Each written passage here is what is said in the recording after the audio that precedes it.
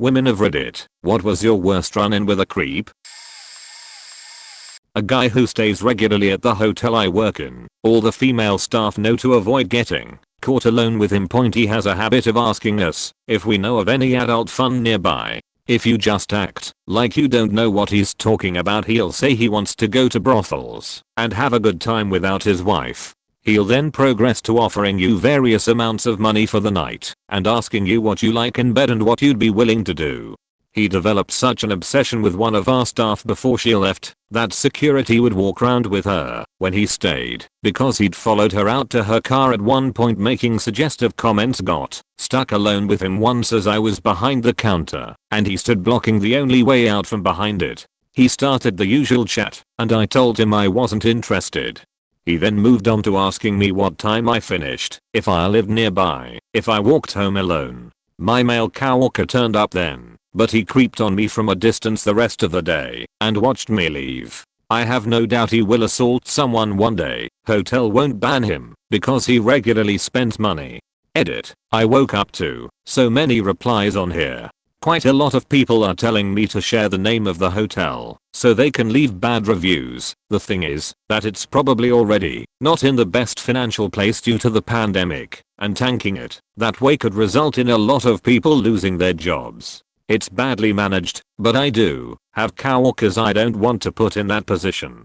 I hadn't thought of the police as being useful in that kind of situation, but it's a good idea. Even the mention of reporting to them may force the managers to act. My department's manager, who had a tendency to tell us to suck it up, was replaced just before the pandemic. The new manager is female, so I'm hoping she'll be more sensitive to the situation and push upper management to act next time. Weird Larry lived in my dorm. He unsuccessfully hit on all the girls, which is why he was Weird Larry. It totally ruined his self-esteem. One night, Larry just showed up and invited himself into my room. I was not fully clothed. He took this as an invitation and climbed up into my bunk bed. I asked him to get down and he asked me to come up there with him so we could have sex. When I refused, he took some quarters out of his pocket, put them on my nightstand and said, "What if I paid you? You could do your laundry." I told him that wasn't enough change to do a full load of laundry, and he started crying and getting snot all over my pillow. I had to go wake up the road person in charge of the dorm and have him escorted out. Then he wouldn't stop sending me messages. They became more desperate until they became threats. A trap. I saved the messages and used them to file a restraining order. A few other girls wanted in on it, so Weird Larry was evicted from his own dormitory and had to drop out of school. TLDR. Came into my dorm room uninvited, then gave me some quarters and told me he was paying me for sex. Then he cried when I said no. Wound up needing a restraining order. Lived in a super cheap, super shitty apartment when I was in college. It was a decent city, but the apartment was located in the only bad neighborhood. I was willing to deal with it for $300 per month rent. Because of the price, people constantly moved in and then bailed after a month or two. One of these people was an older, 50s to 60s, veteran. He seemed polite at first, but after he had been there a few days I'd catch him weirdly leaning to watch me from behind a wall when I'd be outside. When my boyfriend wasn't around, he'd wait for me to be outside and then run up to start a conversation. The conversations were usually harmless at first, then would get creepy, like asking what my favorite sex position is and other inappropriate questions. About 2 months in, I was leaving my house at like 10 PM and I saw him stumbling around the parking lot covered in blood. I quickly left and never saw him again.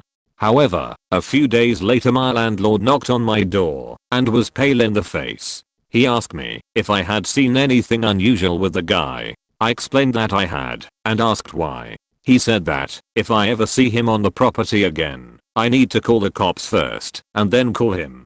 It took some prying to find out why, and he told me that he just went in to clean out his apartment and all that the guy had in his house was a dirty mattress, a broken toaster, and a full-on sex dungeon. I don't know what all that entailed, but he mentioned the place was full of bondage and restraint type things. It still makes my skin crawl to think about it.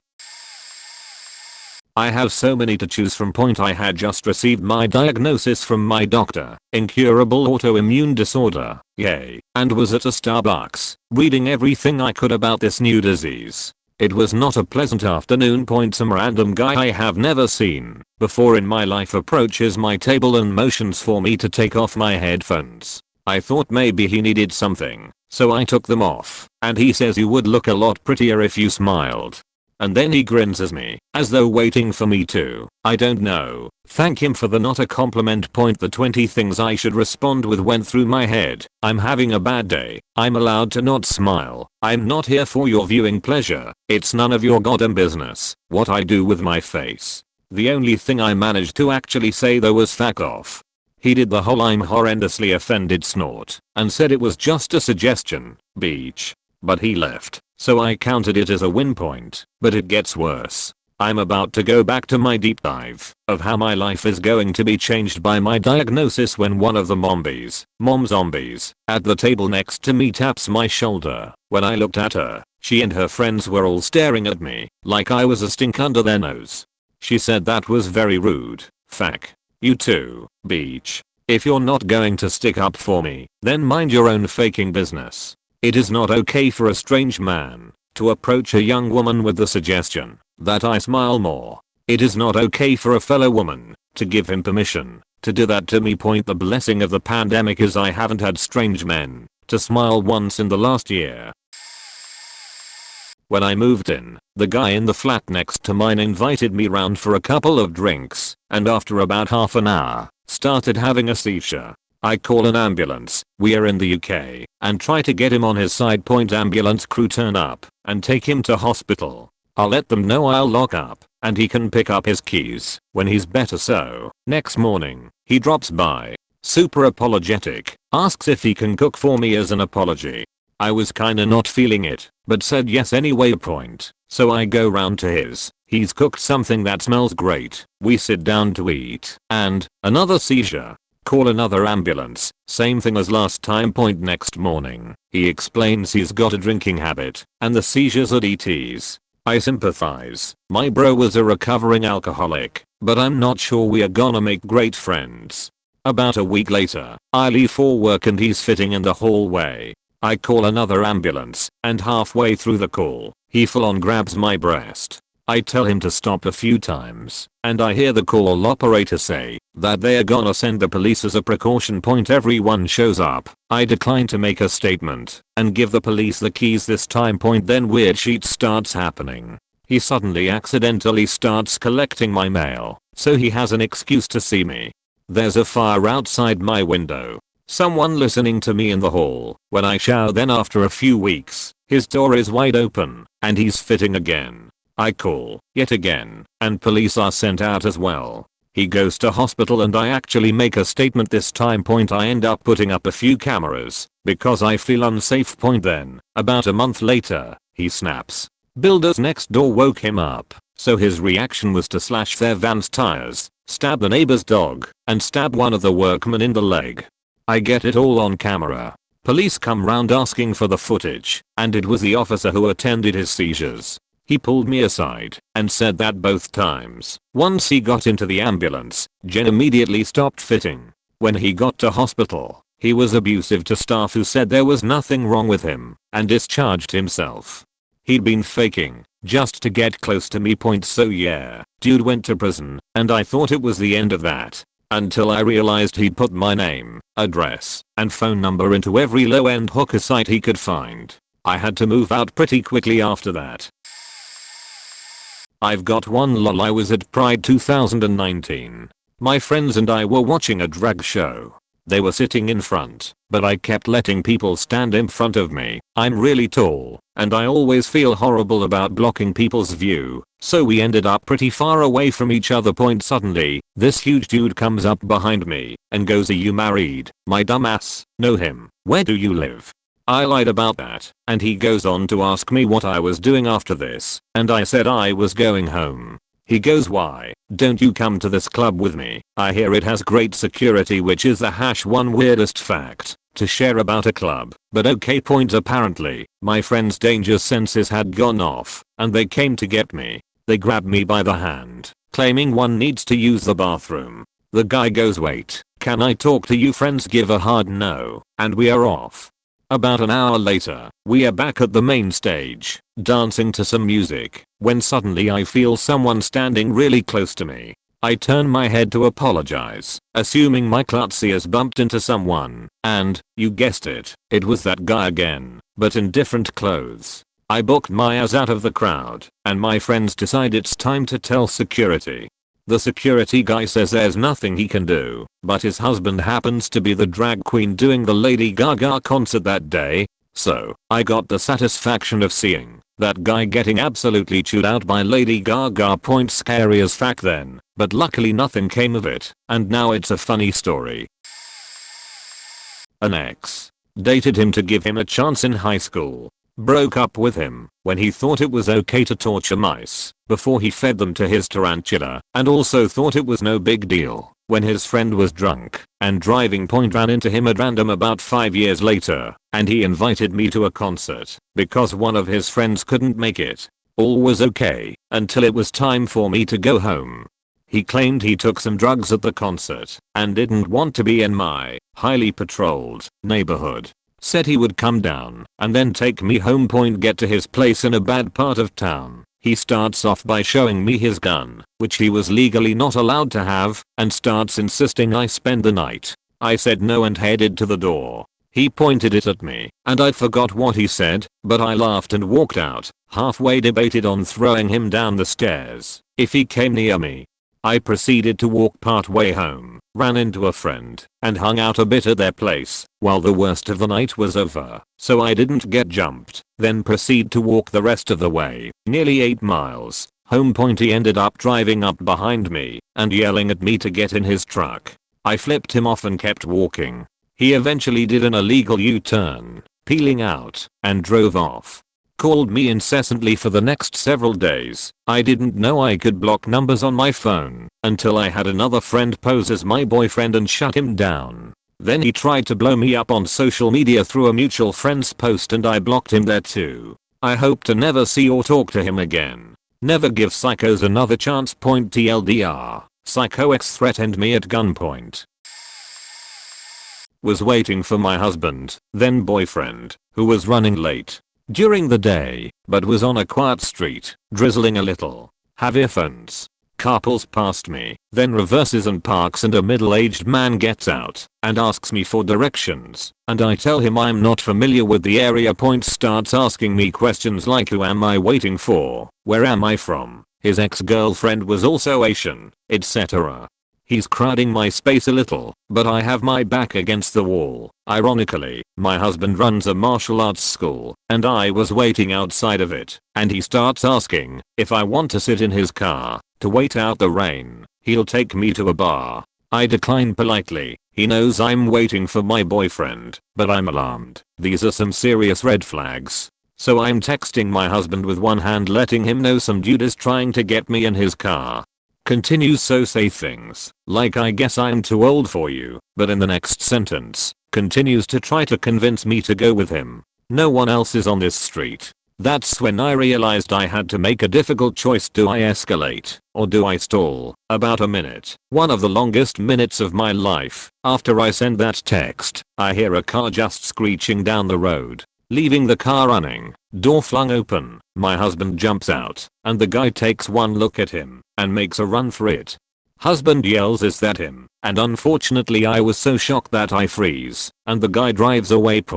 So I have this thing where I don't really recognize faces, and about 2 weeks later someone is watching class through the window on the same street. I go to the door and ask if they want to watch inside. We usually have people interested this way, and he says no, but then starts saying something, and it dawns on me, due to his manner of speech, this is the same person.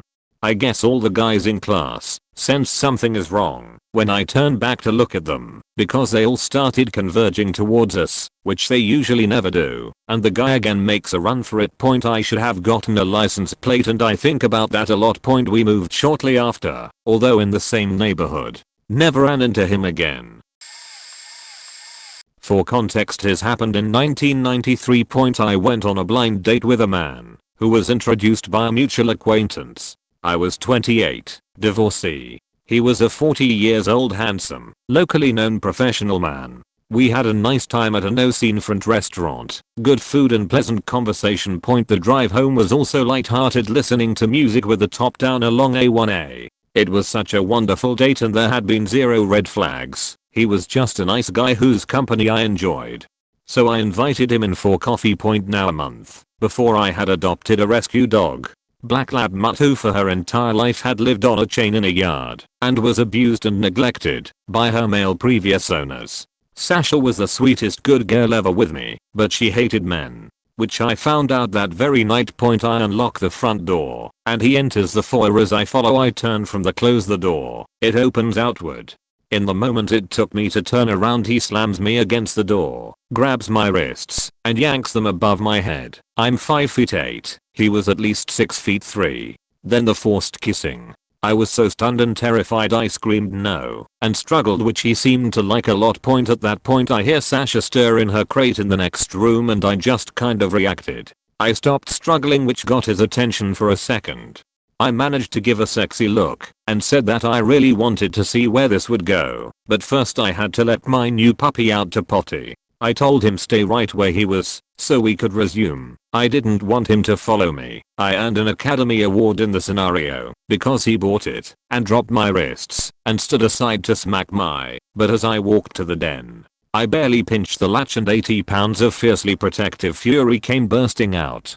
Dummy was still standing at the front door. She lunged and pinned him in basically the same position I had been in. She was snarling, clawing, drooling. She looked rabid. The high-pitched squeal that emanated from his terrified maw was delightful. I slowly walked over. I may have been smiling. He was definitely bleeding from a couple of deep gashes. I hope that shirt wasn't expensive. I held Sasha's collar so she wouldn't tumble out with him as I reached around and turned the no and said something like, "How do you like it?" As he fell onto the patio I slammed and locked the door. That Porsche left rubber in my driveway, which is impressive. Sasha got extra treats and scritch-ins. And I never invited a stranger into my home again. A few years ago I lived in a tiny condo right next to a few trails in San Diego. I was on a pretty strict running and hiking routine. One night it got dark faster than expected. A man who appeared to be about 6 feet 3 inches and 200 pounds approached me as I was nearing the end of my hike. He told me, with a smirk on his face, to be careful as there are many things that could hurt me when the sun goes down. The next day as I'm exiting my back gate he's standing there, as if he's waiting for me. He introduced himself and admitted he's been watching me for a while. I decided to pretend like I was grabbing something from my car and went back into my house. For the next few days I see this guy circling my condo, looking in if the curtains are open. He was always walking around day and night. I checked the Megan's Law website and surprise, there he was. Multiple charges including rap by force or fear and child pornography. I decided to contact his parole officer and he immediately returned my call, stated he could tell I fit his MO and to use extreme caution. He said he would do what he could to get him out of the neighborhood. After that call I thankfully never saw him again. A couple years ago, I was coming home from having dinner with my parents. I think it was a Friday night, and so I was like, treat yourself, and decided to get some ice cream on my way home. I went to my local Rite Aid, which is just around the corner from my apartment. Grab the ice cream, get in line. There's a guy in front of me in line, and when I walk up, he turns around and smiles at me. He was kinda short and stocky but not unattractive, not my type though, and seemed to be around my age or slightly younger. I smiled back, because politeness, whatever. I buy my ice cream and walk out. As I walk out, the line guy appears and starts following me to my car. The dude waited until I was done and followed me out into the parking lot. He looks at my ice cream and is like, bad breakup. Are you all alone tonight? I'm like, I know, I just like ice cream and kind of want to just get home and chill. Guy can't take a hint, so again, with politeness, I chat with him for a few minutes. He then proceeds to try to convince me to come over to his place and Netflix and chill. He asks me for my number, but I said, why don't you give me yours instead, and took his number and GTFO of there. I realize this is kind of tame and may potentially not seem creepy to people, but the dude not only waited for me in the faking parking lot, he saw what I bought and made generalized assumptions about my faking life as a goddamn pickup line. It didn't just creep me out, it also pissed me off. Needless to say, I deleted that number as soon as I got home, lol. When I was 11ish I hung out with an older, wheelchair-bound blind woman who went to my church. Not at her home, just at church. She was so sweet and very grandmotherly towards me, and since my own were either dead or hated me because I was the daughter of my dad's second wife, I loved the attention. A guy started going to that church, and they ended up falling for each other and getting married. I was the flower girl in their wedding. I never liked the guy. He gave off a bad vibe, and while everyone else seemed to adore him, I didn't like to be near him. He kept encouraging me to come visit and hang out with his wife. My mom, who was a lunch lady at the time and had to regularly check Megan's Law to keep an eye out for creeps, ended up seeing him on the site. Molestation and rap of his own granddaughter. Well, she immediately went to the church elders because I wasn't the only kid he was trying to get close to. They said they knew, and because he said the power of Jesus healed him, they would do nothing. That's the creepiest encounter I've had with a man. The ones that turned a blind eye to a man intent on hurting kids because they didn't want to admit people lie about Jesus. My mom ended up spilling the beans to other couples, and we left that church. I've had a lot, but this by far is the worst. One time when I was 16, I was at the mall with this girl that I made friends with the day prior. I thought that she was cool and really funny. Maybe about 10 minutes into the hangout she said, "Hey, do you mind if I invite some of my friends?" And I thought that was cool, cause I would get to meet more people. The friends she decided to invite were a 27 and 45-year-old man. Both wore clothes and shoes that had holes in them, and obviously did a lot of drugs in their free time. I was very uncomfortable, but at first they didn't pay attention to me, so I thought it was funny. But then we found a sitting area, and this girl started texting me from across the area to sit in the 27-year-old's lap. I kept saying no, and she wouldn't let up. She then starts to sit on the 45-year-old's lap and make out with him. This is in a public mall. I'm freaking out at this point, and I'm trying to keep the 27 years old occupied. Small talk, so he doesn't get any ideas. Finally he sits on the couch and pats the area next to him for me to sit down. He was a big dude, and I didn't want to make him angry, so I just did. He pulls me into him, and this dude literally smells like ass. Extremely pungent. I can't text my friends or my dad because he could see my screen. So I'm stuck. At some point all three of them are coaxing me to come back to their house so that we can do some drugs and have sex, asking me to lie to my parents about where I'm going so that we can have some fun together. I immediately dart up right then because I got a text from my dad and the guy immediately says, "You're not gonna give me a goodbye kiss." I didn't say anything, and I ran out and immediately started crying. We called the police and I filed a report, but nothing came of it, as expected. The girl texted me the next day with just an "I'm sorry, I avoid them all now." I was driving from the Bay Area to small town Oregon, my first time doing a rideshare, driving my own car, and splitting the gas with an older hippie dude. While going through rural Oregon in the middle of the night, I saw a car ahead with no lights on pulled to the side of the road near an embankment. The car was parked a little closer to the road than it should safely be. Since no cars were around, I veered into the other lane while passing, just to give a little room in case there was anyone in/around the car that I didn't see. A couple of minutes after this, a cop car speeds up behind me with its lights on. My passenger was asleep with the seat slightly reclined, and I woke him up to let him know we were getting pulled over. The cop started walking up to the passenger side of my car and I saw a visibly surprised expression for a moment when he notices the guy in my passenger seat. I roll the window down, but he almost seems like he lost his words. It was really weird and uncomfortable from the moment he noticed my passenger, so I ask what's going on, since I knew I'd been driving the speed limit, and he says he saw me veer into the other lane when I passed his patrol car. I explained that his car had been a little too close to the road, so I wanted to give some room in case there were any passengers around. Then he stands there, like he isn't sure what to do, and asks for my license. He doesn't run it, or go back to his car at all, but instead writes my full name and address on his hand, and gives it back. I didn't get any kind of ticket or warning, and that was that point I got back on the road and my passenger, and I sat in total silence for a few minutes, before he says, "You know, I'm really glad I was here with you." Something was not right with that situation, and I could tell he wasn't expecting to see me in the car with you. I don't want to scare you, but I felt very uneasy. It was almost a relief that he said it first, because I had the exact same feeling. We were in the middle of nowhere and hadn't seen anything other than a few semi-trucks for a couple hours at that point. Anything could have happened and no one would ever know. I felt sick to my stomach for the rest of the drive, and I now planned ahead, so any long trips alone through rural areas are during daylight. After this and another very scary rural highway incident, I'd rather be safe than sorry.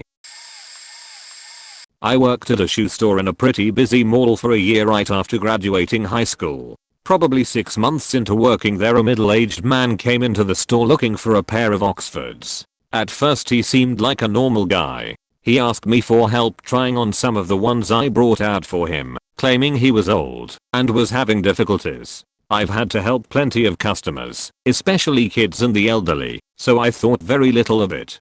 It wasn't until I noticed that he kept squirming around while I helped tie his laces that I thought he was odd. My coworker came and grabbed me suddenly and told me to go to the back room because our manager needed to speak to me. He then told the customer he'd be helping him, and the customer was visibly upset. In the back room, my manager explained that every time I looked down at what I was doing, the man would over the pants fondle himself.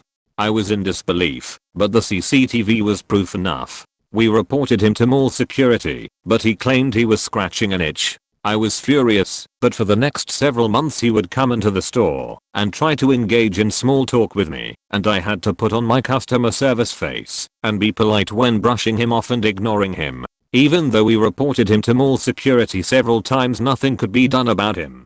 He didn't show up every time I worked, but he would only come in the store if I was. Otherwise he'd leave as soon as he noticed I wasn't there. My last month working there, I was closing the store with one other coworker. When we parted ways, I went my usual way to my bus stop and noticed a person walking the same direction as me but a bit behind. It was the creep, and he quickly sped up to grab my shoulder from behind once he established that there was no one in the vicinity.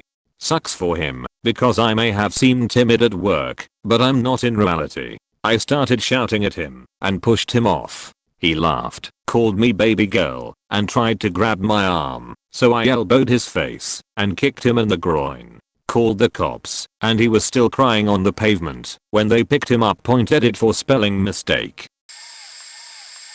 Well, I'll be honest, I guess trigger warning for assault. Some heavy descriptions here. Wildly naive and inexperienced 15 years old me had a crush on a 22-year-old man. We had made out drunkenly at a party once. He added me on MySpace and put me on his top friends or whatever owed to me, and groomed me. Few months later, I was on a trip in a nearby city and hit him up to hang out. He drove out, and I left my group to hang out with him.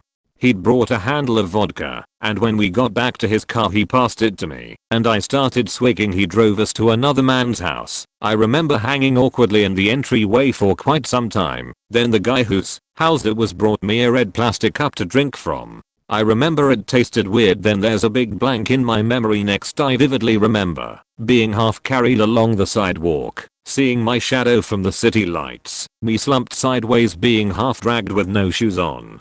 Next, I remember we're back in his car. I'm semi-conscious, unable to speak, watching everything, frozen. He pulls down my pants, pulls off my underwear. I still remember which ones. They were too big for me, because I wanted to wear adult panties, but I was tiny. You can guess what happened next. Wish my body could forget the feeling. I remember him saying, "Did I get any on ya?" afterwards. Then he let me out of his car and I staggered alone around the block to my hotel in my socks. Was in the city for a special event, but slept through the entire next day and missed everything. It was my first sexual contact. I blamed myself, told no one, suppressed the memories. 12 years later, something finally shook the memories loose, and I was finally able to understand that I was raped, and it wasn't my fault. I have lots of mutual friends with this person and none of them no point believe survivors. I, 25F, was living in France sharing a flat with 3 guys. 2 of them I had a great friendship with, the other was younger and a bit of a bum. He spent most of his time outside but sometimes invited his odd looking friends to smoke weed and drink to the flat. I never liked it and told him a few times, which meant they'd do it, but simply in his room. One night, I came back home from having drinks with work friends. I went straight to my room, got in my PJs, thank God I put on long trackies, and slept. I never locked my door because I never felt unsafe. Suddenly, I wake up in the middle of the night with a strange feeling. There is someone in my room. As I start to gain consciousness, I realize this person, a guy, is full on groping my ass. When he realized I was waking up, he sprinted out of the room like a fucking coward before I was able to do anything about it. I fully wake up, realize that a fucking creep was groping me in my room whilst I was sleeping and storm out. I hear music coming out of my weird roommate's room, knock loudly. He opens the door and I realize that he is there with one of his friends and immediately know it was his friend who was in my room. I accused him of what he did, but they were both too stoned to come to terms with it. I later found out his friend had done coke and kept telling my roommate that he was going to go take advantage of me or something along those lines, but thought he was joking. Apparently, his friend disappeared for a while, but he didn't think he had actually gone to my room. Fuck that shit. When I was 13, my best friend at the time was seeing a much older guy. I believe he was in his late 20s. My friend was actually a few months younger than I was. She came to my house to spend the night and my parents had our camper in the backyard and we wanted to sleep over out there. She invited her boyfriend and one of his friends to come see us. I knew this was happening and I knew my parents were very strict and I was terrified to get caught, but didn't want to seem uncool. They came. Her and her boyfriend quickly started messing around. This was not my scene. I was very much a tomboy. His friend started messing around with me. I don't remember a lot of the beginning, but I do remember, because I was such a shy kid, I basically said just enough words to him to have a bare conversation. He began kissing me and then ate me out. I was visibly uncomfortable. No movement, no words, no sounds, but I did not ask him to stop. I wasn't scared of him, I was just very shy and very scared my friend would get mad. I felt guilty for a very long time that I didn't ask him to quit, but to be honest I don't know that I really knew how. I haven't fully processed this until now, and it's really the first time I'm telling anyone other than the boyfriend I had at the time. He confronted this person, but he was told that I wanted it, and so I became a liar to him. I found out later that he was 31 years old. I was in a mental hospital for an attempt on my life, and there was this guy, I think he was 17, and I was 14 to 15. It started when we had gym time, and there was a little corner of the room by the doors that had no cameras. He asked me to go to the corner with him, so he could see my breasts. I'm a bigger person, so I have big honkers in general. Anyway, we were at this corner, because I was a dumbass, and I followed him.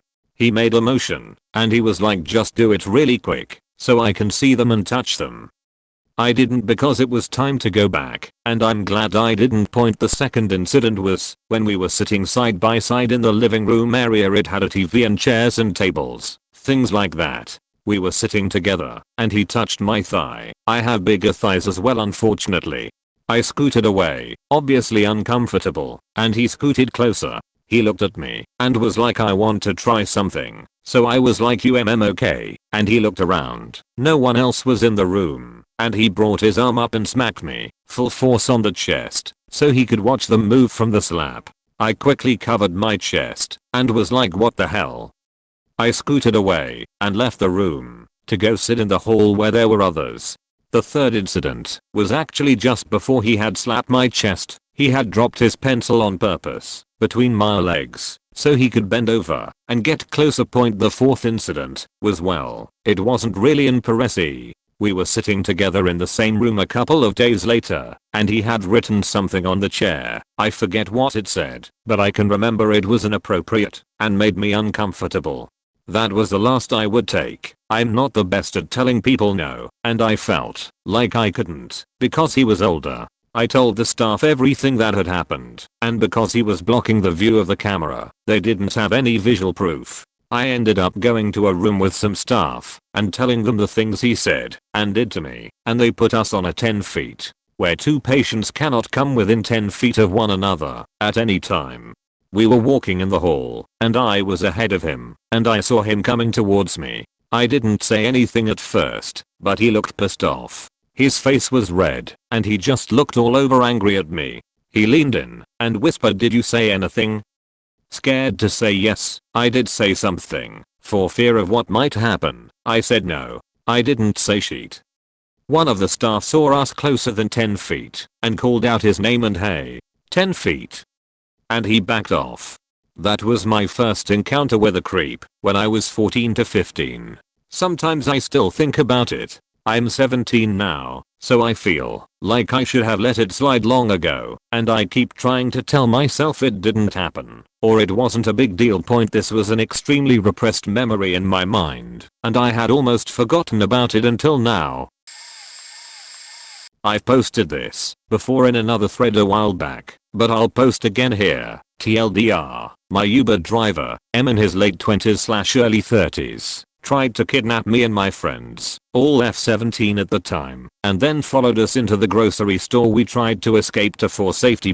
This happened about 5 summers ago. It was the summer before I went off to uni. It was the, technically, morning of the huge solar eclipse. Y'all know, the one Trump looked up at without glasses. Anyway, my buddy had parties at his house every weekend because his parents would go up to their cottage. The parties were basically a bunch of our guy friends smoking weed, playing beer pong and video games, with me and my 2 girlfriends. I live in the same neighborhood as my friend, just a couple blocks away. Usually 1 or 2 of the guys would walk us back to my house at the end of the night, since they lived around me and didn't want us to walk alone in the dark. But this particular night we chose to Uber because we were too intoxicated to walk home. We were really faded, so my recollection of this story isn't crystal clear regarding all that was said. So our Uber pulls up to my friend's house at around 3 AM, and me and my 2 girlfriends walk up to the car to get in. It was a minivan. We were still holding our coolers in our hands, as we were too gone to realize. I opened the door to the back seat and the driver immediately gave off really weird vibes. He looked at me and had this look on his face, an almost Kubrick stare-esque look, but sort of smiling too. He had long black hair in a ponytail, a beard, and was wearing a neon yellow tracksuit. He also had some type of European accent, but I couldn't tell what kind. Slavic, so I know it had to maybe be Portuguese or Italian or something, because it didn't sound familiar to me. He looked at me and did the elevator with his eyes, saying "I like your shirt," and winked. For starters, I was 17, and this man seemed around late 20s/early 30s. Second of all, I barely had much of a shirt on. I remember I was wearing a low-cut crop top, so my boobs were obviously out again. I was really crossed, so I just brushed it off and laughed. Me and my friends sat down in our seats, and the driver turned back and said to us, "If we get arrested, you guys are going to jail," gesturing at our open drinks. Again, we were really gone and didn't really give a fuck, so we just laughed, and my friend said something along the lines of "Don't worry, we'll be low-key," or whatever. So he drove off, and I noticed that at the stop sign, where I would usually turn left to go home, he turned right. He had a GPS with him, but was clearly ignoring it. I thought he was maybe just cutting through the neighborhood in a different way, so I just went with it.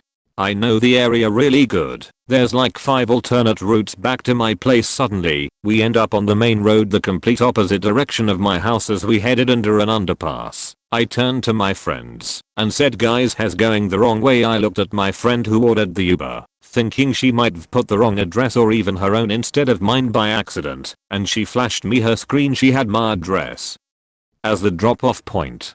I guess the Uber driver caught onto us and turned around and said to us, "Do you guys want to go to the school?" We all looked at each other confused.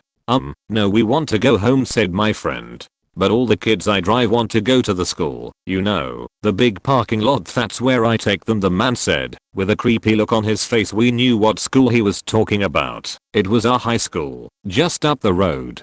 It's conveniently located in the middle of a huge field, by the way. All the kids go there, he emphasized. I remember the looks of horror on my friends' faces. No, drop us off now, my friend demanded. Even though we were still driving down the main road, there was a 24-hour grocery store coming up. So I panicked and yelled, drop us off at the grocery store right now. He glared at me in the rearview mirror and turned into the plaza. He dropped us off at the grocery store and we didn't even think of looking back to see him drive off. We just ran inside to safety, or so we thought. Minutes later, as we are pacing down an aisle trying to order another Uber. We live in the suburbs, so finding an Uber at 3 AM isn't always easy or quick. We see the Uber driver walk past our aisle. I don't think he saw us, but we immediately made a run for it.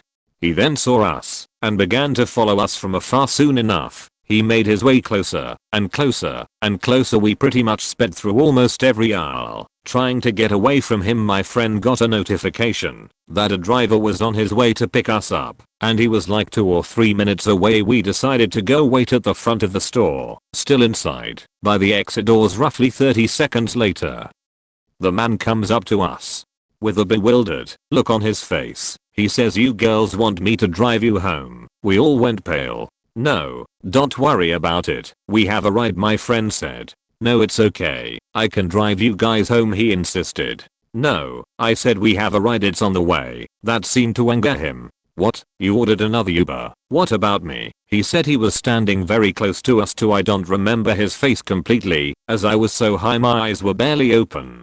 But I remember the smile he had on his face the entire time he was with us, that eerie nasty smile. We have a drive, my friend snapped. The man walked away. The Uber was 1 minute away, but it seemed to be stuck at the red light at the intersection. To get into the plaza we were in, we were watching the map on the Uber app on my friend's phone in complete fear. This felt like the longest couple minutes of my life, and I was scared as hell. We turned around to see if the Uber driver left the store, but there he was, about 15 feet behind us, standing very close to the one cashier who was standing by a display. The poor kid looked super uncomfortable, but we saw that the driver kept constant eye contact with us as he was talking to the cashier, pointing at us several times. Suddenly, we saw the Uber pull up in front of the store. We sprinted out of the store, not looking back, and hopped in the car, and I yelled, drive, drive, drive, and lock the doors. The new Uber driver gassed it, and we were on the way home safely to mine. He asked us if we were alright. Since we were clearly being frantic, we explained the story, and he told us to report it as soon as we got home, and he would file a report or witness statement, or whatever himself too. He even said he will stay in front of the house until we get inside to make sure we're safe. We thanked the man. We were super scared that the previous Uber driver would follow us, as he had my address from when he was driving us earlier. I made sure we locked all the doors, windows, everything. Once we got inside, I put the security alarm on, and we reported the incident to Uber via email. The next morning we woke up to 5 missed calls from Uber, and an email apologizing, refunding our trips from that night, and a statement saying the driver will be pulled off the road for Uber as they investigate. We never heard back from Uber regarding the creepy driver, but I hope to never see him again. What's really creepy is that a few months after that, a younger girl I work with, she was 16 at the time, told me a creepy guy kept hitting on her and making her uncomfortable. One night, when she was closing alone at the smoothie bar we work at, she described him as early 30s and wearing a neon yellow tracksuit. I felt my stomach drop. I immediately said, black hair, beard, accent, was he wearing a low ponytail? And she shuddered and said, yes. I still get chills thinking about this man. For some reason, when I try not to be a creep, it comes off as very creepy. I'm leaving work one day and tried to help someone out, only to feel like a huge creep. A woman came out of the nail salon by my office and said her car broke down. First creep move, I pull out a few dollars and start to hand it to her before she can even finish her story. It was a long day at work, she says. No, I don't need any money. I just need a ride home before my kids get home, and they are locked out of the house. I asked where she was going, and it wasn't very far, so I told her I would give her a ride. Second creep move, we get on the road and I say, you know, you shouldn't ask for rides from strangers. It could be very dangerous. I was being sincere, but I didn't realize how scary my comment sounded until after I said it. Lots of awkward silence after this. Third creep move. We pull up to her house, and as she is thanking me, I don't know why, but I felt like I need to give her more advice that would come off as threatening. You know, you should have people drop you off at the street, so they don't know exactly which house is yours. Fourth creep move. She got out of the car and thanked me again for the ride, and I felt embarrassed for how everything went down, and finished off with a "see you later," which is a typical parting exchange between friends, not random strangers who you suspect might sneak into your home while you are sleeping. Plenty of creepy guys out there, which is why I try to go out of my way to make women not feel that way towards me, and this nervousness seems to bring out the worst choices of words possible. I've had guys use the crowded conditions of public transit to rub up against me or grab me. I find elbowing them or stepping on their feet the second time helps. With an "oh, I'm sorry" sickly sweet smile matched with "touch me again and you'll regret it" death glare. While saying, "Sorry, the train's really crowded." Though be careful with that one, if they look deranged, it could backfire. Had several instances of being on a subway car while some guy masturbated, but I think that is just New York City. All but once, there were other people on the subway car, and the one time I was alone with a creep, I changed cars to a more crowded one, and learned the always beware of the empty subway car or the car with just one person. It's usually that way, because the air conditioning is broken and or there's a guy masturbating and or someone smells really bad and or someone is deranged. Creeps yelling at me from cars and slowing down to follow me. Starting at 12 until my 40s. In our 20s, my friends and I yelled back at some guys catcalling us on the street. They followed our car and tried to cut us off. Thankfully, there was a dweeb patrol nearby when it was legal to set up checkpoints. It wasn't a checkpoint, but I told my friend who was driving to slow down, and the guys would probably be scared off.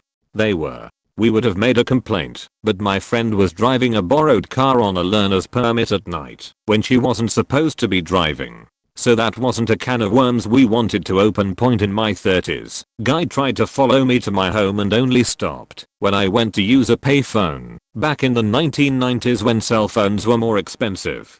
By sheer dumb luck, a muscular tall dude came over to the payphone shortly after.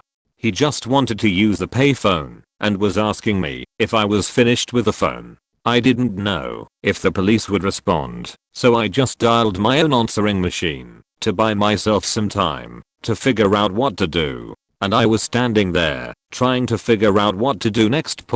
But from Creepo's perspective, it looked like tall muscular dude arrived in response to my phone call, and Creepo took off really fast. I did say thank you to the tall, muscular dude. I had explained the situation, and he offered to wait with me. Some women feel like getting older, etc. makes them feel invisible, and they're sad about it. In my 50s, I feel like it's a freaking superpower, and one of the benefits of aging. Except when some guy tried to cut in front of me in line at a hotel. But I spoke up, assertively, but not obnoxiously, and he tried to give me shit about it. I'm a 45-year-old male. Sorry, not a woman. But after reading a ton of these replies, I have something very serious to say. Parents, your fear and lack of care of telling your children what to do when anybody comes onto them. This is almost criminal. When I was married, my wife never taught her daughter crap. So I asked for this 9-year-old girl to scream. She screamed. It was pathetic, and I told her so. I told her to really scream, let it all out. And then she proceeded to almost blow my eardrums out. I was seriously in pain, but the first part of my job was done. Then we explained to her which parts of her body a family member, friend, neighbor, stranger, teacher, preacher was allowed to touch. Absolutely no part of her body. Thankfully this girl was never molested, nor raped, and is a wonderful human now. My parents beat the crap out of me when I tried to tell them as a child that a trusted church member kept on trying to touch me. I would have ruined my parents' good image in church had this guy been outed, so I got the punishment instead. So a few years later, when another guy at a different church tried to assault me, I kept my mouth and as shut. Screw any of you who do not know how to protect your child from such criminals. Screw you for telling them that they are just making it up. Take your child, Ren, Seriously. They are literally you in a new form. I used to make conversation with the janitorial staff at work, since I'd work late and run into them every few days. One guy in particular would perk up when I would make conversation, but I didn't think anything unusual of it. A few weeks of making small talk had passed when we are talking about a mutual photography hobby. He shyly invites me to go take photos with him at a popular nature reserve an hour from work.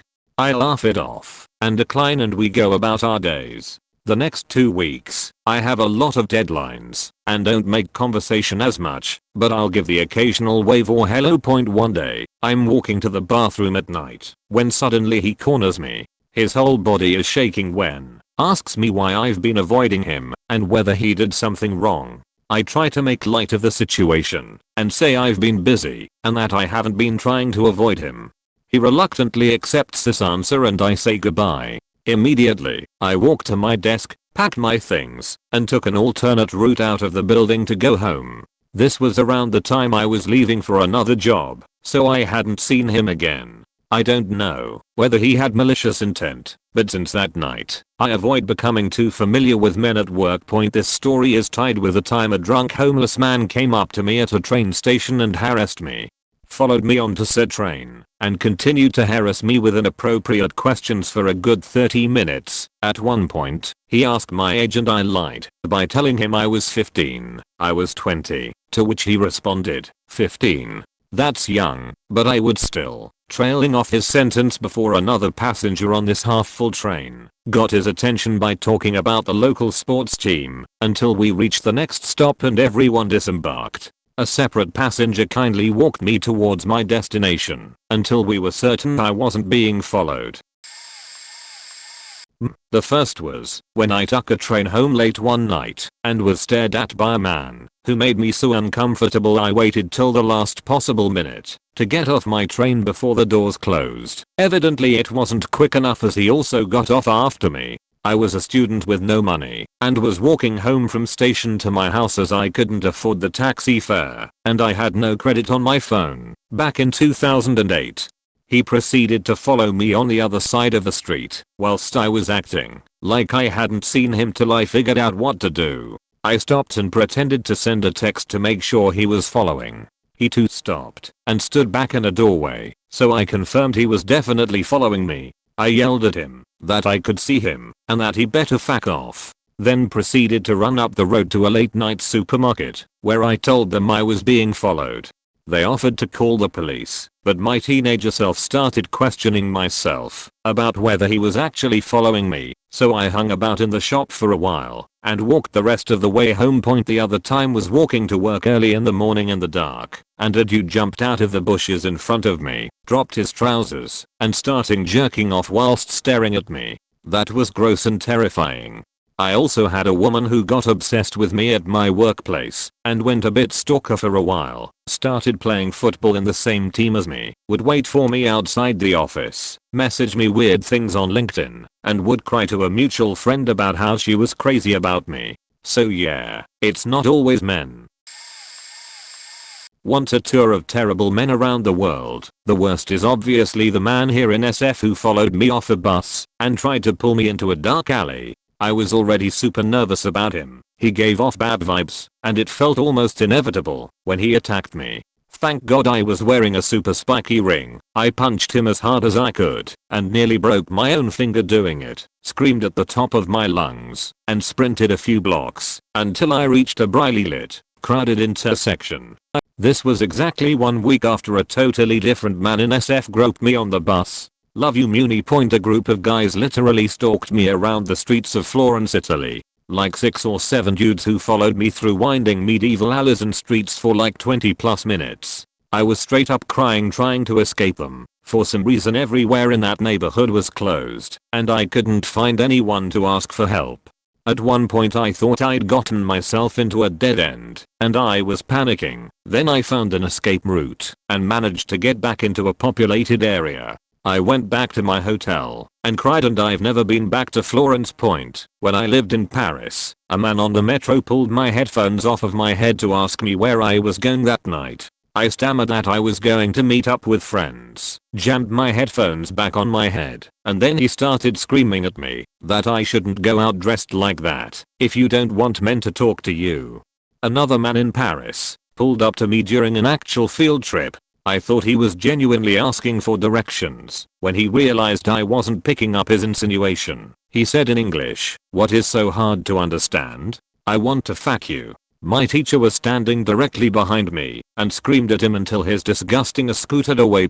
I was on my way to brunch, literally dressed in an outfit so demure that I've worn it to religious services. I sat on the last car of the train, like an idiot.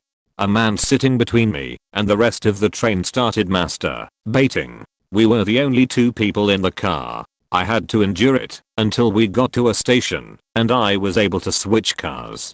To this day, I never sit in the last car of a train. One night during college I was walking home from work at night and a guy started following me. I knew what was up, so I called my tall, pretty burly boyfriend at the time to meet me and escort me home. The guy kept following us, even after my boyfriend turned around and screamed at him to fuck off. I've got many from growing up in Mexico, where women are heavily objectified. Was walking down the street with a friend. We got catcalled by a bunch of construction workers in the back of a pickup truck. We were around 15 at the time. We yelled back at them to piss off, and the truck made a U-turn. The men in the back started confronting us, telling us we shouldn't be wearing shorts like that if we don't want the attention. Luckily a cop drove by and we tried to wave him down. OFC he didn't stop because Mexican police lol, but the guy's truck drove away. Another time about a year later I was walking home from a shift at a bar that ended at around 2 AM. I was 16 working behind a bar because once again, Mexico. The roads were pretty much empty since it was so late in a small town and the only thing going on past 10 PM was that bar I was working at.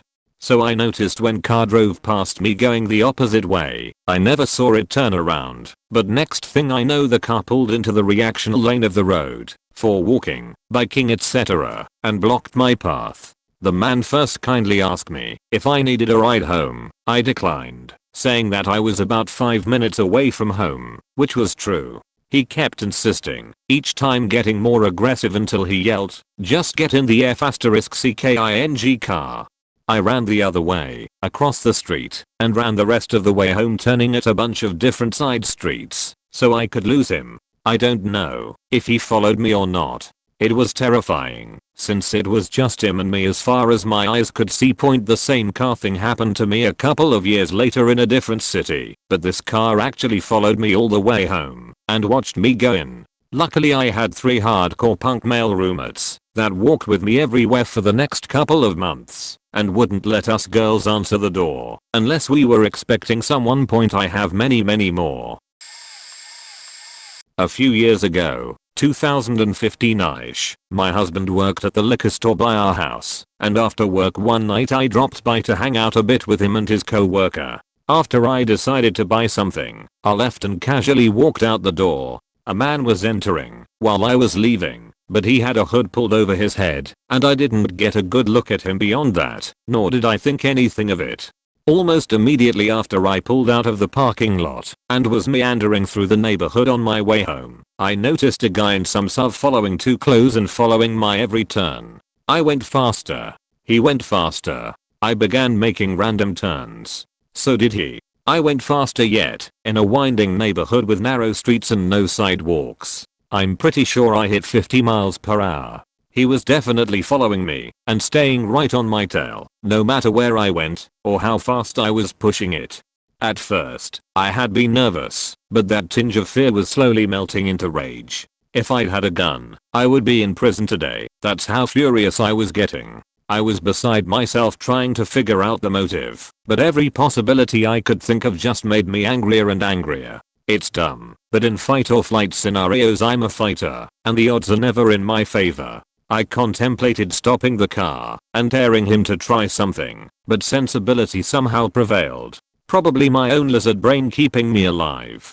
I finally went out to the main road nearby, and he pulled into the lane beside me, keeping right next to my car. I saw him motion to roll down my window, but still didn't get a good look at his face. Instead, I slammed on my brakes, since hardly anyone else was on that road, and immediately made a U-turn. I finally had lost him. To be sure, I snaked around the neighborhoods on the other side of the main road until I ended up relatively far away.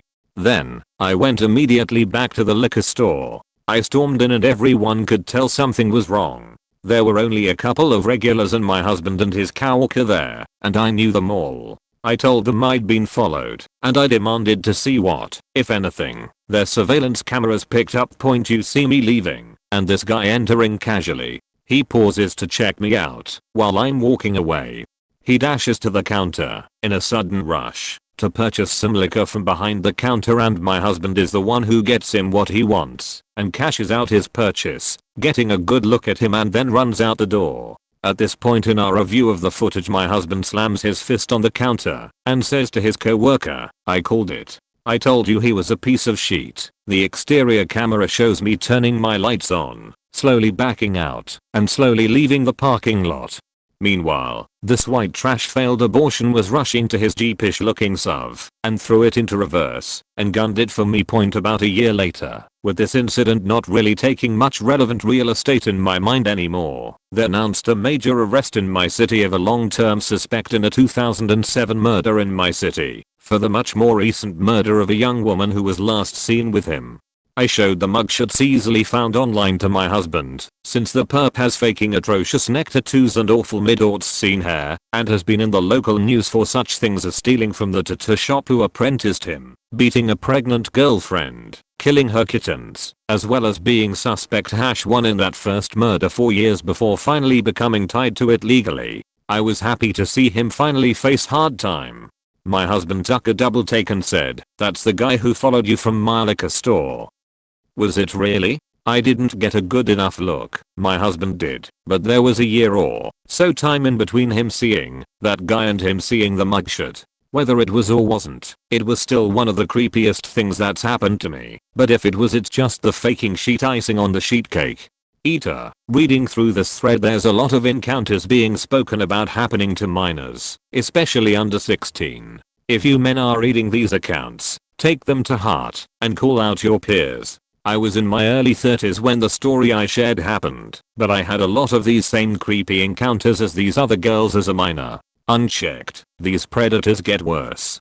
Consider yourselves to be enablers if you don't try to correct your friends, acquaintances, relatives, etc. If they talk inappropriately about minors, or divulge violent desires or confessions that aren't part of consensual play. The person who was arrested for the murders of a girl and of a woman that I spoke of had talked openly about abusing women and even of killing the first. Make yourselves accountable. My mother, at 70 years old, had to quit going to the grocery store closest to her since a fellow elderly employee started making unwelcome comments and advances toward her once he found out that my father had died. This never ends for women, no matter their age, and anyone who thinks it's normal, or because a young person dresses provocatively, needs to rethink their understanding of these matters. I got a flat tire on the highway at 11 PM coming back from a friend's house, and my car slid into a dirt embankment. This was in the time before cell phones. I got out and walked to the roadside phone and called for a tow truck, and then went back to sit in my car. To wait. A couple of minutes later, a CHP car stopped behind my car and flipped his lights on. I rolled down my window and spoke with the officer through my passenger window. As I explained to the officer what happened, I could see some guy in my headlights running towards my car. He was yelling, as if to the officers. "She called me. I'm her boyfriend. She called me." The officer next to me quickly asked me, "Do you know him?" I replied, "No," and the officer immediately tensed up, turned at the guy, pointed his flashlight at him, and in a commanding voice yelled, "Go back to your vehicle," yet he kept coming. The other officer ran up in the guy's face and stopped him dead in his tracks and ordered him to go back to his car, and the guy pivoted around the officer and ran at my car again. The officer tackled the guy from behind, put him in handcuffs, sat him on the side of the road. The whole encounter lasted 10 to 15 seconds. I've never felt so scared and also so protected at the same time. I asked the officer if that kind of thing happens often. some random creep coming to help, and he said, at night, more often than I'd like. When I was 22 or 23, I worked at a shop that sold car paint and things like that. Most of the customers were male. One of them, mid-50s, I think, was always happy to see me and to chat with me. After a few days he came in every day to see me. He wanted to talk to me for hours, watched me work, brought me food or other little things. Most of the things I gave away to my colleagues, or at least shared the food, sweets or snacks, with them. They were all male too, except for my boss's wife. One day that customer came multiple times to the shop to see me. He didn't buy anything, he just wanted to spend time with me. I started to feel really uncomfortable and went to the back into the kitchen. I thought he just went away then. But when I looked out the window I saw him watching me. I immediately went to my boss and told him about my feelings. All of my colleagues were laughing and telling me I shouldn't overreact. So, I told the customer to please leave me alone. Afterwards, on another day I saw him in front of the house where I had a flat at that time. His car workshop wasn't far from there, and he obviously knew my car because it was always parked behind the shop I was working at. This really creeped me out. The next day I talked to my boss and one of my colleagues again about the situation and my feelings. This time they took it seriously, I think. Because the next time the customer came to the shop he just said hello politely and left me alone. Apart from that, only buying things for his shop and leaving then. I think my boss made it clear that his behavior was just creepy, inappropriate, and he shouldn't be stalking me. Back when I was like 19, I had joined the Navy, and I was fresh out of boot camp, and I was at my A school, job specific school. We shared a base with Army, Marines, and some Air Force. It was mainly Army, so my friends and I got into our civilian clothing to go to the PX that was downhill. Anyways, my friends and I were in the store getting snacks and other necessities we wanted to keep in our barracks. I love Macup, so yes, I got dolled up to go to the store Sumi, and I had just spent 2 months with no control over how I looked. I put on my favorite lipstick Diva by MAC. So as I'm following my friends around, I noticed these army guys following us around. Every time we went to a different aisle of the store they were right behind us. So I'm crouched down looking at shampoos and I hear, "Hey Lips, I've never seen you around base." I'm not the type to take to pet names, especially by strangers. So I look at him and I'm like, "Excuse me? Do I know you or something?" And he was like, "No, but you will." He grabbed me by my waist and pressed me up against his body. I'm not a big girl, but I'm no Nicole Richie either. So I grab a bottle of shampoo, open it with my thumb, and squirt it in his face. My friends had moved on, but when they heard him yell that his eyes were burning, they ran over to find me squirting the last bit of shampoo on him. His friends came running to help him and wash the shampoo out of his face. As they pulled him away, I heard him call me a crazy bitch, so I threw the matching bottle of conditioner at him and hit him on the back of the neck. The whole store smelled like apples. In kindergarten, I sat across from a boy. I was in the morning class and he went afternoons. He decided for whatever reason that I was the one for him at the ripe age of 5 and starts trying to tell me who to be friends with, no guys, etc. I brush it off and continue my life. He was in separate classes starting in 1st grade because he was tested and found to be on the spectrum, so I only saw him for part of the day for the next few years.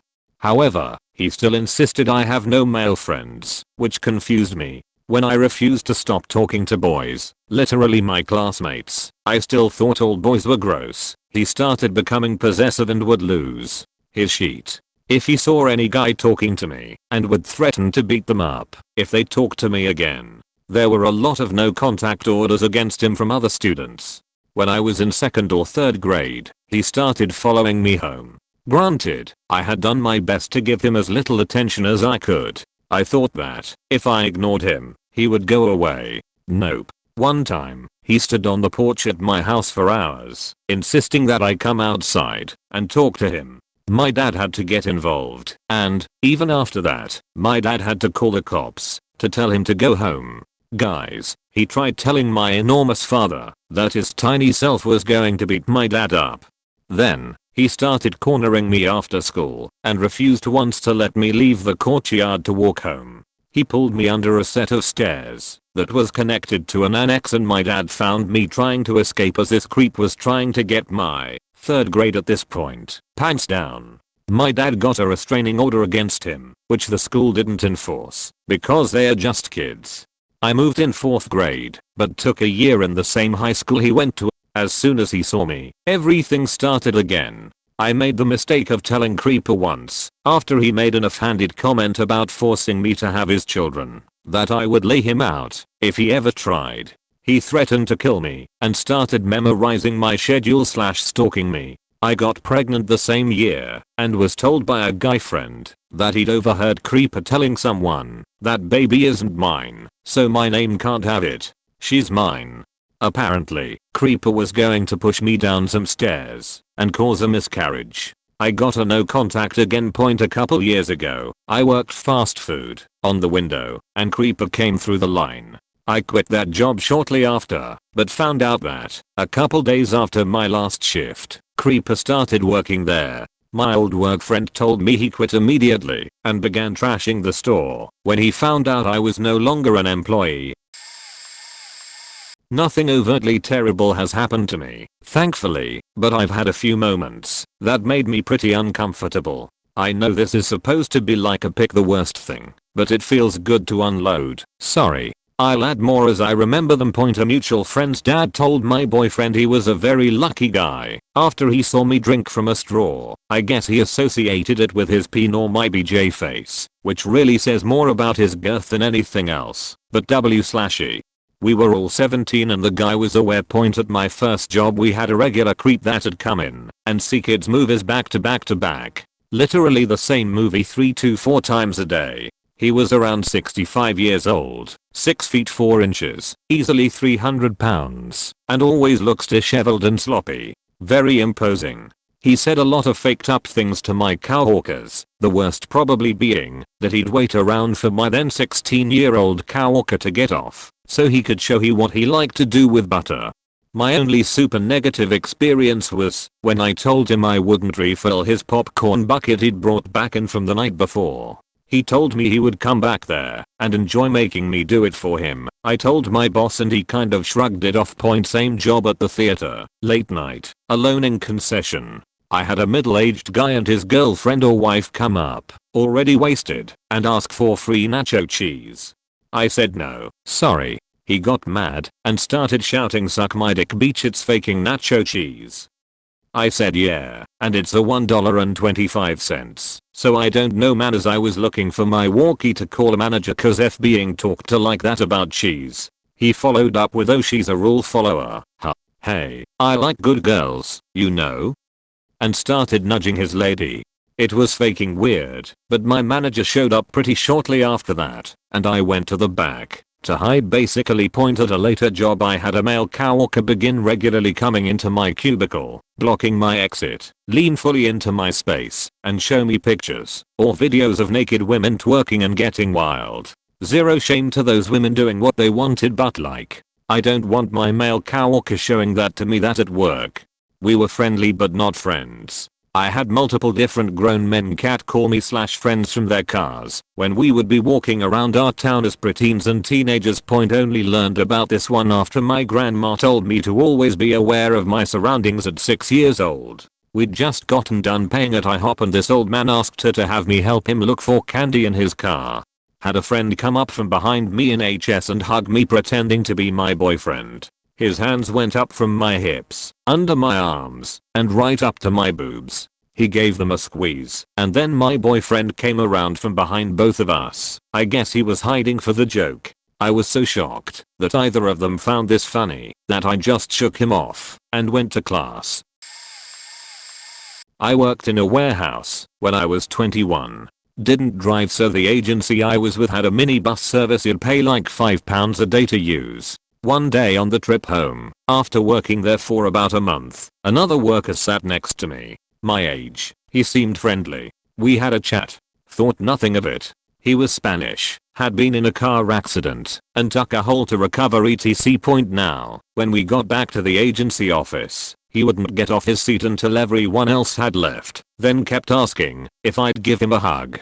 I can't remember if I did or didn't, but I think I did as I felt very awkward. I get off the bus, text my dad to pick me up about 10 minutes away as it's winter, so it's very dark. He continues the conversation and keeps walking with me. I keep mentioning my dad is picking me up etc. point, but he wouldn't leave me alone. All this time he kept begging for a hug and a kiss. I was scared. I knew an alleyway was coming up, and I had to walk through it.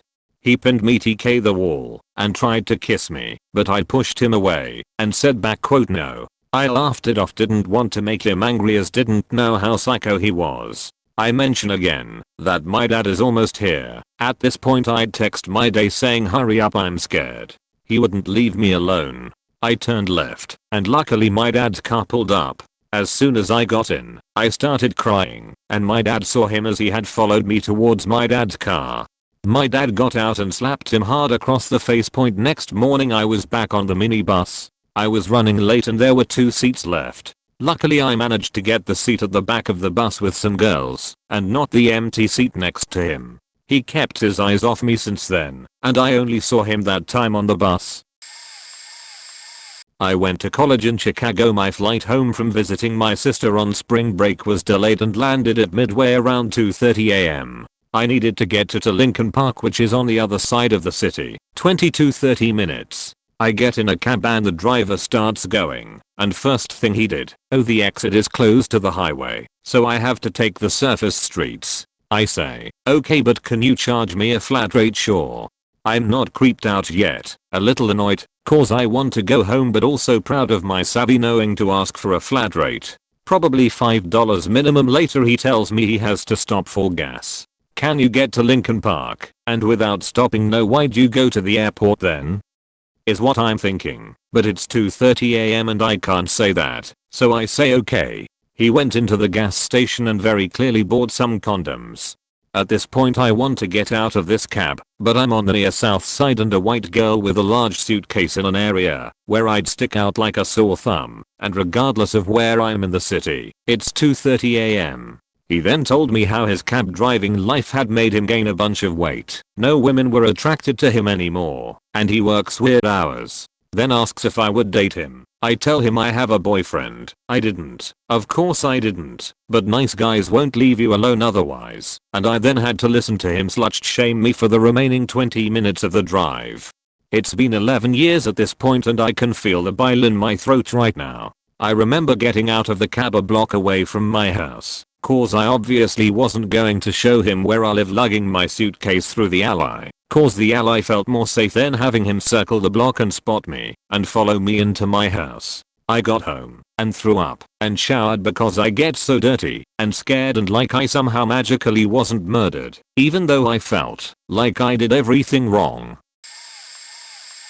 I was 18 and I had fallen asleep in the train during rush hour. It's a thing I did a lot. In the time that I commuted to uni every day, I became a nap expert.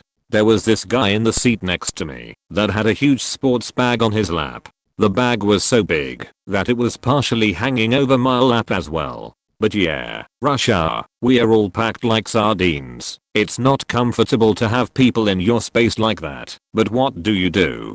I just closed my eyes, leaned with my head against the window, and dozed off. Next thing I know there's a hand between my legs. Apparently he'd been caressing my things for a while underneath the sports bag, and he'd now gone for the inside of my thighs. I'm super glad I wore jeans that day. I was instantly wide awake, stared at the guy with the sports bag in absolute horror, and bolted. I just fled out of the cafe and out of the train when it arrived at the station, which was right around that time. It wasn't even my stop. I had to wait for the next train point. When I told my parents later, at dinner, they kind of laughed at me in disbelief. I was super pissed off and left the table early. Then 2 weeks later my dad told me he read in the newspaper that they caught the guy with the sports bag. Apparently he took that same rush hour train every goddamn day and had done it to at least 6 other women, and one lady got the police involved, and they literally caught him in the act. The police were asking women to come forward if they had stories. I think that's when it sunk in for my parents and they kind of apologized to me for not taking it seriously.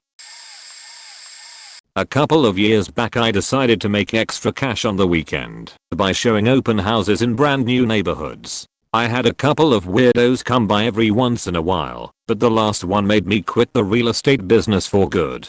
It was a rainy winter day, so foot traffic was slow, and since it was almost dusk I decided to go collect the signs down the road and close up early. When I returned to the home there was a beat up pickup in the driveway. I quickly made my way into the home to greet them, but didn't see anyone around. I called out hello, and no one answered. Confused I walked into kitchen, and then heard the upstairs toilet flush. Startled I walked to the stairs, and saw a large disheveled looking man staring down at me. I forced a smile, introduced myself and pointed to a clipboard asking him to sign my visitor's log. Every part of my being was on alert, every hair was standing up, and I've never felt so unnerved in my life. I quickly walked into the kitchen and made sure to put the kitchen island between us. He started asking me questions like, "Do you like working alone?"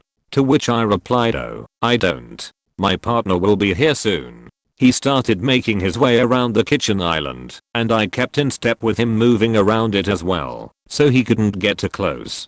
He said it must be scary to be such a small lady in a big house. When it's getting dark outside I reminded him that I wouldn't be alone much longer because my partner was on the way, which was a lie of course. Then after many other creepy questions like, "Do I dye my hair? Like what the fuck?" and zero questions about the house, he asked me to show him the upstairs. I said he was welcome to take another look by himself, but I need to finish packing up for the day. When he went up the stairs I quickly ran to my car, grabbed my mace and texted my husband to please call me. I think I'm in trouble. I then waited outside the house for at least 5 minutes refusing to go back in with that creeper. Finally the man came out looking angry and frustrated. I told him I needed to lock up, and he said he wanted to look at the other houses, so I need to unlock the 2 houses next door and show them to him. I said I didn't have the keys to those houses, another lie, and remembering to never go to a second location, I told him to come back later. Then I got in my car and locked the door. He was muttered something under his breath, then got in his beat up truck and angrily sped out of the neighborhood. I sat in my car for a few minutes trying to calm down, then I closed up the house and grabbed my visitor's log. I looked at the log and I knew for sure my instincts were correct, and he was there for no good reason. He signed in as Bart Simpson. That was the last time I hosted an open house. This is gonna get completely buried, but whatever. Here goes. I'm a body piercer, and when I was new I pierced penises. One dude needed his dick to be pierced by a woman. A lot of creepy but harmless dudes did at the time. It was previously uncomfortable and definitely not something I should have put up with, but I was in my 20s. Also it was a time when as a woman, you were just lucky to get in a shop. So I sucked it up and said okay. I go to pierce his dick, and he's being super creepy and asking too many questions that I just wouldn't answer. He got an erection in the middle of the piercing. Whatever, it had been happening with other people, so I just get it done and get him out of the shop. Point that night I felt weird walking to my car. I thought nothing of it, but that whole hindsight thing. Shoulder known point. So I lived in a garden unit. I'm in bed. After feeling off all night I finally get to sleep. I wake up to a loud crack and hand on my face right after. This dude had popped open my window and was half inside my apartment. I black out at this point, but what the police gathered was I grabbed my CD player I was using as my alarm clock and hit him over the head and then locked him in my room, barricaded the door, and called the police. It's not done. So this idiot, we copied his driver's license when he got the piercing. So I took the cops right to the shop and give them a copy of his paperwork. Point apparently he was a serial rapist they had been looking for. I'm just happy I gave the cops the address on where to find him. Buckle up, this is gonna be a long one. 14 years old, wearing a literal hijab that went all the way down to my feet and was super wide. The only thing you could see was my face, so fuck everybody who blames clothing for shit like assault. Point I was going back home from the mosque because I had forgot money on my dresser and wanted to go back out and buy ice cream, then return back to the mosque. My block is pretty complicated to get up, so there are stairs you take from the train up to my street. Sitting on a step was this man who I originally thought was homeless. He asked for money and me being the person I frowned at him and told him I had none, genuinely feeling sorry. Then out of nowhere he goes, "You're very beautiful." I smile and say thank you, even though it's a really bad habit of mine to smile at men who give me compliments because they always think you want them afterwards. He asks me how old I am. I say 12 too, just to make it seem a little more illegal, just in case he gets any ideas.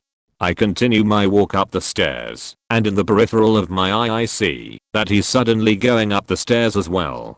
He's just moving locations, I thought, but became hyper aware of everything around me. I walked the short walk up my block to my apartment building. I noticed him coming down the block as well, and went into my building again, trying to think of any other reason why he would be coming down the block, except to follow me.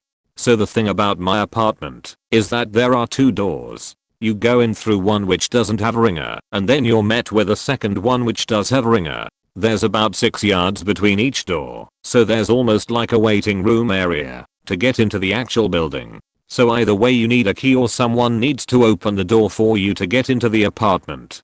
So I went through the first door and rang my buzzer for my mom to unlock the door, thinking he was gone. So imagine my shock when I saw him come through the first door and smile at me. My heart literally started pounding out to my chest, but I was still trying to be kind because that's who I am, and I literally can't tell anyone to just fuck off. I smile back at him like a dumbass, and it's just the 2 of us in the little space. He tells me I'm beautiful again, and I smile nervously and say thank you.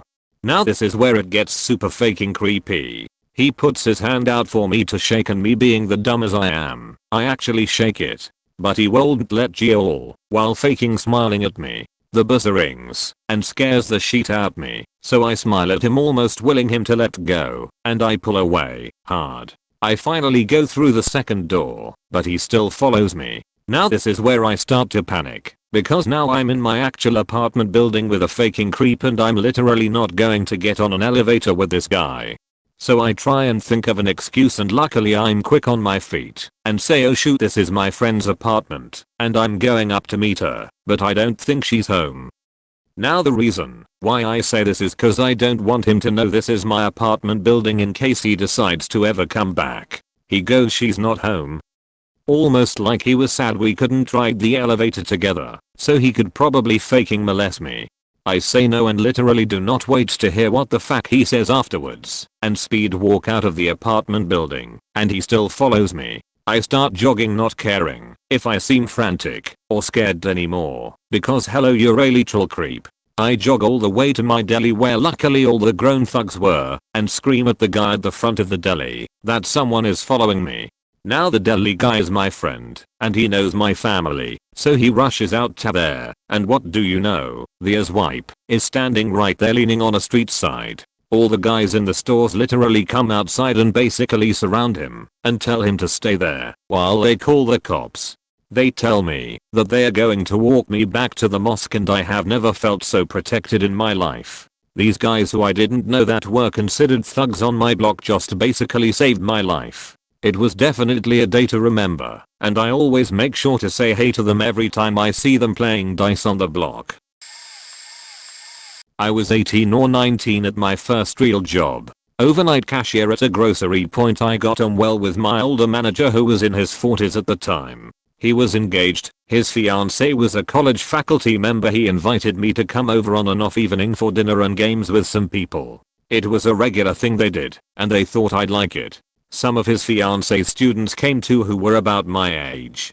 I get there. I notice there's no one else there. He says another group is coming. We wait for a little while. He says they must have gotten held up. We can start eating and just save them some. Okay point. So we get about halfway through dinner and it's clear they're not coming point. Oh, did I mention? This guy's fiancée is about my age too. She's not faculty, she's adjunct, which means she's basically a tar. At this point I'm hella uncomfortable. My plan is to finish dinner, say well I guess the games didn't work out for tonight, maybe another time. Then the fiancée gets a headache and is going to go lie down. A few minutes later my boss goes to check on her point. Yep. They tried to trick my 18-year-old self into a 3/some point. I just no-showed the job. I was so disgusted I couldn't even manage to call and quit. Looking back I should have, because God knows how many times after that they tried it. But I was 18. This was my first experience with anything like this. At this point I'd had one sexual partner. I'm really surprised I even caught on to what was going on. Now I look back and wonder if the fiancé consented or if she got coerced and manipulated into it too. Maybe she went into the bedroom because the moves were about to start and she didn't want it. Maybe she was in there trying to get him to reconsider while he strong-armed her more. I did go back into that store a couple years later. Guy I used to work there with was still working there. I asked him about the old boss. He said the fiancé dumped him and he just stopped showing up shortly after. I hope she wised up and got away from this creepy old man for good.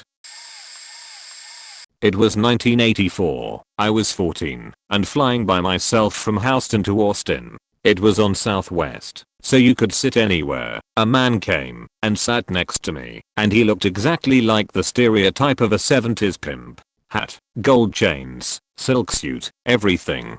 He asked me my age, and when I told him 14 he was like, "Oh, you look much older. You carry yourself like you're 19 or 20. He told me how mature and sexy I was. It was super creepy. He started asking me a bunch of questions about my home life, like, did I have a dad? Were we poor? He kept trying to buy me a drink, but I said no. Then he started asking me about my sex life. Did I have a boyfriend? Did he know how to please me sexually? I was super freaked out at this point and just wanted him to leave, but I had no idea how to handle the situation, so I just clammed up and tried to ignore him.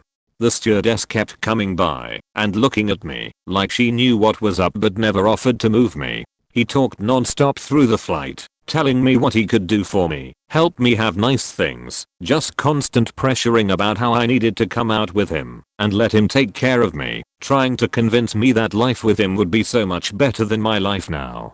When we landed my boyfriend was supposed to pick me up. This was back when you could meet people at the gate when they got off the plane. I came down the ramp with the guy right on my heels and my boyfriend wasn't there. I started panicking and went to the payphone to call my mom and this guy's grabbing my arm telling me to come with him. He'll give me a ride. I was about to start yelling for a cop when I see my boyfriend running down the hallway towards me apologizing saying he didn't know he could just come up to the gate. I ran to him and burst into tears and the guy just started jogging towards the front of the airport and disappeared. It was the closest I've ever felt to becoming a scary statistic and the creepiest encounter I've ever had. I just hope he never talked another 14-year-old into that life. I've posted this story before, but it's really good. Forgive the repost your cast. Ek equals entitled creep. Me equals me AD equals amazing dad. My dad. PG equals phone kiosk guy. There was a kiosk right outside the store. Also good to know is that I have ADHD, which means I also have difficulties managing emotions and I take things to heart very quickly.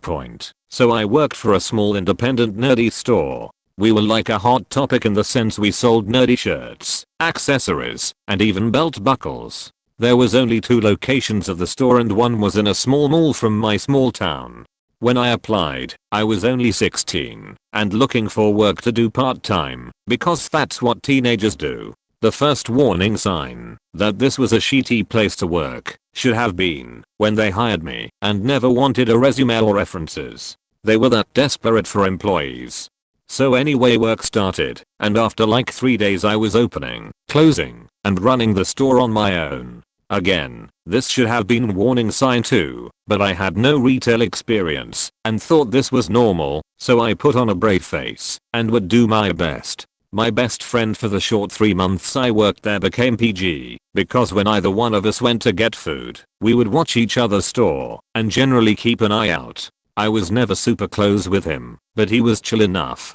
One Saturday night, Ek comes into the store and looks around. He's at least 40 and a large fat greasy man. I try not to be judgmental at the time and greet him with the typical hello and a smile. He flashed me a grin back and I thought nothing of it. Then he comes to the till. Ek, hey cutie. I wanna get this. Are you a fan of Deadpool? Me, uncomfortable with the nickname and giving an awkward laugh. Aha, yeah, I've read a few of the comics and played the video game for it. He's pretty cool.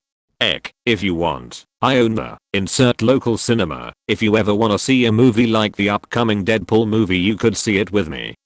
That's okay. I plan to see it with my dad this weekend. I'm trying to be polite, but don't have the backbone yet to be firm. Why wait? How about after you close I'll come pick you up, okay? Before I can answer, he takes his stuff, gives me a grimy wink, and leaves. I'm a little shaken at this point, and near tears, because I don't know what to do. I phone my dad and let him know what happened, and my dad says he'll come pick me up, so I don't have to be alone. PG sees me crying, and he got me a booster juice to calm me down, which was really sweet.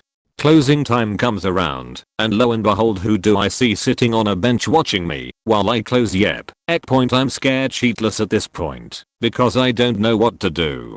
I didn't know at the time, but PG was calling security at that moment. I'm staying inside the store and not locking up until I see my dad staying a few feet away. I finally close down, and Ek comes up to me.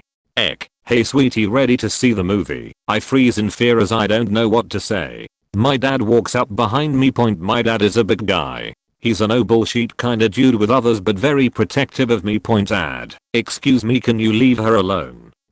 Who the fuck are you? I'm taking her to a movie, nothing harmful, lady. I'm her father and you will leave her alone.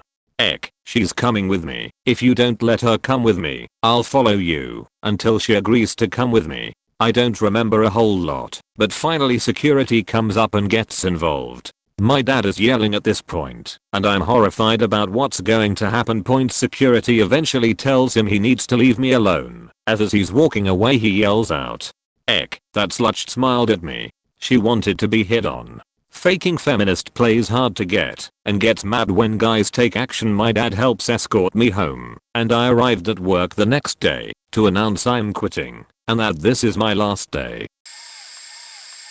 Worked at a thrift store when I was 21. I'm running the jewelry/locked case counter on Black Friday by myself, and an older guy comes up. He's maybe late 40s, early 50s, wearing a cowboy hat, well-worn jeans and cowboy boots and a somewhat dirty flannel. He smells sweaty and like dirt. I ask what I can help him with, and he just stared at me with his mouth open. I repeat the question and he said, I forgot what I was looking for after I saw your stunning smile and gorgeous hair. I was not amused and ask what he's looking for. He's no longer interested in the case, but in asking me all sorts of personal questions. Do I have a boyfriend? Can I drink? What's my favorite food? And so on. He keeps saying my name, which unfortunately is on my name tag, but he loves it. Says it's so unique and he can't get over the wonderful spelling. It's also pinned on my chest, so he keeps staring at my breasts, and he licks his lips ever so slightly when he does. I keep ignoring the comments about me and directing him to the counter. He finally asks, so sweetheart, what time are you off? I can come by and take you out to a nice dinner and treat you to a real fine time. I tell him I'm not allowed to disclose that info. He says he'll just go to his car and wait till I leave. What's your number, darling? I don't wanna have to wait till tonight before I can talk to you again. I tell him I don't have a cell number and I couldn't give it out even if I did. I'm looking around for help, and one of the donation attendants I'm close to sees my face and starts making his way over. The man reaches over the counter to try and touch me, and I jump back and look at him with what I'm sure is clear disgust on my face, and he has the balls to look wounded when he says, no need to get in a hissy fit, young lady. I was just trying to see if your hair is natural. My coworker makes it to my side and stands there with his arms crossed and glares at creepy cowboy and asks what he wants and tells him to not touch me. Creepy cowboy says it's time for me to go, sweetheart, but remember I'll be waiting till your shift is over for our date. See you soon, beautiful, and winks. I'm scared to leave the building, and for the rest of my shift my coworker is nearby making sure creepy cowboy doesn't come back in. When it's time for me to go my coworker is also leaving and insists on walking me to my car, and I offer him a ride home as he lives really close by and his family has been helpful to me in the past. We are just about to get in my car when a truck pulls up behind me, and creepy cowboy gets out and said, thought you didn't have a boyfriend, sugar. Then who's this freaky fellow? I just got in my car and Kawaka made his way around to creepy cowboy who puffed out his chest like he was looking for a fight. When Kawaka poked him in the chest repeatedly hard enough, he stumbles back and tells him to fuck off and go before we call police. He finally gets in his truck and continues to stare at us for a few minutes, so I can't back out, then drives off. I start to leave and take Kawaka home when I notice the dude is now following. Kawaka says keep going to his house and he and his family got this. Pull up and his dad is already outside. He is an all-around bug dude and looks intimidating.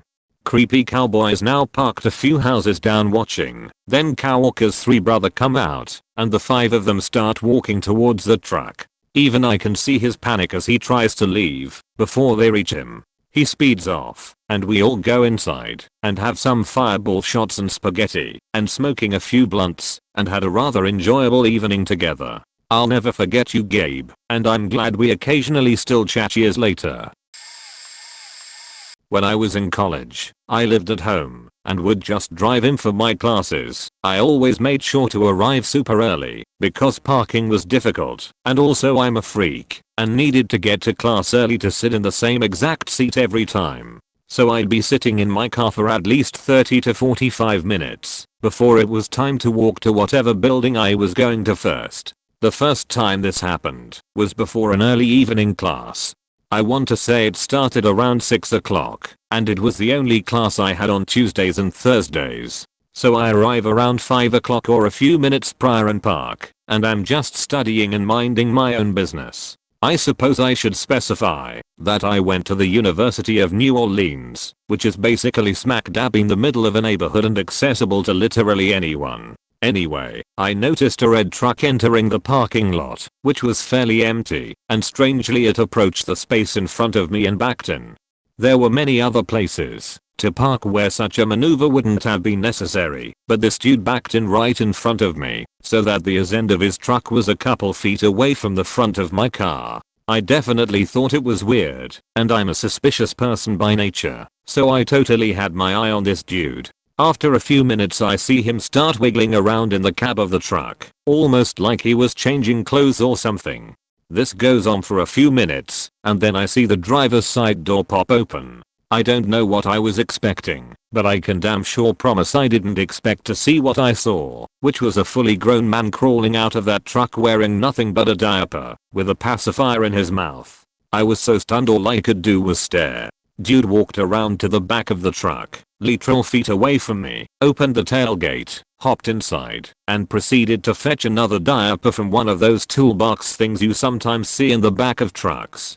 He returned to the cab of the truck, put the fresh diaper inside it, and began to open it and smooth it out the way you do when you're fixing to change a baby. At that point I decided it was time to get the fuck out of there. I think I may have skipped class entirely that night because of Diaper Boy. And although this was my first encounter with this faking creep, it wasn't my last. I'll tell more if anyone is interested.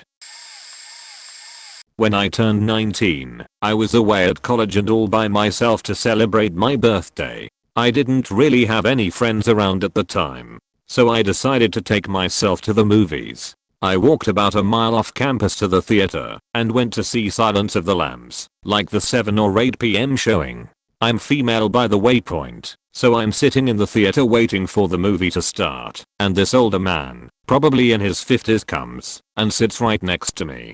He had long scraggly hair and looked unclean, like a homeless guy that had wandered into the theater.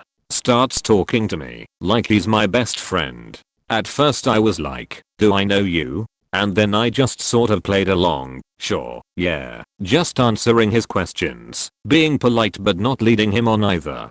He does the creepy thing where he pretended to yawn and then put his arm around me, and I was like no, we are not doing this. And I got up and moved over, and he apologized and said that he was out of line and he wouldn't do that again, and he really just wanted someone to talk to, and is that movie ever going to start? So finally the movie started, and then it was over, and I'm standing up, and he was like, well, it was nice, and I said yes, it was. And I'm walking out, and he's walking out the same way, and dear god he's following me.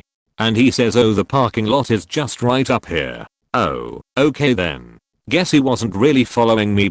I keep walking back towards campus and now he's in a van, because of course he's in a van. And he pulled up alongside of me and says, "Are you walking back to campus? Because I can totally give you a ride." And I think to myself, of course he can give me a ride. There is no way on God's green earth I'm getting in this guy's van. And he's driving a van, and I'm walking, and it's one of the back streets in Columbia, Missouri, late at night, and he sure is following me, leaning out the window the whole time, asking me to just get in the van, telling me it would be so much faster / warmer / more convenient / etc. to get in his van. He followed me almost all the way back to my dorm. I had a flash of insight and realized I shouldn't tell this guy where I lived and ducked into the student union, which was empty at that time of night. And sometime later I got security to give me a ride over to my dorm. And I sometimes wonder if Dodd's a genuine nice guy in a van or a real serial killer. I have two that I can't choose between, so here goes. I worked at an adult novelty and lingerie shop as a sales expert for a few years, and Halloween was our busiest season.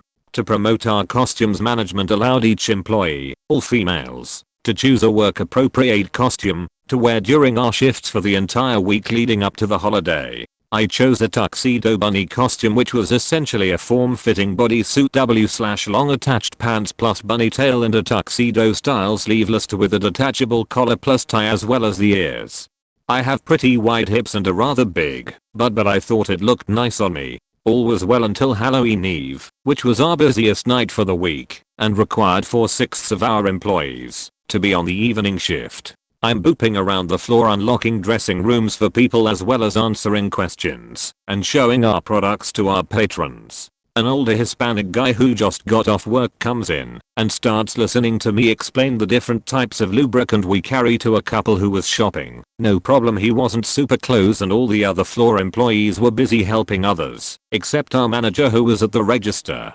The couple made their selection and went to the cash wrap, but before the Hispanic guy tries to speak to me, a woman looking for a Bluetooth toy asks which one I'd recommended. So I take her to that area and explain my 3 favorites and demo how they work. Hispanic guy has floated out of my peripherals and is standing pretty close behind me, which my manager notices, and when she comes to ask if he has any questions about anything, he finds his voice to ask how much to take home the bunny.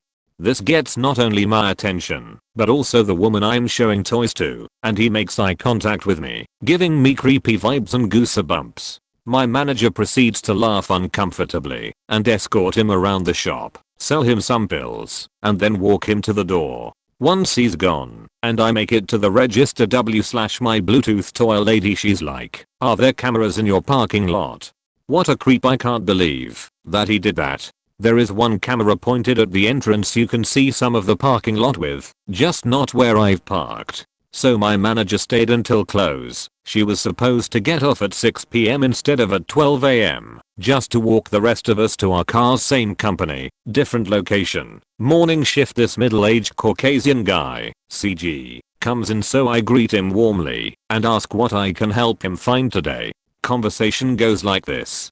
Me: welcome to company name. What brings you in today? CG: well, this is going to sound kind of weird. I'd heck if you'll have what I'm looking for. Me: that's why they pay me the big bucks. Why don't you tell me what it is, and I'll see what we can do for you? CG laughs. Well, I'm looking for some nipple clamps that are discreet, nothing too big, or with a noisy chain. Me: actually we have just what you're looking for, I believe. Follow me this way and I'll show you. Walks guy over to nipple rings and I pick up the bull nose rings, which are looped stainless steel ball bearings on the ends and meant to be tight so as not to move. Is this what you mean? CG: those look like the ones. Have you ever used them? Do you know if they'll hurt? Me: I have only ever used the adjustable clamps that are coated with silicone on the ends, so I can adjust the sensation to my tastes for the mood hubby and I are trying to set. But everyone is different. CG: what a lucky guy. I think I'll take these. I walk him up to the cash wrap and ring up his clamps plus some pills. He pays. I give him his change, and then he asks, so you have somewhere I can put them on? I don't want to take the package with me. Not an uncommon request, and we don't allow customers into our restroom, so I unlock a dressing room for him to use. He goes in, and a minute or two later I hear, "Oh yeah, these are perfect." He emerges and hands me the empty package, then asks, "Can you tell I'm wearing them? They're just the right amount of tight, but I have a date later, and don't want her to notice before the time is right."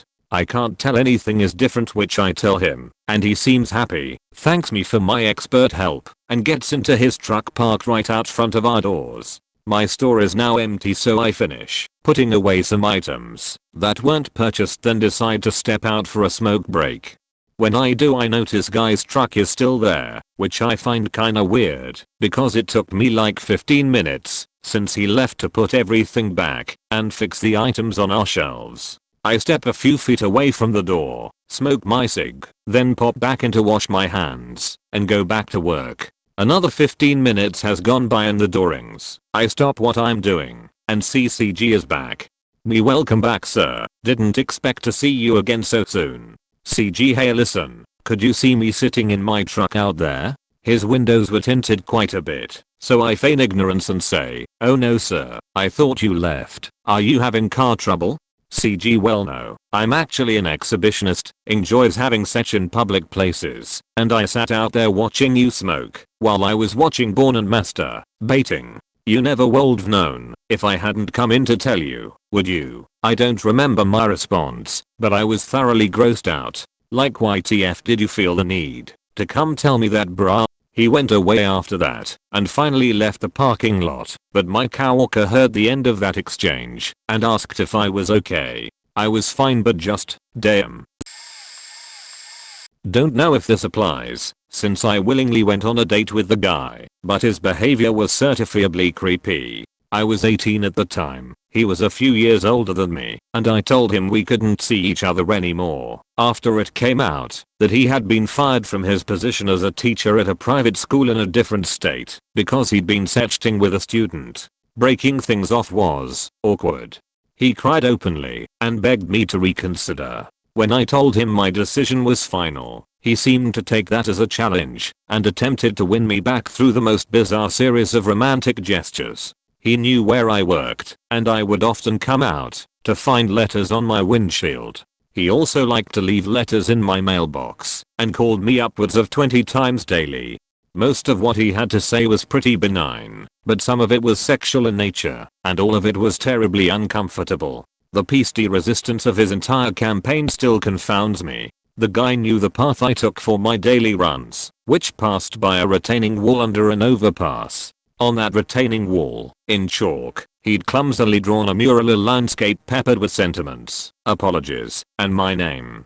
I was mortified and profoundly upset, but his behavior wasn't illegal strictly speaking, and I didn't feel like there was anything I could do to put a stop to it. One afternoon, the guy ended up pounding on our front door, pissed because I wasn't answering his calls or letters, and used some pretty forceful language. When my dad got home, I tearfully told him everything that had happened. He called the guy and made some pretty illegal threats that he very well may have intended to carry out. My dad's a scary person at baseline, and we have a rocky relationship, but I was never more grateful for his temper than I was that day, which seemed to dissuade the guy. Honestly, I count myself incredibly lucky. So many people who have encounters with stalkers or individuals with stalker-like behaviors go through absolute hell before their ordeal ends. One hotel I worked at was across from an amusement park. The guest was a manager for the entertainment group for that week and only was checking out in the morning. I had told him, "Friend, have a good night." They had been drinking out back. The guest looks at me and says he will be back, walks down the hall, and comes back. He asked me, "What exactly did you mean to say to my friend?" My response was, I told him have a good night. He stands there, looks it up and down, and said, "No, you said," pointed at the elevator and continued, "you would service him later." Just asking him what you mean by that, knowing he was drunk. Needless say, my mind went on full red alert. I looked at him confused, trying not to show my concern. My response, those words never came out of my mouth. All I did was wish him a good night. He asks me why I'm looking at him like that. I told him that I wasn't sure where this conversation is going, but I really need for you to get back to room and just stay there for the rest of the night. The next words out of his, I was not prepared for. I own and manage an entertainment troupe. Because I own them and pay their salary, they have to do whatever I say and want. Just as much as you do, since I pay for the room here that pays your salary. If I say I'm going to fuck the shit out of you, I'm going to fuck the shit out of you. I started to laugh, because now he's just being as. He asks me why I'm laughing and continues. I would love to tie you up and gag that faking mouth of yours with my cork. If we were going by cartoon logic, I would be able to reach around the desk, grab you and throw you up against the wall to have my way with you. That would never happen. He asks why and starts to get angry, so I just had to shut him. If you pay my salary, you definitely don't pay me enough to ever have you fuck me. You're too ugly for me, fuck. You faking beach. And we finally walks away. I made sure that no housekeepers was in that room by themselves without someone else. I reported it to my manager who DNR'd him and reported it back to our customer care. To this day, I really don't know where the cartoon logic came from. When I was 11 I lived in a street where many children of the neighborhood played together because it hardly had any traffic. One day we were playing hide and seek and the older brother of one of the neighborhood kids joined the game. He was about 16 years old and 6,7 feet tall already. I hid in some bushes, and that dude hid in the same spot as I did. He pushed his entire body up against mine. I asked him to back off and find another spot, but he said he couldn't, or he'd be seen. Then I suddenly felt his huge hand around my waist and his other hand on my right breast. I was so shocked I could hardly breathe at that moment. Then he put the hand he had around my waist under my shirt flat on my stomach and moved it around. At that moment I woke up, but I was afraid to really do something or yell, but I was able to grab his arm/hand under my shirt, pushed it away, and I told him not now, hoping that not saying what the fuck keep your filthy hands off me wouldn't make him mad and a sort of promise of another time would be enough to convince him to let me go. It actually worked, probably also because the kid that was trying to find everyone came closer to our hiding spot. Thank God we were found then, and I had the chance to get the fuck away. I went home, and I was so upset and angry, but I didn't tell anyone. Still haven't told anyone in real life about this experience. The weeks after the incident I would have to walk past his house when I would walk my dog, but otherwise avoided him. He didn't like that and would throw rocks at me and my dog every time he'd spot me. Had to endure that for 3 weeks almost every day. Thank God we moved away to another part of town then. Dunno if young creeps count, but anyway that was my worst run-in with one. Elementary school. Creep sat behind me according to alphabetical order. He would harass me by getting really close to me and touching his groin to my back. Teachers would see and do nothing. This went on for at least 2 years.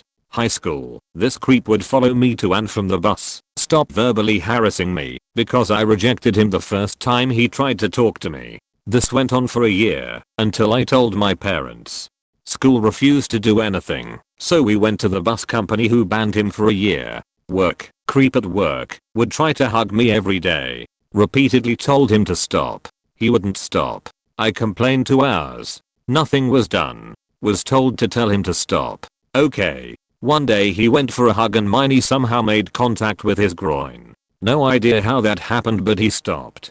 Another work creep approached me in the parking lot. He got close and brushed my neck with his hand and said there's a fly on you. It was below 0 and snowing. I said touch me again and my fist will be making contact with your nose. He looked shocked, but he left me alone. Months later at a company holiday party this creep is there with his wife. His wife is very drunk. I'm walking past their table on my way out and Mrs. Creep yells at me, "You can hug my husband if you want." I stop and yell back, "Lady, I don't want to touch your husband and he better not ever touch me again." Embarrassing but effective. Neither of them ever spoke to me again, haha. I've told this story a couple times before. When I had just turned 15 my folks and I went from Toronto to Edmonton, Alberta and back again by train. On the way back, on night 1 of the train ride my dad had met a guy who was a touring musician for a fairly well-known Canadian country music band. The second night I joined him in the smoking car and hung out with the folks there. Initially it was a girl a year older than me and a guy 4 years older than me. After a few hours, the guy my dad had met the previous night showed up with a bottle, maybe two, of alcohol. First couple hours were nothing crazy, we mostly just talked, him, my dad, and the older guy drank a fair bit, the girl a bit older than me, and I were offered some. I don't recall if she had any, she might have had a glass, I think I accepted a glass, but let my dad drink most of it. It was when bottle was empty and the 19-year-old guy asked if he could bring more back, and the touring musician said sure, looked at me, and asked if I wanted to help him carry the bottles, that I probably should have got weirded out. But I didn't, so I went with him. Walking through 5 to 7 empty and dark train cars, to get to their car which was at the very end of the train. About halfway there he asks me, so, have you got a boyfriend? And I, still being fairly naive at 15, am honest and say no. He then asks if I want one. That was about the time I realized I was halfway down an empty and dark train with a strange man, who, did I mention, was 35. Thankfully nothing happened. But the entirety of the next day he spent trying to talk my mom into letting us date, didn't ask me if I was even interested, and was coming up with plans for me to be his date to the CMAs that year, since they were supposed to perform. And I'm sitting there coming up with excuses like, oh, but it's back in Alberta, I live in Ontario, to which he offered to fly me out, oh, but I'm terrified of flying, I've got a bad fear of heights, to which he offered having a limo drive me across the provinces, oh, but it's during the school year, and even if it was a weekend, it'd take 2 days travel each way, so I'd miss too much school. To which my mom, seeing my discomfort, piped in, you're such a good student though, you could afford to miss a couple days. He also was telling her about how he wouldn't pressure me for such, that he would wait until I was ready, and that we would get married when I turn 18, and he'd support me through university. My husband and I recently told my 7-year-old daughter about that experience.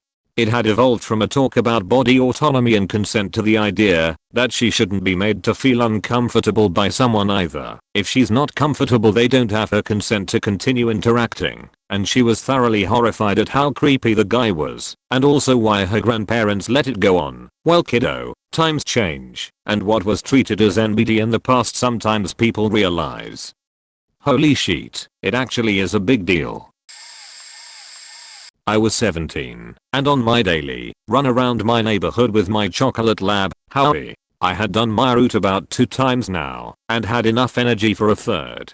So, starting up my third round, I noticed an FJ Cruiser around, but it was parked. I started noticing it was the same car when I noticed the driver. As I'm coming up the last stretch to my house, the car pulls up next to me and basically corners me between his car and a neighbor's house.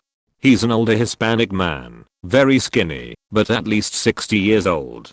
Hello, he said in very broken English. I didn't wanna be rude, so I said hello back, trying to get back on the road. As I start walking, he throws the car into reverse and starts following me. Where are you going? What's your name? I begin panicking, and I made up a name, Isabella, I said. He asked how I was, and I said 14. This seemed to make him more intrigued than me. I like you. I've been watching you, and I like you. He told me, as if I'm supposed to be okay with this statement. He keeps following me with the car and I start panicking.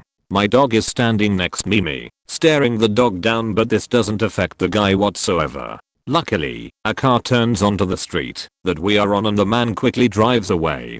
I try not to cry and keep from shaking as I remember I have my phone on me, and I call my dad to come pick me up, even though I'm just a few houses down.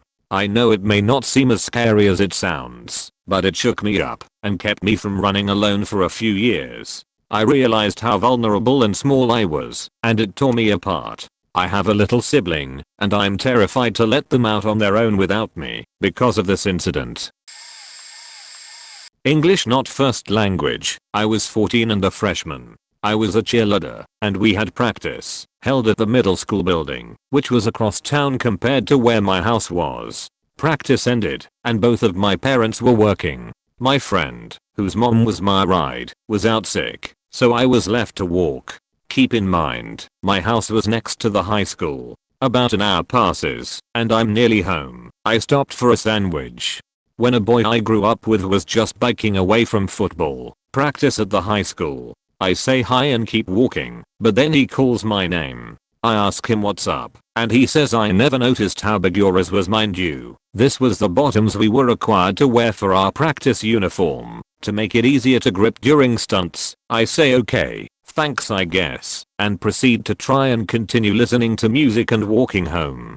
Then he goes, "Where ya headed to?" My mistake for answering, and I say home. I just had to walk from the middle school from cheer practice and nobody was home to give me a ride back. A wide grin instantly peels across this dude's face. I then go on to say, "Have a good day, and see you in English class on Monday." He grabs my elbow and says, "Wait, since you're home alone, do you mind if I come over and bang you?" I instantly jump back. He proceeds to tell me about this game him and his friends have where they smash a girl of every race in our school, and the first one to do them all got $50. I would have checked off the mixed race category for him for being black and Asian. I decline and tell him I need to get home to feed my cat. I don't have a cat, and he proceeds to follow me. I start getting nervous because I didn't want him to force himself inside my home and do God knows what. He then loudly says my name, which startles me and causes me to stop walking. He then jerks my hand from around my backpack straps and forces my hand inside his pants. Terror in my eyes, I snatch my hand back, and I'm basically running at this point away from this guy, who left his bike perched upon a stop sign, to follow me on foot. We were in a wild speed walk chase at this point, him pleading with me to have sex with me, and me trying to keep my backpack sitting as low as possible on my back, so it covered my butt from his view. At the last second I made the decision of taking a quick detour to the right and started walking toward the high school football field, where the JV practice was just finishing up. A couple of guys I completely trust, were there waiting for their rides home. I loudly and obnoxiously greet them all, in order to draw attention to me, and the boy following me. They greet me with fist bumps, and then proceed to ask the boy why he was back there, if he had just left to go home. This made him act as if he had forgotten a water bottle at the practice, and he grabs some random bottle, with a name clearly not his scribbled all over it, and tries to dash out of there. You can't imagine the amount of relief I felt in that moment, and I silently thank those guy friends of mine for saving me, though they had, and still to this day don't, have any idea of what was happening. Flash forward to junior year, currently, and this dude has multiple sexual assault complaints against him. I'm thinking about submitting a complaint as well for this incident. I was 7 years old. I was at a place called Health World. It was an exhibit about the human body that was really popular at the time. There was also a large group of high schoolers there with their school at the time. 6 boys tried to gang rape me in one of the exhibit halls when they thought no one was looking. They were all 15 to 17. It started with them making comments about my skirt. "That's a short skirt, little mama," and one of them backed me into a wall. It was a blur from there. I remember someone saying, "Hold her down, make sure she can't fight." And I started screaming for my mom and my cousin. Point the difference of time between my mother stepping away to get my cousin from a trash can she threw up and them trying. This was like 5 minutes. They dropped me before they could get my clothes off, but I remember very vividly how horrible it was. I felt so violated and scared and dirty. I repressed how violent this encounter actually was, until my ex-BFF's mom slut-shamed me, saying, "You must be a little slutched. After all, those boys couldn't keep their hands off you at that museum." And yes, they were punished, but a teacher tried to actually defend them, and tried to say it was my fault. Until my mom pointed to me, sitting on a chair in the corner, in my little pink skirt, my Little Mermaid t-shirt and my pink Winx Club sneakers. He still tried to keep defending it, even when my mom pointed out she's 7 years old. How is it to any of you that trying to gang rape a 7-year-old seems like it was a perfectly appropriate thing? Is this what you're teaching them? That was the worst point. I've posted it before, just copy and pasted, but this was to this day the worst it ever got. It's caused a lot of hang-ups about sex, namely trauma around it, and it's unfortunately something I have to bring up eventually in relationships. My ex-boyfriend wouldn't stop talking about what he'd like to do with me, even after I asked him to stop. It was the main reason we broke up, because that was BS, that I had to deal with that from a man who supposedly loved me. That was unfortunately the second time I was almost rapped. The first I was 6, and it was by a boy I knew in the neighborhood. My dad pulled him off of me before he could do anything, but there's a reason it took me years to try to make friends with boys my age too, because I didn't want to be hurt again. Also, to make this worse, the first Dungeons and Dragons campaign I ever did, the bard sexually harassed my character as a means to punish me because I quit writing for a certain fandom. I had a panic attack because I had flashbacks to this horrible event from my childhood. I know if I had told them about my experiences with this kind of trauma, they would have found a way to add it to the campaign. I have sadly been groped in the street at night and in the bus in daylight and sexually molested by my close family, much like most other women I know. But this post is about my faking senior colleague. He has a wife and a little kid. Started texting me. Initially it was about some book he published and some music video, etc. Then it moved on to jokes. Then he sent me a lewd joke. I told I don't like that. He apologized and started asking more and more uncomfortable things. At one point he mentioned he prefers women with big butts, like me, and asked what I think about when I masturbate. At this point I tell him I don't want to talk about this and stop replying. Shows vain signs of offense and end conversation with I know sex is not on the table, but if it had to happen I will not say no. It took me 2 days to muster the courage to tell him that I was creeped out by that message. He apologized but continued sending me dirty jokes anyway. Why didn't I report him to ours? He is upper management, and ours is management in my company as well. I was 2 months into my job alone in a new city. He is a guy with influence and a spotless exterior appearance, and is quite well known in the circle, and I did not want to be branded as the newbie who made a harassment report, or worse. I spent months in fear that his wife, upper management here as well, would have seen those messages and be resentful. I still avoid talking to him, but we work together, and I have to communicate sometimes. The worst part is, I keep blaming myself. I had a knife pulled on me in broad daylight. I have a shop I work alone out of. I had seen him hanging around the front of my shop, pacing in front of my vehicle, and he kept peeking through my front window. I had such bad vibes that I locked my door and hid in the back room for almost an hour, hoping that by the time I left he would be gone. Finally I plucked up the courage to leave, but not without grabbing a spray bottle full of bright green concentrated cleaner.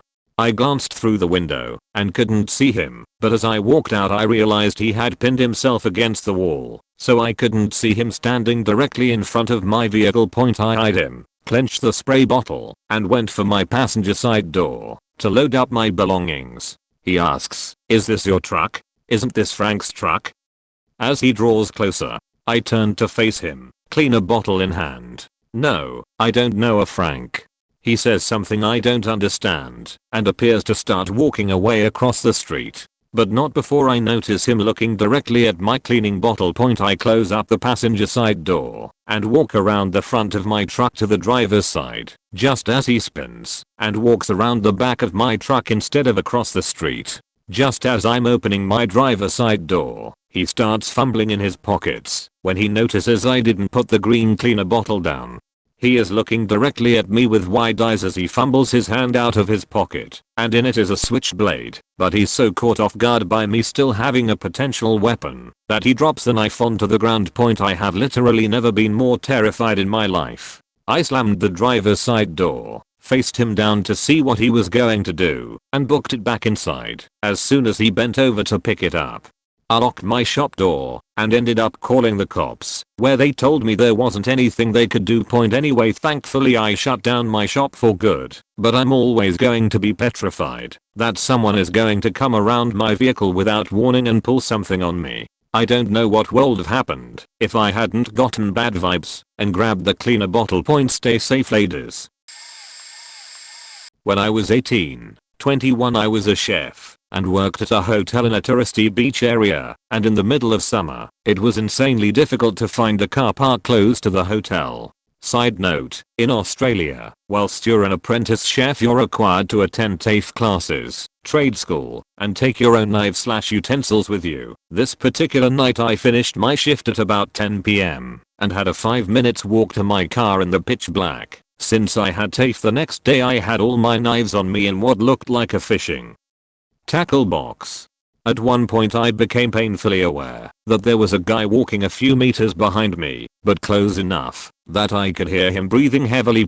I sped up a bit to put some distance between us, and as I got to my car, I hear him half yell, "I could have had you if I wanted." At first I was shocked and scared. I was a young woman walking alone at night, but then that shock turned to rage. Who the fuck did he think he was speaking to me/any young girl like that? I yelled back at him, "See this box I'm carrying? It's full of my chef knives. Come any closer and I'll gut you like the disgusting faking pig that you are." He started to say something else but stopped quickly. A few houses up there were a few guys having drinks on their front porch. They heard the whole exchange and came over to put themselves between the creepy guy and me, long enough for me to get in my car and speed away. A few days later, before the start of my next shift, I left a whole bunch of baked cookies/cakes etc. at their door to thank them. I just got a lighten the mood here. Stopped at a gas station in the Bronx with my fiancé. Fiancé goes inside to grab a drink. I'm standing next to the car. I can feel somebody staring at me, so I look toward the street, and this guy stopped at the red light is staring at me with that creeper smile. His lights on in the car, so I could see him. It was night. Slightly leaning forward to flex his bicep. 2% lean meat, 98% fat. He says something, but I couldn't quite hear.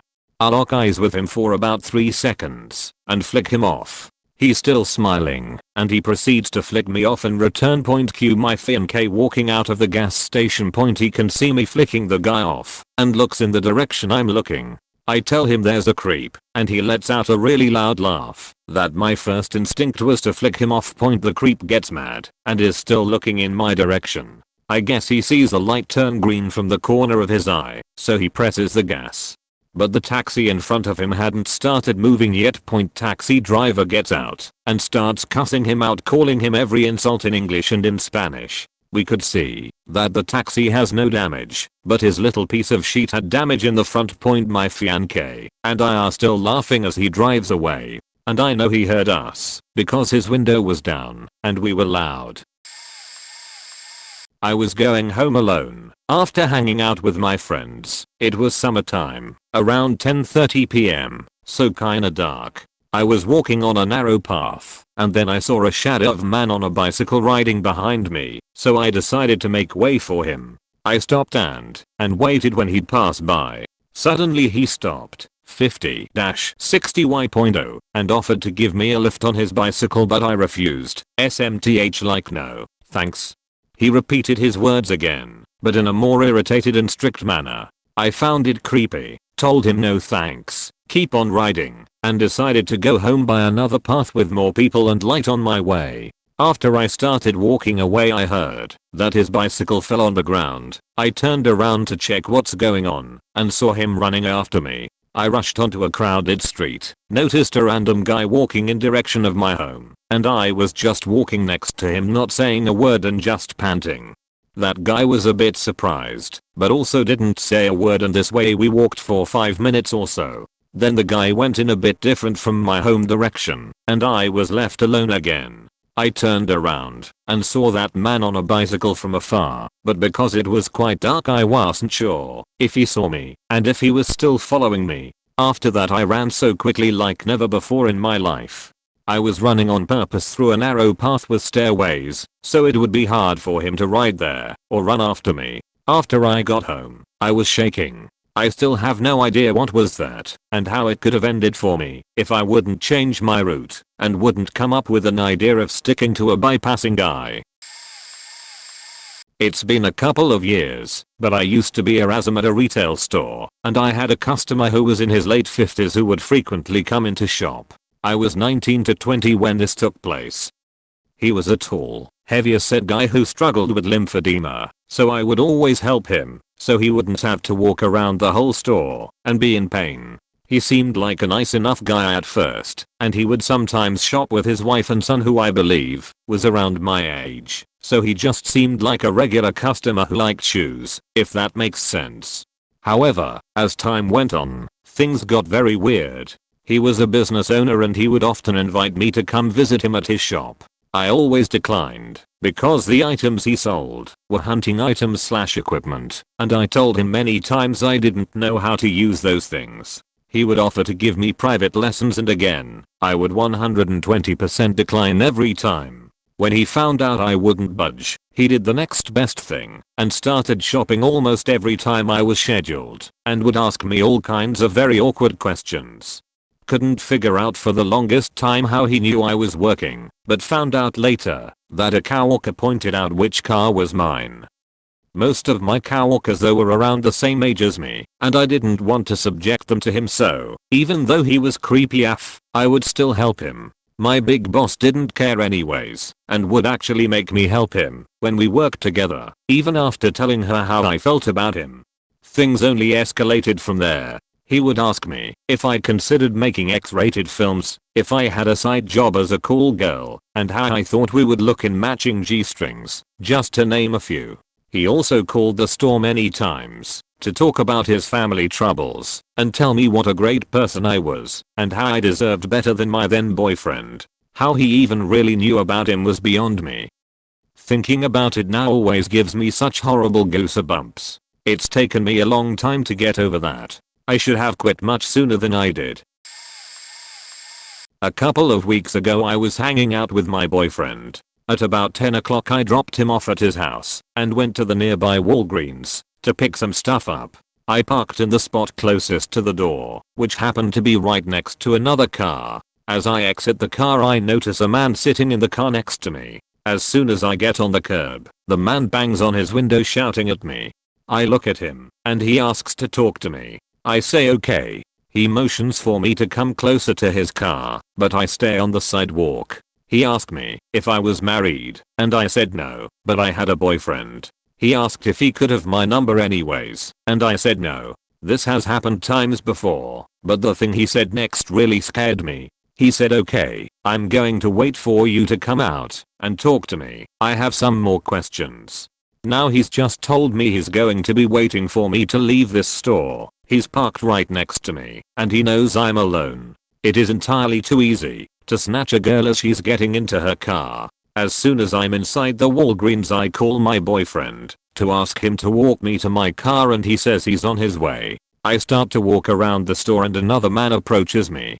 Immediately he asks if I'm married, to which I said yes this time, and he asks if he can have my number anyways. I say no and walk away quickly. My boyfriend found me quickly afterwards and stared them down until they drove off. My parents wanted me to file a police report, but I didn't know how to go about that or really have any identifying information to give them. We think it was a sex trafficking thing.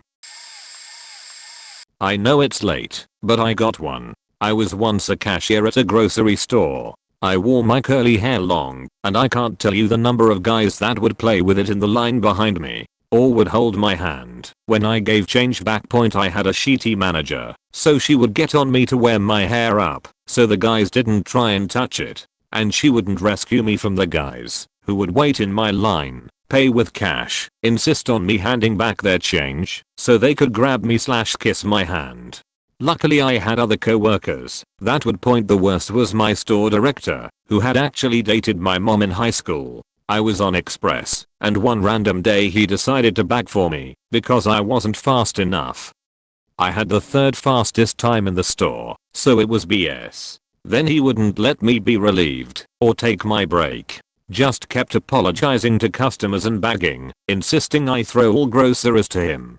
Finally one of co-workers couldn't take it anymore. He closed his line and came over to Express to relieve me. The store director started fuming about how I needed to be punished. My hero said, aloud, "You're bagging for her, so you can try and look down her shirt, you asshole. She's going home, and you should too." I changed out my till and dumped it for the front end manager to count. I didn't even clock out upstairs. I just ran to my car and cried. My hero said the store director left soon after I did, never saying a word to anyone. For the next few months, my boyfriend came to get me at the end of my shift to walk me out. I don't know why I didn't quit. The all-time creepiest and weirdest experience was a rideshare seedy looking dude showed up in a falling apart Camry. Okay, kinda weird. Usually the drivers have decent put together cars, but I need a ride to get to my interview. I get inside, dude locks the doors, looks at me, and says wow you're beautiful, then starts driving. Okay, some older men have made unwarranted comments like that before, so not unusual. I brushed it off. He looks at his phone briefly and doesn't turn on navigation. I point out the exit he needs to take for the freeway to go to my destination and he goes oh silly me. How nice of you to correct me. I've never met someone so nice before. You gotta be careful. I'm starting to get freaked out. We are on the freeway and he keeps on commenting about how nice girls, like you have to be careful, otherwise bad guys like me will want to do horrible things to you. But you're lucky I'm holding my bad back and other stuff about all these things he wanted to do to me. I was polite and trying to defuse him, not start something drastic, since he seemed pretty unhinged. I also didn't ask him to pull over because we're in no man's land between two cities. I'm really freaked out by this point. Handle on the door ready to jump out on a freaking freeway. Called my husband letting him know where I was going. Made it obvious to the dude that someone knew where I was. Guy keeps on going on about I should smile for him, need to make him happy. Gross. Finally get to my destination. As I'm leaving he says, so I'll be seeing you around right? I practically sprinted out. Then follows me a block or two. I went through a few buildings to lose him. Didn't see him after that. Scariest shit. Legit thought I was about to get trapped, murdered, and dumped into a ditch somewhere. I called the rideshare company, Lyft, explained what happened. Best they could do was tell him not to talk like that anymore, since it made you uncomfortable. So gross to think that he might be doing this to other women, while the rideshare company couldn't give less of a shit. Ugh. When I was 14 I was at my friend's birthday party, and I was kinda emo, but my group were all very jolly, so when her uncle came, 30s, and liked some rock stuff we were literally just talking about music and movies and I was like nice. Cool guy. Anyways, go upstairs to the toilet after another quick drink and chat. My friend's on my way out, hear someone shout from her bedroom. Turns out it's her uncle. I'm like you good? And sit on the bed cause I'm a bit wobbly, and he shuts the door, sits down, puts his hand on my leg and kisses me. So I jump up, go downstairs, acting weird and I couldn't not tell my closest friend, who tells birthday girl, and then her mum is being nice and patient asking about what happened, but it was super awkward because the man was there with his girlfriend / her mum's really close friend and they ended up arguing and leaving, and I never really went back there and they're still together lol, which is vile. I can't imagine being that scared to be alone. I'd stay with a straight up nonce who kisses kids at parties. And I've been spiked and groped by some weird guy who followed us bar to bar, which was an overall unpleasant experience because I blacked out for hours, and when I woke up the bar was closing. My friend found me and was crying saying she had no idea where I was, and I don't know, I don't remember, don't think anything happened because I remember stumbling away from the guy after he asked me outside, so I think I just passed out. Tucked away in the bathrooms, luckily he didn't come in. I don't know, I didn't feel like I got assaulted or anything different, and I wasn't having a lot of sex, so I would've known or felt it for sure. I've had a few in my early 20s, but I looked younger. I was visiting my then boyfriend in Chicago. This older guy looked at me for a moment before offering me candy. He pulled a Hershey Kiss out of his pocket and held it out to me. It took several moments of no thank you for him to get the hint. Several major incidents. The creepiest being a guy that followed me around the store. It was late evening, but the store was pretty empty. I noticed this 20-something guy in several areas where I was. It was when I headed for books and he tried to strike up a conversation, getting closer and closer to me, that my red alert went into high gear. I left without buying anything and went to a different location point. There was a guy in a different store that trapped me against a display and basically snapped at me when I said I wasn't interested. I had to lie and say my boyfriend was waiting for me and I needed to be outside in 10 seconds or he was coming in. Even then I basically had to push my way past this creep. The worst one I remember happened just 2 years ago. I was driving back from my fiance's place a bit after midnight. I stopped at a gas station in a very safe, well-lit place to fill up. I hadn't even opened my door yet when this guy walks up to my window and stands right next to my vehicle. I crack it enough to talk to him, and he proceeds to tell me this story about how he's going to his friend's house, and he is exhausted, and doesn't know if he can keep walking. Could I give him a ride? I said I was going the opposite way, and he said it was just a couple miles. Could I help him out? Now, that whole be nice socialization starts rearing its ugly head, and I started feeling guilty. But then it's like, wait a minute, girl. You have seen plenty of true crime shows. It's almost 1 AM, and this guy is randomly asking people for rides? Not worth the risk. So I just kept saying no. It took what felt like 5 minutes to get him to back up. He wandered off somewhere, and I drove off in a different direction. Never even got out of the car. I'm employed by a federally inspected manufacturing plant. I want to note that I'm not the CA manager, nor am a member of the CA department in any way, shape or form. The first shift inspector somehow found out that I was a federal inspector early on in my career. So he starts asking me questions instead of the CA manager. I mean actively avoiding the CA manager and seeking me out. He asks me to escort him around the facility. Not necessary. His badge lets him go anywhere in the facility unimpeded. I think he was flirting with me, and I know he was when the shoulder and arm touches started. It should have ended there. It also should have ended when he started texting me. I worked out later that he got my number from the company phone list. I didn't give it to him. Now, I like to give people the benefit of the doubt, but at this point, I'm actively trying to avoid him. He finds me on the production floor and corners me. He wants to show me one of the lines. I purposefully plant myself next to an employee working that line. The inspector decides that he wants to talk to me next to the line, so he grabs me around the waist and pulls me toward the line. He holds on to me for about a minute before removing his arm from around my waist. I nope out of there and into the CA office so fast. This is when it ended. I went 2 hours in CA because they manage the relationship with federal authorities and reported him to his supervisor.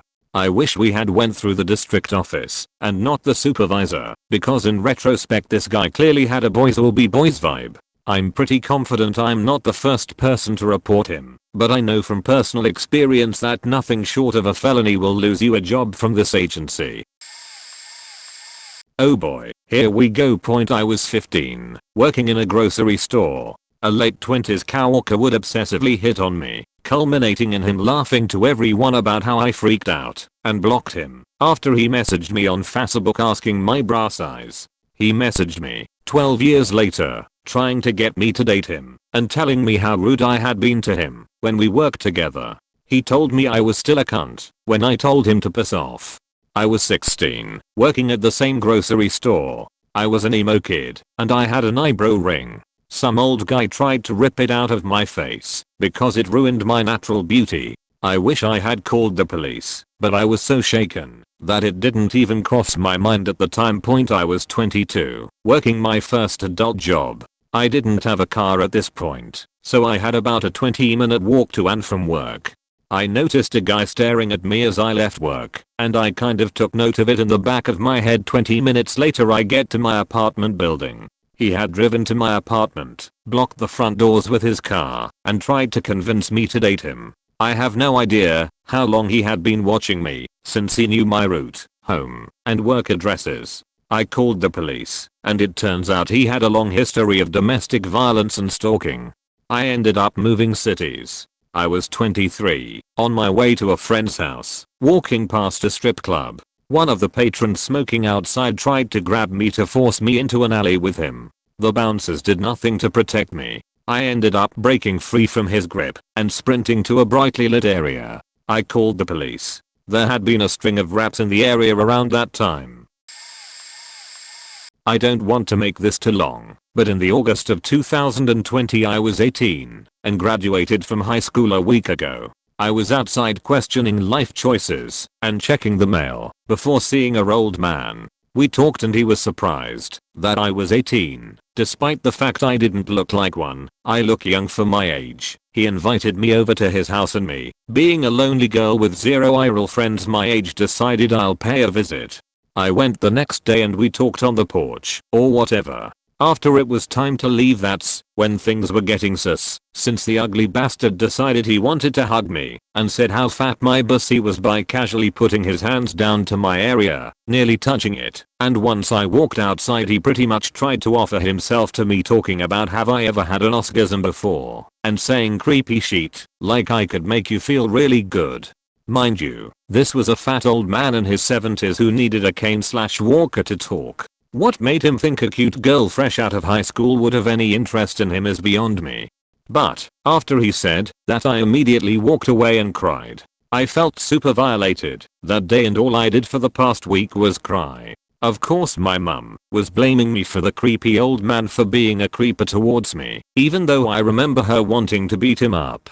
While everyone else tried to calm me down, like my sister and cousins. I'm 19 now obviously, but to this day I sometimes wonder if I was at fault for going to a stranger's house trying to befriend someone. That could be my grandfather. My sister told me I wasn't, as I had no idea he would do that. If I stayed any longer, who knows what would have happened.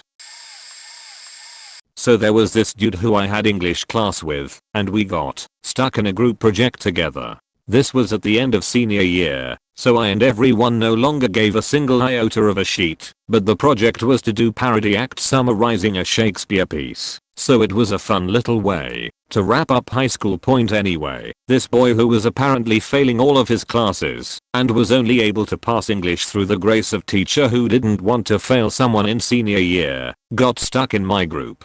I had purple hair at the time, so I think he pegged me as a feminist. Which is fine, whatever. I think he had a thing against feminist, so wanted to pick a fight about politics, so he's proceeded to tell me about how Hillary Clinton sucked. I agree with him, and he looked at me really confused. Then he told me that women belong in the kitchen, and because I knew he was trying to be an edgelord, I didn't bother acting. I just nodded and asked if we could please get back to the classwork. Then he asked me if I was Jewish, and I said, like an idiot he was just trying to politely get back to classwork, that my grandfather was. He proceeded to go on a rant about how my grandfather should have died in the Holocaust, and Jewish people don't deserve to live, and how Hitler had the right idea, and how I shouldn't be allowed to breed. The whole time he was looking at me and trying to get me to react, and I didn't. Because I knew that's what he wanted, and honestly seeing him through thoroughly confused was really funny. So finally thoroughly baffled, he goes off to the bathroom and does not return for the rest of class, and the rest of us work on an assignment. Point anyway, he doesn't show up for the next class, and on the last one, last day of school, we have you act out the play. And he literally doesn't even read his lines beforehand, and the whole thing turns out terribly, but it's fine, because it was the last day of senior year, so who cares. However, after the play, he walked up to me and asked me out, like on a date. After my only communication with him had been him going on a rant about how me and my family should be dead. So, thinking he was still being an edgelord trying to get a rise out of me, I said no thank you politely, smiled, and walked away. And again, he looked really confused, but this time, rather than staying calmly baffled, he got angry. He yelled across the classroom that I was a stupid hoe and literally threw a desk in my direction before storming out of the room. Thankfully it didn't hit anyone, but it was weirded out by the whole experience. I didn't see that guy before or since, so I'm not really worried about it, but it is just insane to me that someone could think I'd say yes after they went on a rant about me and my family should be brutally murdered. This sergeant at my first military duty station targeted me almost the moment I got off the bus. For the next 5 months he would constantly hound me about my uniform being out of order. He would straight up make up regulations. He would tell me my hair color wasn't appropriate and all these other things. He's not even part of my unit, by the way. Then one day he tells me that my boyfriend, who is in a third unit non-related to his, is in big trouble and I need to come visit the sergeant's room that night and not tell anyone. Now I'm only 18, but I'm not faking stupid, so I go to my commander because my logic was, if my boyfriend is in trouble and I'm being held responsible, then my commander probably knows what's up. My commander doesn't know shit, and there's nothing going on, but they say they'll speak to his commander. I don't hear anything, and I don't see the sergeant for a couple days. Then I'm in the gym and the same creep comes up to me and starts berating me for my hair color and demanding that I leave the gym with him that instant and come back to his room. We both knew was trying to rap me. He was livid too. He wanted to hurt me. So I turned to my commander who's standing next to me and go, "Commander, is my hair out of regulation?" Suddenly the creep's commander materializes out of nowhere and loudly says again, "You are still doing this?" Apparently he was known by his commanding officers to target young new recruits, threaten, gaslight and rap them. Repeatedly, he would make up fake bullshit, and because they were young and scared they believed it and let him use them for such.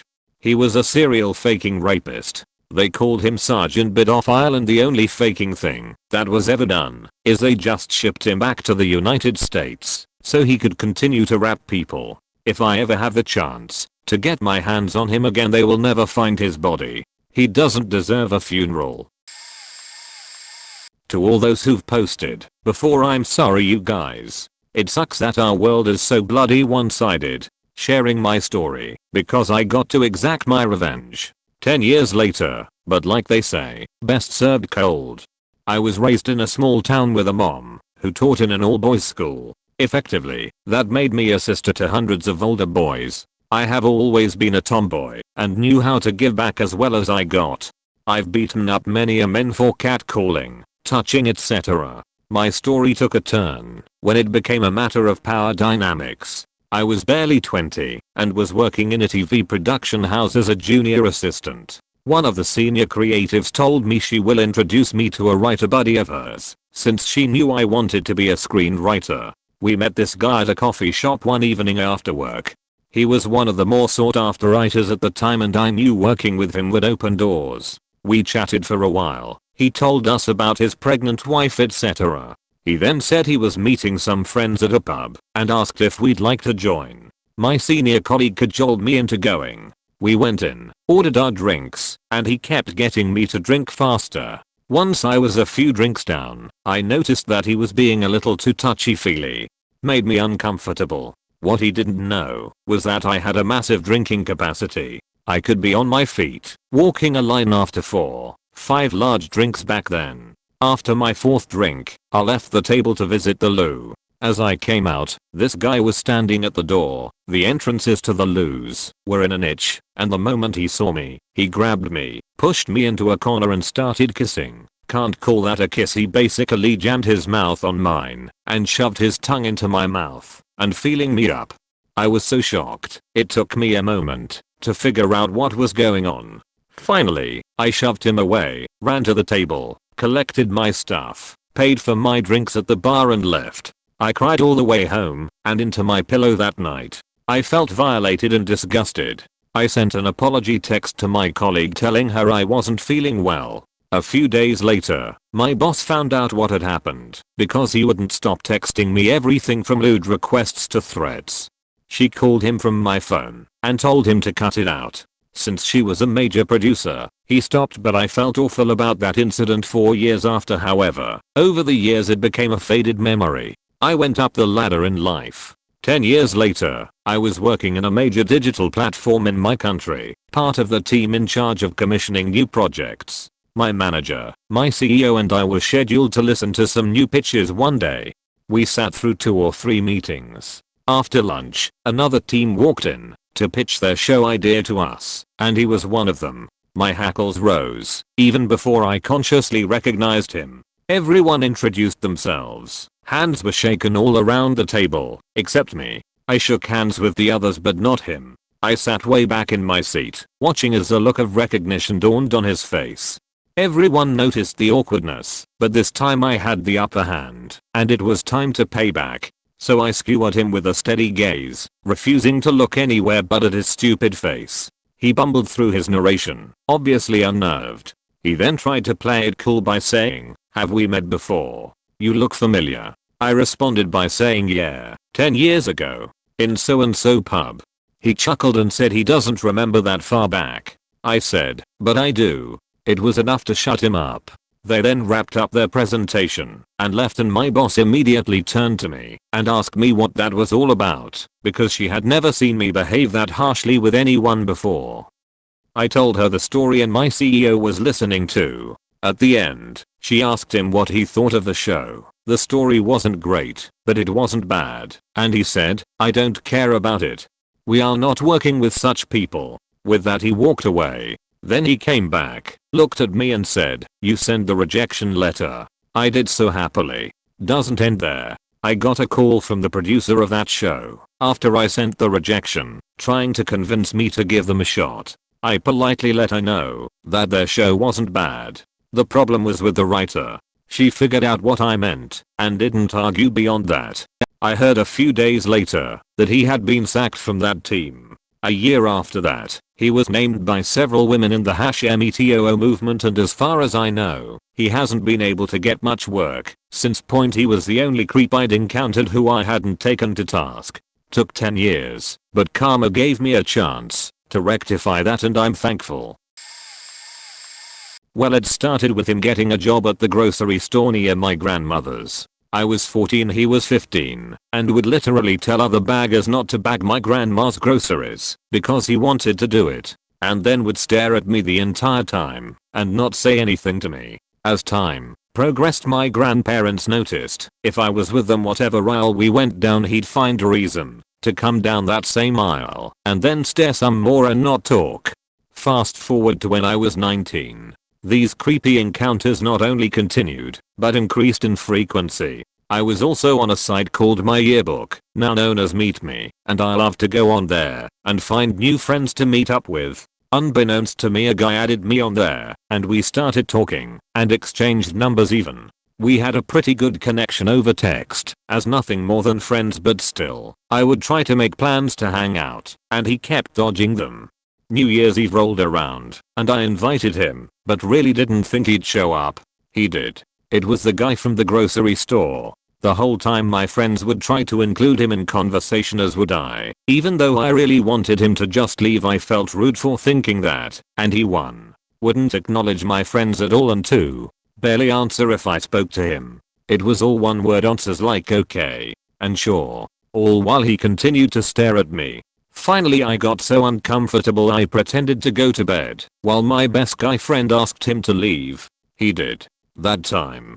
So the following me through the grocery store, bagging my groceries or my nana's groceries continued, and then he'd follow me out to my car and put the groceries in even when I declined, and then started asking him not to and to just go back to the other parts of his job. November rolled around, and I was looking for a new job, and he finally speaks to me to tell me to go apply at Target.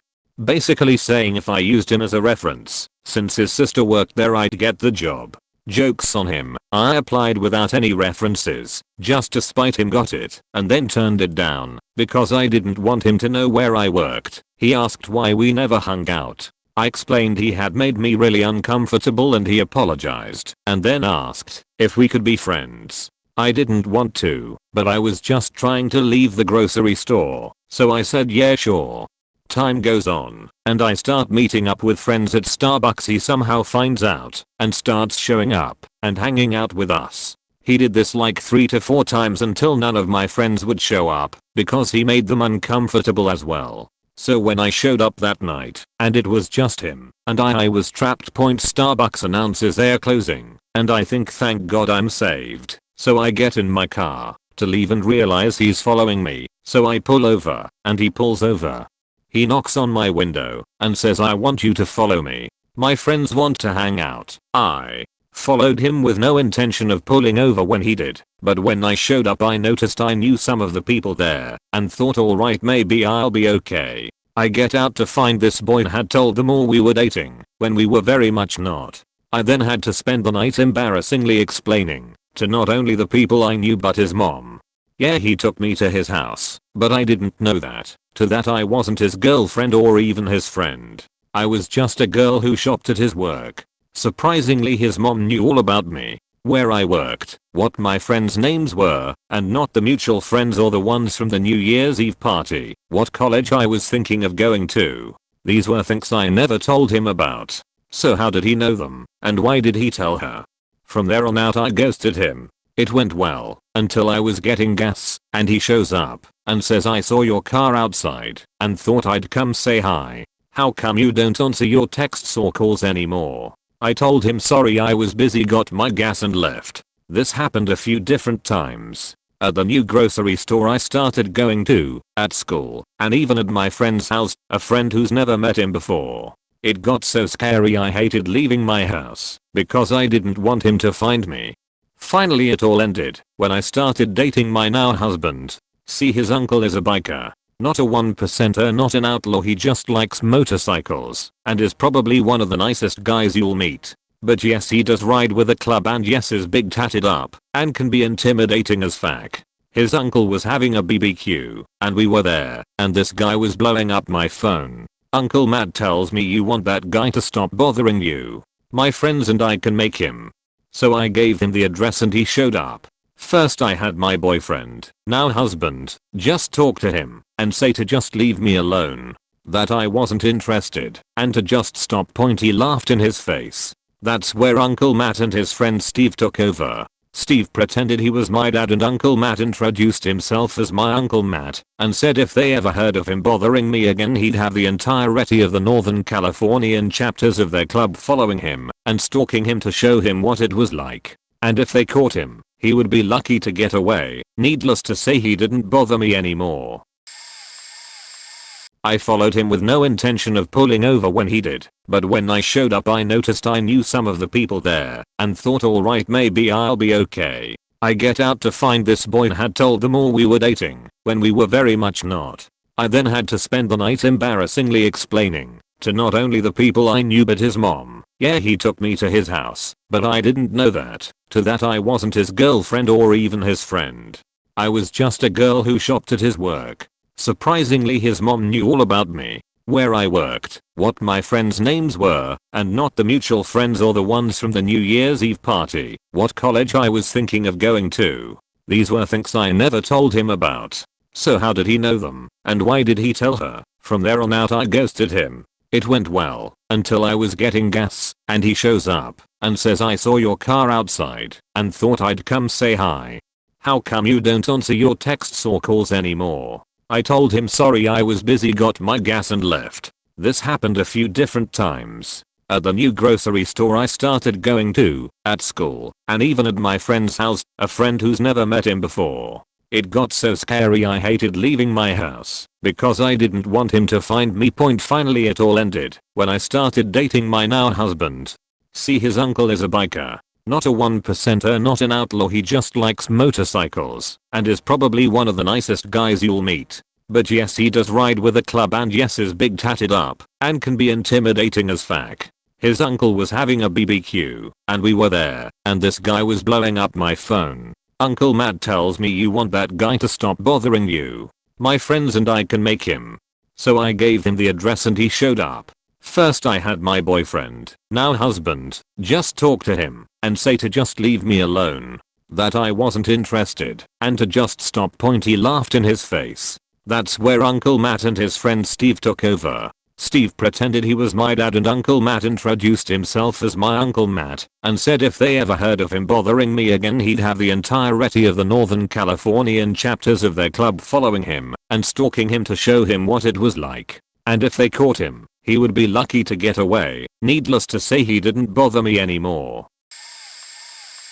It's sad that I have to sit here and evaluate which creep run-in was the worst, since it's just the reality of being a woman presenting individual in this world, that you will deal with creeps throughout your life. The time I kissed my wife in a dark corner of a club and some dude thought it was an open invitation, so he wrapped his arms around my wife from behind and tried to start groping her. The time I was taking my dog to the bathroom late at night next to my apartment building, and some guy came slowly driving down the street, rolled down his window, and started imploring me to come over and check out his really cute dog collars and leashes. When I refused and quickly picked up my dog to go inside, He rapidly pulled an illegal U-turn on the street and sped off the direction he came from. The time at a different club, a group of older men started harassing us, like our dad's ages, and stalking us, and we had to tell club security to please make sure they didn't follow us out of the building, because we were leaving to get away. Being a woman is a delight.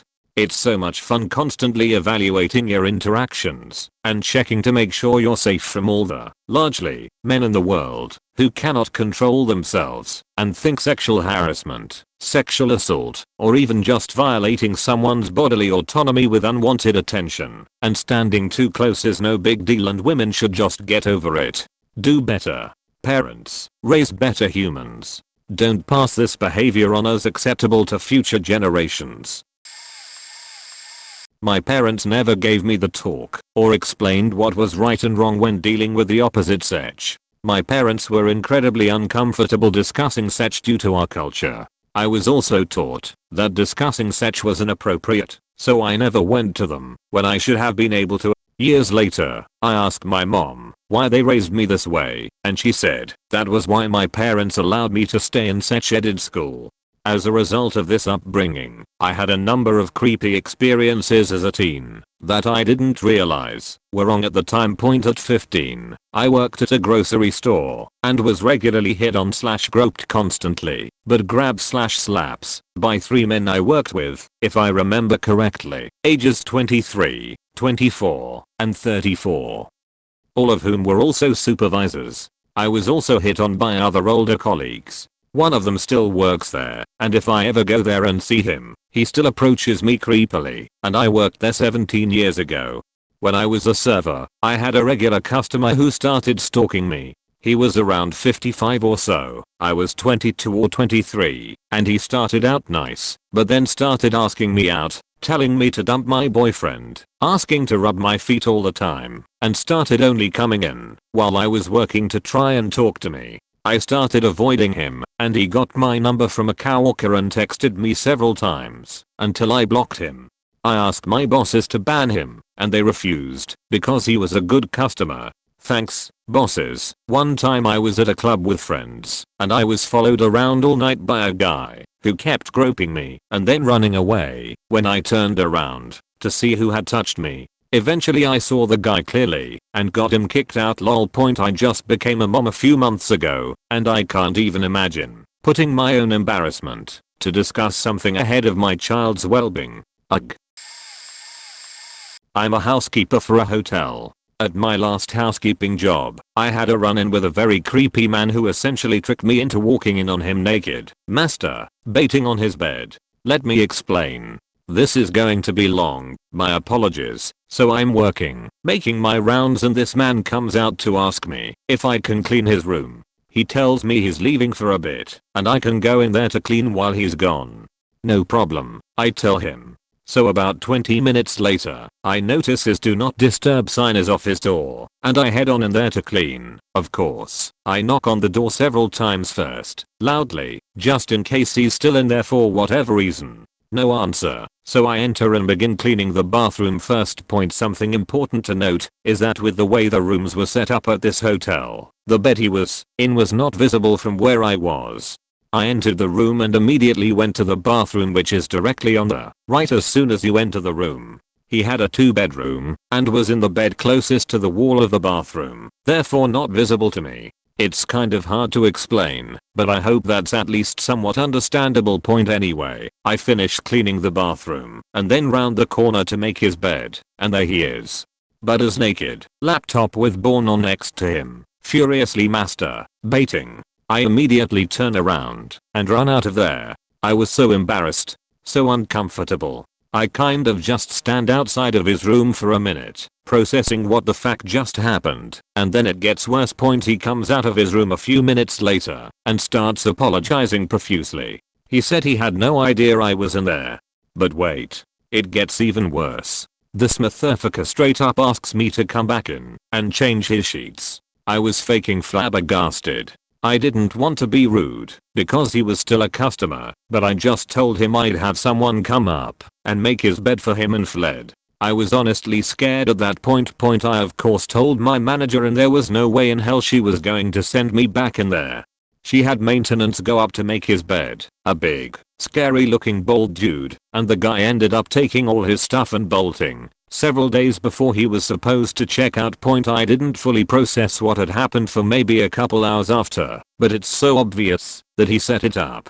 He asked me to come clean his room, took his do not disturb sign off, definitely knew I was in the room with him. When I came in to clean, I turned the light on and was not being quiet enough that he wouldn't hear me, and then had the balls to ask me to come back in and change his nasty sheets after the whole thing was just so incredibly creepy and scary. Big sexual predator vibes. I'm glad that it wasn't any worse than a very uncomfortable experience.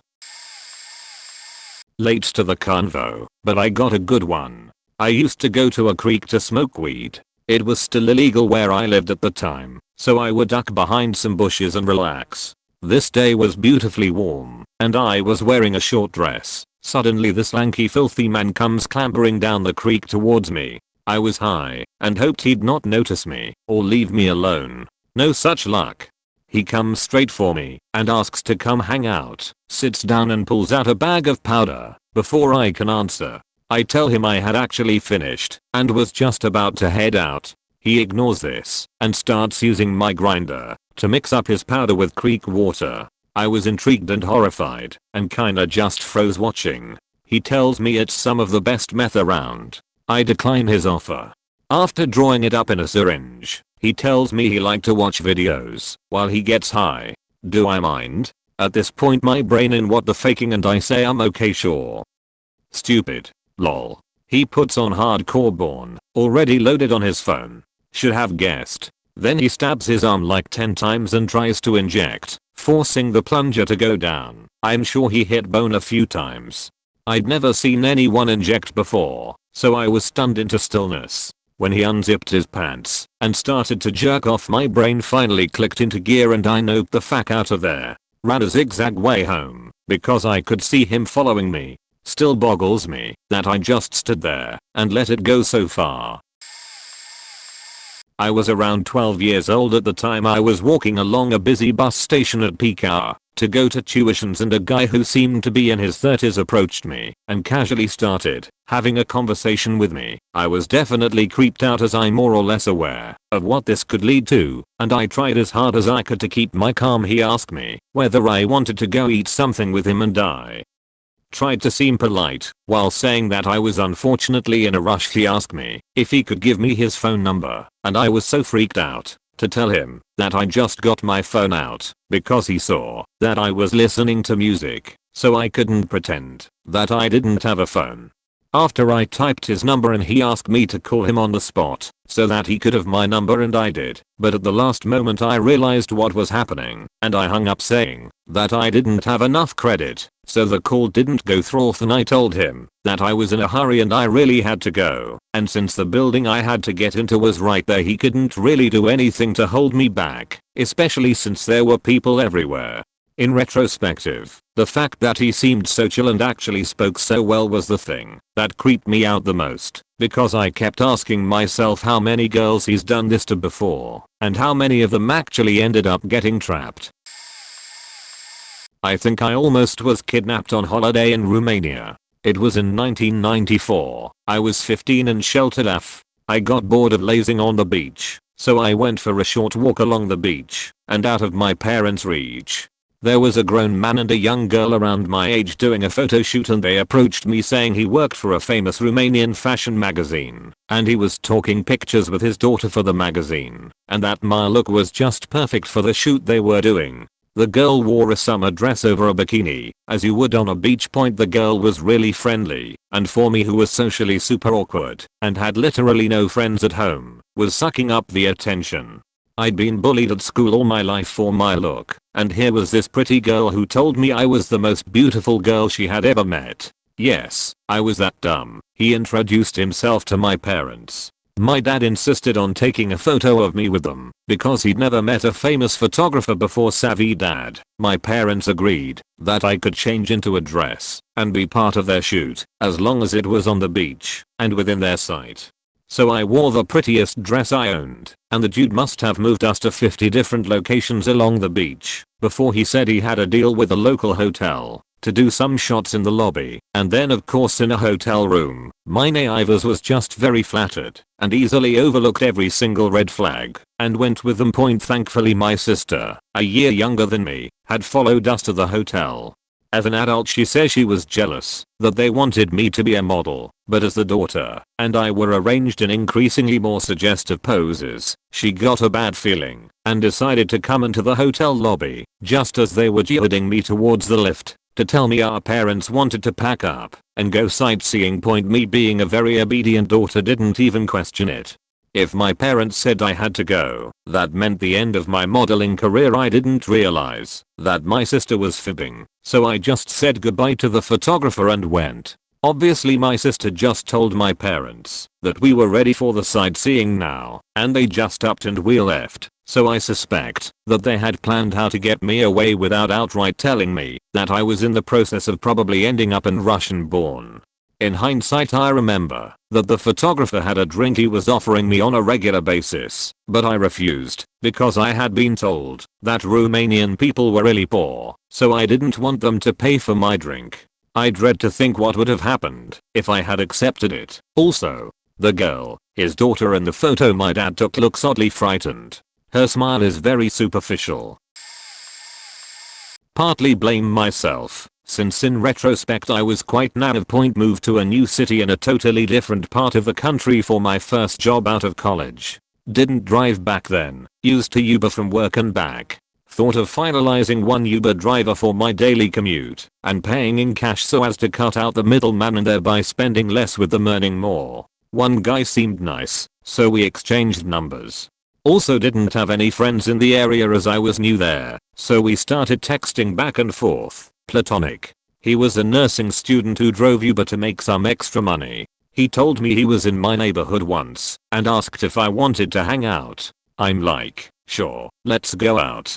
Come to my place to pick me up. He came by. I thought we were going out, and he said, let's just hang out at home tonight. We were just sitting around and chit-chatting. He was also playing some football game on his phone at the time and seemed distracted. I came closer to check out his game. Out of the blue, he grabbed my breast and squeezed it. I was too shocked to even react. Then he moved closer and started caressing my face. I tried to push him away, but he was too strong. I was scared he would get violent if I tried to resist too hard.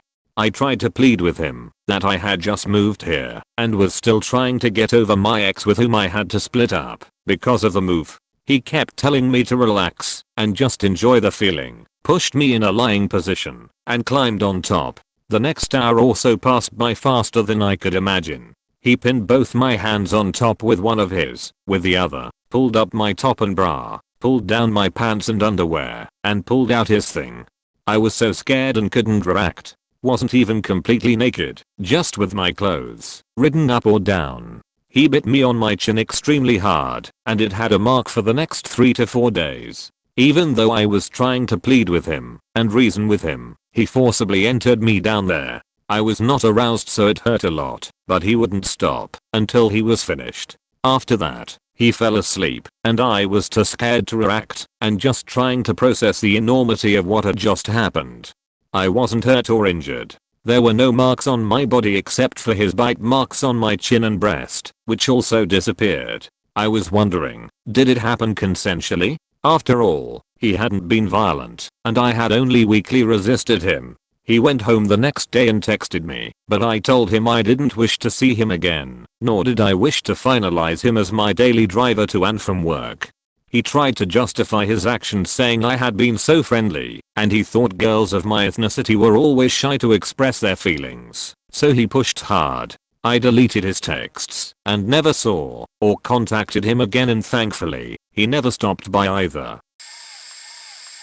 I'm on mobile and English isn't my first language, so please be kind. Some years ago I, 18 at the time, was on the way back home from my boyfriend, who lived about an hour away. It was 9 PM, but already dark, since it was winter. I wanted to take the train, because I can't drive. At the station I was the only person, and when I got on the train, the wagon was completely empty. I sat down on the seats next to the door and headphones in. After 2 stations some older, obviously very drunk man got on, and he didn't sit down, just stood by the door. I thought to myself that he must be very sad, so I minded my own business. Sometime after, he sat down right across from me in the same compartment. I was very uncomfortable with that, since I always had problems with strangers being close to me. But I thought maybe he is just a lonely old man without friends or family. It would be rude to leave. I tried very hard to act as if he isn't there, but after some time I noticed some strange movements from the corner of my eye. Again I just thought don't be silly and put it off as my anxiety. Gladly, I didn't stick to it and looked at him. He had his dick out, looking at me and was masturbating. I was so shocked I didn't say anything. I just got up and left the other way. I walked to the other end of the wagon, shaking and scared he would follow me. Luckily the train then stopped, so I got out and changed the wagon. I walked off it until I saw the first person and sat down near some woman. I was really scared, but he didn't seem to have followed me. After some while I calmed down. The next day I told my reference supervisor, male, who worked at the dorm I lived, about it. He, like every other male person I told, just laughed and thought it was very funny. I was furious how they reacted. Worse, he was my supervisor. He was working there, and his job was to be there for us when we had problems. The dorm was for underage to 25 years old people with mental health problems, and to this day I don't understand how this was an appropriate reaction in his eyes. I don't know what is worse, that something like this happened to me, or that no male person took it, or how I felt seriously. A guy started coming into the restaurant I was working at. He asked my name and number 1 said no, and gave him a fake name point. He kept coming in and talking to me. He seemed harmless, just weird. He started asking for me on my days off too. One day after work I saw him outside my work, and then he started following me, so I got on a random bus and phoned my boyfriend. This dude kept turning up outside my work and following me, so I kept switching where I was going. I eventually left the job and hoped I'd never see the dude again. New job. Around 8 months later the dude comes in and he started doing it again. He remembered my name, asked me why I changed jobs, and started following me and requesting me again. I changed jobs again 2 months later. Next time I saw him was about 1 year ago. He was walking past where I work, and I ducked down, hid behind a counter, and crawled across the floor into the back. My boss was confused as to what I was doing, but I explained, and he was fine. I haven't seen him again, and I hope I don't. I think I got lucky. The guy was clearly a stalker and creepy, but luckily he never attacked me, and I'm so grateful for this. But if I see him, you better believe I'm running. I don't want to give him the chance to attack. Quick side note, don't know how many women have experienced this, but a really common creepy thing loads of guys do is try to kiss your hand when you shake their hand. I'm full on pulling my hand away from their mouths and they hold it in a death grip. Can people not do this? It's creepy, disgusting, and uncalled for, and it probably happens with around 1/2 guys in a bar environment and 1/5 in a normal environment. If we're yanking our hand back, don't grip tighter. I've had too many, but this one comes to mind real fast. I work multiple jobs and was going from one to another on a sunny Sunday afternoon. I'd stopped in at a restaurant to pick up something quickly to go. After putting in my order I was waiting for my food in the waiting area, and this man, mid-20s probably, who had seen me coming and was hanging with his friends, approaches me, starts questioning me about what I'm doing, what I ordered, and stands super close to me. I move away, he moves with me. He tells me I should get the steak, he'll get it for me. He knows this place really well, he has a lot of money, wants to know what are you? You look so exotic, etc. I'm Romani, he is Armenian. I politely deflect, let him know I already ordered, and I'm on my way to work, and don't have much time, have a boyfriend, etc. He doesn't stop asking me questions, and stares quite obviously at my body, tells me I'm beautiful and wants to know why I'm not wearing much jewelry. Is my boyfriend that cheap? He would buy me this or that and on until I get my food and leave as fast as I can. His friends staring and laughing the whole time. I'd parked on a side street next to the restaurant because they didn't have parking, and as I'm walking out to the car, about to open the door and get in, a server from the restaurant, who had watched the whole exchange, calls out for me to wait. He runs up to my car and me, thinking he's coming to check on me to make sure I'm okay, waits for him grateful and wanting to thank him for being kind. When he gets to me, he starts asking me what I do for work, if he can hire me, will I come to his house and give him a massage. When I say no, he asks if he can come to mine, he'll pay me. Up until this point, I thought there was a language barrier because he has a heavy accent. I say no again. He gets annoyed and wants to know if I've ever heard of Backpage.com. Then he finally comes out and asks if he can buy me and for how much. I'll let him know I don't do that kind of work, open my car door, and get in as fast as I can. He's pissed, swears at me, and I get myself out of there as quickly as possible. While this exchange was happening, the first guy was sitting there in his car with his friends staring at me, waiting, and proceeds to follow right behind me. Needless to say, I was late to work from purposefully getting off at the wrong exit twice, just in case. Not the first time completely random men have asked me, regardless of what I was wearing, time of day, or what I was doing, if I was for sale. Another time was at a protest I'd attended where a white ally who was videotaping things and had appointed himself my safety buddy found me on Instagram, sent me photos of him shirtless holding up a Dell laptop and MacBook, trying to negotiate how much money he'd pay me weekly in the aforementioned laptops he'd give me to be his girlfriend. I'd barely had more than minor, very respectful conversations with him until this point. Blocked him. He got called out by organizers as a danger to film protesters soon after. I was one of many he'd done that to. TLDR. After stopping at a restaurant to pick up some food to go, I got harassed and cornered, then followed by two separate men, one after the other, before being propositioned for such work. All for trying to eat between work shifts. Jesus. I worked until recently in public libraries. It made me pretty jaded against old men. Much more than working in a country pub as an 18-year-old did. One instance, I had a man who followed me to different branches. He'd just show up. I assume one of my co-workers just told him why I wasn't at big branch on a given day. He used to corner me and talk about how I'd be so good at burlesque and how he'd take the pictures for me.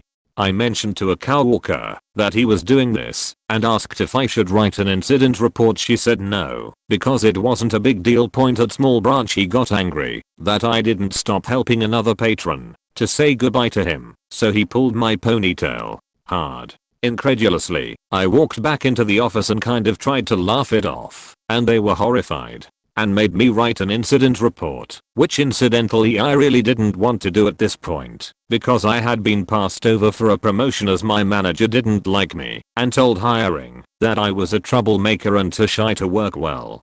My manager found out about the report because I didn't know this guy's name, and she told big boss, you don't need to follow this up. I know him. She's overreacting. He wasn't the worst patron I dealt with, but the way it was handled makes it feel like the worst. Also, running joke among us younger librarians was that if an old woman spotted you shelf checking a bottom shelf, she was guaranteed to say, "Oh, pray for me while you're there," and old man was guaranteed to say something else much less religious. Okay, so I work in vet medicine, and I was wearing my actual engagement ring, which I don't do that much at work, but I was in reception that day, so I decided to wear it. Well, it got busy, so I worked up the room and did what I usually do. Then as I'm about to go get the doctor, this guy says, "That's an awful nice ring you have there," and I said, "Thank you. I guess this means that my husband likes me some," and I laughed. Then I walked out. After the exam, the doctor leaves, and I do too. I go back in to go over meds to discharge the patient, and he states, "So when do you leave?" I said an obvious lie, that I left earlier than I would, and he chuckled and said okay, winked at me, then said, "Okay, I might not try to take that from you." I did a nervous chuckle, left the room, and went to go tell the doctor and the practice manager just in case. The doctor said, after I left the exam room, when they were talking, he kept flirting with her too, and said, "We will put an alert that no one can be alone with him, so it wouldn't be that creepy, since it's just a conversation." But he was actually outside when I said I would be leaving. I was closing that night, so I wouldn't be leaving for another 2 hours. He finally left, so I never left alone again just in case he tried to do something to me. I was terrified for a while, and needless to say my husband was not happy about that at all. Thankfully, for some good news, we fired him shortly afterwards, which means we said you are a problem and we will no longer take your business, after he tried that again with another receptionist. So we never saw him again after that second incident, thank God.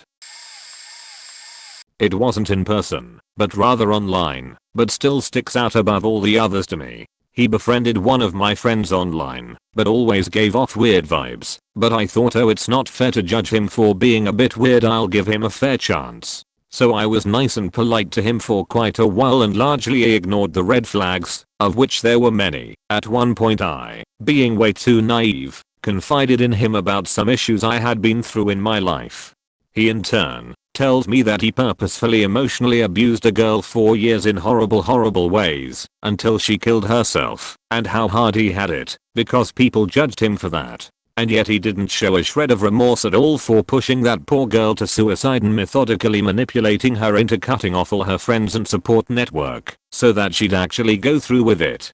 I told him that was extremely faked up, and I needed time to process what he had just told me. He got very upset that I didn't immediately tell him he was a good person, and started trying to convince me that I was as bad of a person as he was because of what I had confided in him about, which was just that I had been unfair to an ex-boyfriend in a breakup by putting the blame on him instead of taking responsibility for my issues, and was performing crazy mental gymnastics to try and both justify himself and tear me down to his level. He also brought up how he had made purchases for me, and how apparently I had manipulated him by forcing him to buy things for me when he would make purchases, gift them to me, and then refuse to refund them or take them back when I said I didn't want him buying me things.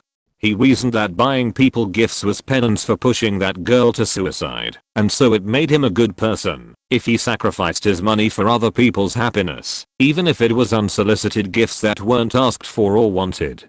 He also had been saving logs and screenshots of all of our conversations, and was quoting them back to me to try and twist my words and gaslight me into believing I was actually a horrible person who was lucky to know him. I ended up blocking him on everything, and went to my friend to try and talk to her about how crazy he was. She thought I was overreacting at first, but after showing her the messages she blocked him as well. Shortly after that we found out he was cyberstalking us to a pretty extreme degree, including messaging our friends to find out what we were doing and to try and pass messages along, or to try and convince our friends that we had been unfair to him and were abusing him by blocking him. This went on for at least a year, and eventually I kinda just dropped out from that friend group to escape the constant stress of knowing he was stalking me. I changed my profile names where I knew he was stalking me and did my best to cover my tracks so he couldn't find me. Overall, the whole experience scared me a lot more than almost any in-person experiences I've had. I didn't even know where this guy lived and was in constant fear he would find my address and show up one day. There's been other people I've met in my life who were definite creeps, but none were so openly unapologetic and unempathetic as him. The experience really made me more cautious online, and I go with my first instinct if something feels off now, but thinking about how matter of fact he was about intentionally pushing someone to kill themselves still puts me on edge. I think if I had been in a worse place mentally, he probably would have succeeded in gaslighting me, and that terrifies me as well. Things could have turned out so much worse if I hadn't had the experience and introspection to immediately know to shut that down and not listen to him. I have two stories. I was 11 at a Walmart viewing games when this 30-plus-year-old started following me around the aisles until he had me cornered and started asking invasive questions like, "Where do you live? How old are you?" and kept telling me how pretty I was as he eyed me up and down. Luckily my mom was nearby and swooped in when she saw, but the creep glared at her and continued to follow us out to the car until he saw my dad and faked off. Second story, while I still lived in Korea in my early 20s, I was walking back home one night and passed a church. There was a large dude hanging out next to a white van around the church, which wasn't hot at the time. There were usually vans around these churches, and as soon as I passed him he got in and started following me slowly. I tried to speed walk, but he only increased the car speed, so I fast walked my way into a populated alley.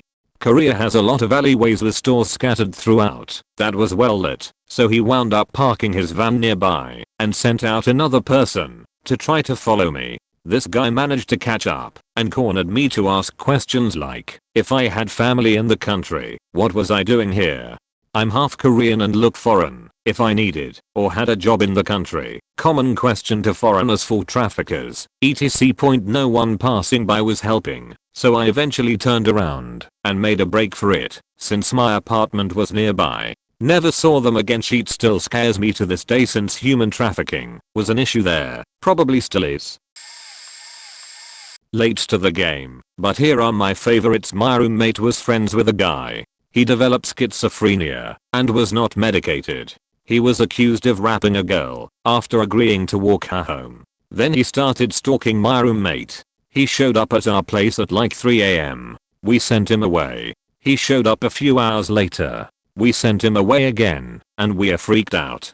The next day, it snowed really badly. We were in TN, so everyone lost their minds. He shows up again, starts screaming about drugs on our front porch, peed on our door, and had to be forced off the property by our maintenance men because the cops were so backed up with accidents. Another time, a few years later, I met a guy online. We clicked in that we both enjoyed long conversations. He starts to tell me that he's all I need. He knows he's perfect for me. We are soulmates. Nothing I say can convince him otherwise. I get freaked out and refuse to meet him in person. He sends me essays and essays, graphic and otherwise, to explain that we were meant to be. He didn't get that I was freaked out. Finally, he posted on the website we met this long story about how he met this girl and she was a beach and he was so confused and just wanted to know what happened. I freaked out at him and told him that I was terrified of him. He was stalking me. I'd asked him to leave me alone multiple times and I was scared he was going to find me. He seemed to get it. Then I got some more texts a few months later. Then I got another slew of texts after that. He hasn't messaged me in a year. I'm hopeful the saga has closed. Finally, and I posted on Reddit about this one because it messed me up. Married bro. Married bro was advertising for a LTR/wanted commitment. Painted this sob story of losing his job, leasing his place for cash, staying at his parents, and working off his rent on their farm. Okay. He seemed great. Very doting. Said/did everything right. We made plans for another hangout. Then he didn't text me for like 3 days. So I reached out about a job opportunity at my work. He was kind of weird about it and said we'd talk about it that weekend. Long story short, I got weirded out, investigated, found him on Facebook with his kid, then eventually found the wife and 3 other children. The youngest was born 5 months prior. He blamed it on needing a good parent for his kid/she wouldn't sleep in bed with him, blah blah blah. Thought he could convince me to continue. Nope. He showed up once unannounced too, to try to get me to forgive him. And he texted me a few times begging. Messed up dude. I tried to tell his wife and I think he found the message on FB and deleted it. Fuck you. Release WCP. Your wife deserves better and I hope she leaves your cheating ass. I'm not sure if this is the worst per se, but it's the first thing that comes to memory when I think of having to deal with creeps. Took a college course when I was in my early 20s. It was a very small class and I was the only girl. One of my classmates there remains one of the weirdest people I've ever met. All he ever talked about was being a furry, which is fine, but he was obsessive and how he was bullied in high school.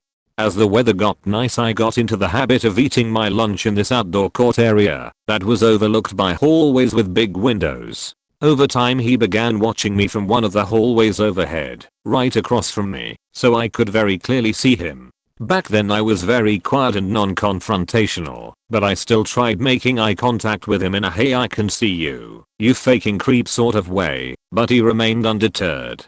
Soon after he started doing that shit I was working on my laptop in the library, as usual. I finished up what I was working on with some time to spare before class, so I decided to take a quick power nap. Woke up a bit later and headed to class. Creep comes up to me before class starts and starts talking, not even sure what it was about, but he casually dropped that he'd been watching me sleep. I'd already been planning on doing something, but that was the final straw. I took my teacher aside ASAP and told him everything, who then contacted the head of the department. Fortunately they took it seriously right off the bat. Not to brag, but I was the hardest working student in the class by a lot, so I think that helped. One of the security guards from the school actually came to my house and interviewed me about everything and told me he'd be having a very serious talk with him. He didn't bother me after that. I was 20 working my first retail job and an old guy, I'm talking like old, had a walker, easily like 85 to 90, came in about 30 minutes before closing and started chatting about crystals. Nothing too weird at first. My stationery store had a small selection of witchy things, mostly polished semi-precious stones and tarot cards, that type of thing. He then went on to explain the deep spiritual connection he had with crystals and how he had over 3,000 of them. I had to see pictures lol. Look, as a practicing Wiccan, I got nothing against crystals and their collectors. I just don't believe there's any strange vibrations coming from crystals like this wackid. Anyway, he was really pushy and insistent for my number, so much so that I told him my name was Morgan, it's not, and gave him the rejection hotline number. He left shortly afterwards, and I thanked my lucky stars I didn't have to chat anymore. I tell all my coworkers about it, and we have a good laugh. I'm a black belt, so I have very little fear of issues with strangers. Plus, the mall's security is right outside our shop, so I'm set. If he tries anything later, a few weeks go by, and my coworker tells me a strange guy came in asking for a Morgan while I was out on lunch. She told him there isn't a Morgan here. Shit, I forgot to tell her, because she wasn't there that day. Whatever, I figure he's probably got the message and won't be back. A few more weeks pass. My manager tells me she thinks she saw an old man with a big as crystal under his arm stomp angrily through the store looking for something and then stormed off quickly. She was alone stocking at the time. Weird, but whatever. A few more weeks later, a man approached me while I was stocking. To stock, I was sitting on the ground rifling through understocked stationery. I looked up and said hi, welcome. Instantly I recognized him. A faking course. Here we go. He looked over me and said, aren't you Morgan? Very accusatory point and a stroke of genius. I said, no, I'm her twin sister. Now, we had twins working at this store. Not totally unbelievable. Also, it's worth noting that though this was pre-corona, I was wearing a mask as is customary in Asian countries when feeling ill, and I worked at a company that is Japanese. I have severe allergies. I have worn a mask for years. It's great. So not only was I wearing a mask that day, but I also had new glasses. Totally believably my own twin sister. He bought it and then ranted about how he had been trying to send Morgan hundreds of pictures over text and nothing went through because it was some number in Montana or something, and I just went, yeah, she moved there for school, sorry man, can't help you. I'll let her know you came by though. Never saw him again. Thankfully I have had only 2 experiences with creeps, and I count myself lucky. The first was at an anime convention. I was 19, in cosplay, Tsukujijinka if anyone cares, and I was taking a break with my friends. We were up against a wall, and somehow I managed to fall asleep. Next thing I know, I wake up to my best friend yelling at a man to delete the pictures he took of me. He ran off, she reported the incident, and then filled me in. He apparently was trying to stealthily take pictures of me. She got a pic of him doing it and confronted him. He said, oh, I'm sorry, I thought she was a child. As if that excused it. The second time was when I was 21 and on a trip with another friend and her mom. We were staying at a hotel that happened to have a convention hosted nearby.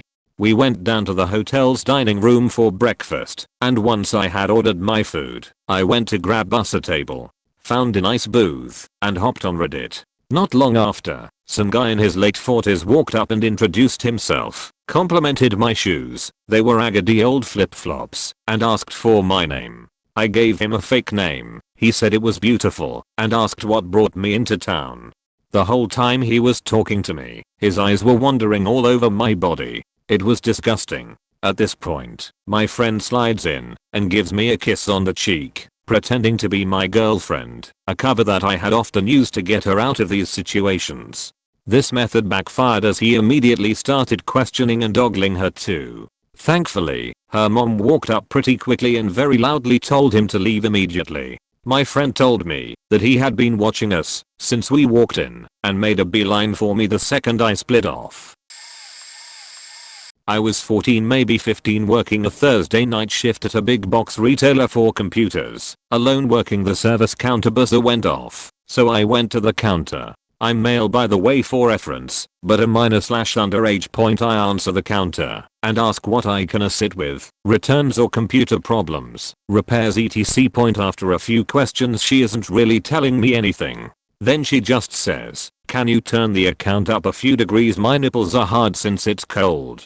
Semi-gobsmacked since she was flirting and acting very strangely to a young male at the service counter, I stalled for a few moments and said, "Sorry, I think that is controlled by factors I cannot change or even know how to do, let alone managers, since we don't have access to HVAC and thermostats." Satisfied with my accurate and technical response, she chuckled and said okay and toddled away after a quick flash of her lifting her skirt and giving me as a minor a full frontal shot of her goods. I walked back inside and finished my shift unsure what happened. Word got out after I told one person and my manager went through security footage to find it, since he was keen to see the footage, and found it. A month or two later, she reappeared during my weekend shift. I was serving a problem customer who always returned games after pirating them, and when CD keys were introduced for AAA titles back in the day, like Half-Life and other titles, we couldn't return such games, especially for repeat offenders. The best part, this customer missed the entire show. I was serving him and saying he can't return his $99 game due to CD key, and he can bring his computer in for us to try and make it work. It worked fine. He just wanted to game the system. So as he argues his case, old love from before who was young and twice my age at least, since I'm 14, walks behind old mate having a whinge. Winks at me, licks her lips and rubs her crotch before pulling her top up and showing me her implants that she mentioned last encounter before the air conditioning temperature. I saw all her good from hips up this time instead of hips down, and she gave them a good shake and flourish before slinking off, while the cashier looked at me and was as confused as me, but she knew the show was for me since it was obvious for the next few years.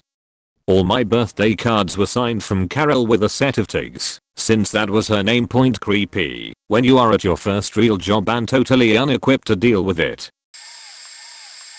2 summers ago I had a guy approach me while I, 18, was alone in a foreign city and asked if I would show him around or something, but I said no, sorry, I have somewhere to be. Untrue. Later I am grabbing food and killing time waiting for my train, and I see someone's head turn as I walk by, and it is him, so I turn on heel and go back the way I came, and he follows me, eventually catching up and being like hey. So then I'm sitting eating froyo as he is standing over me trying to chat, and I'm just looking for a chance to leave.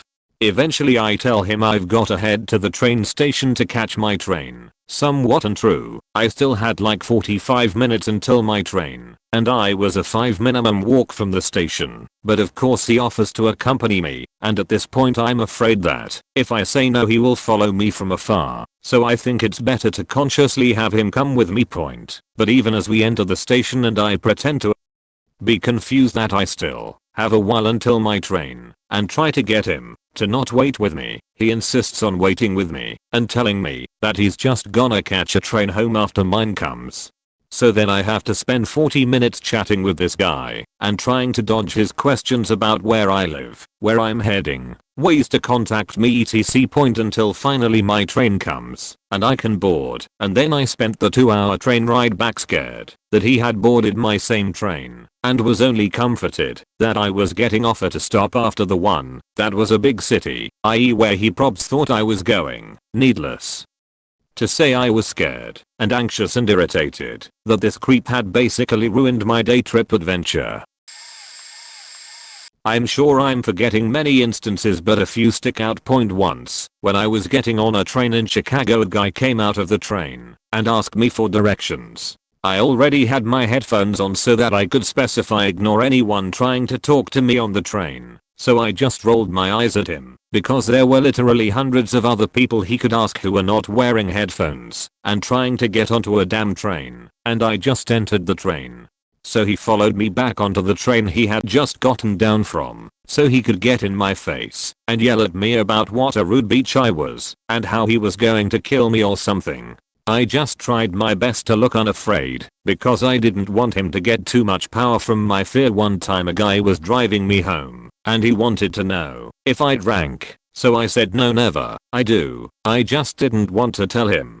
And he kept bothering me, and when I tried to pay for the ride he said no, I want a kiss instead. I told him to go away several times, but he wouldn't leave, so I told him to come inside and kiss my dad, and started raising my voice and calling him all kinds of names, and he finally left. Recently I was walking my dog and noticed a guy following me. He would come from behind on a motorcycle, pull up in front of me, so I would walk past.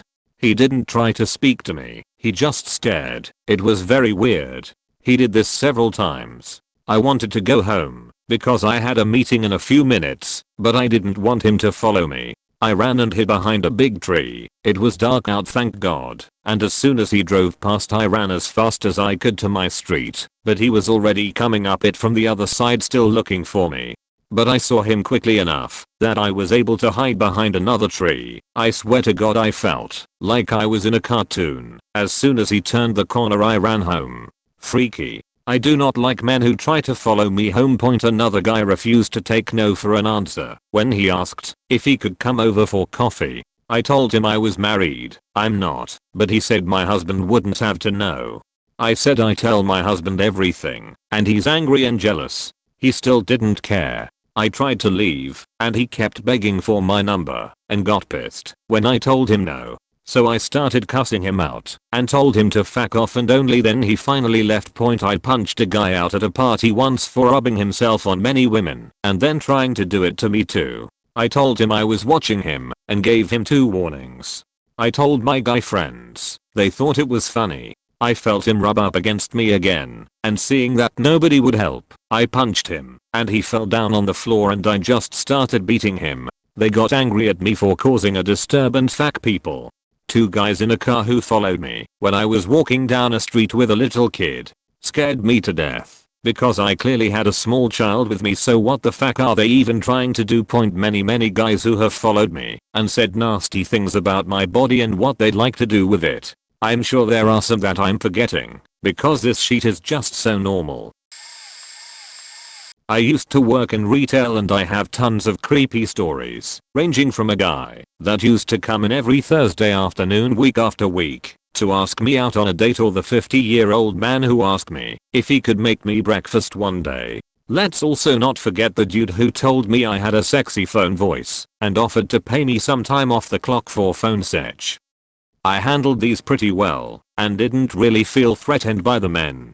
However, there was this mid-30s, bigger guy that came in one time. I was working the sales floor and we had a gaming section that I was tidying up. He approached me while I was working and got very close to me. I'm talking personal space invaded, looming over me kind of close. I took a few steps back and asked him what I could help with, and he was giving me the most blatant up and down look. You'll know the one, before asking about some game in stock.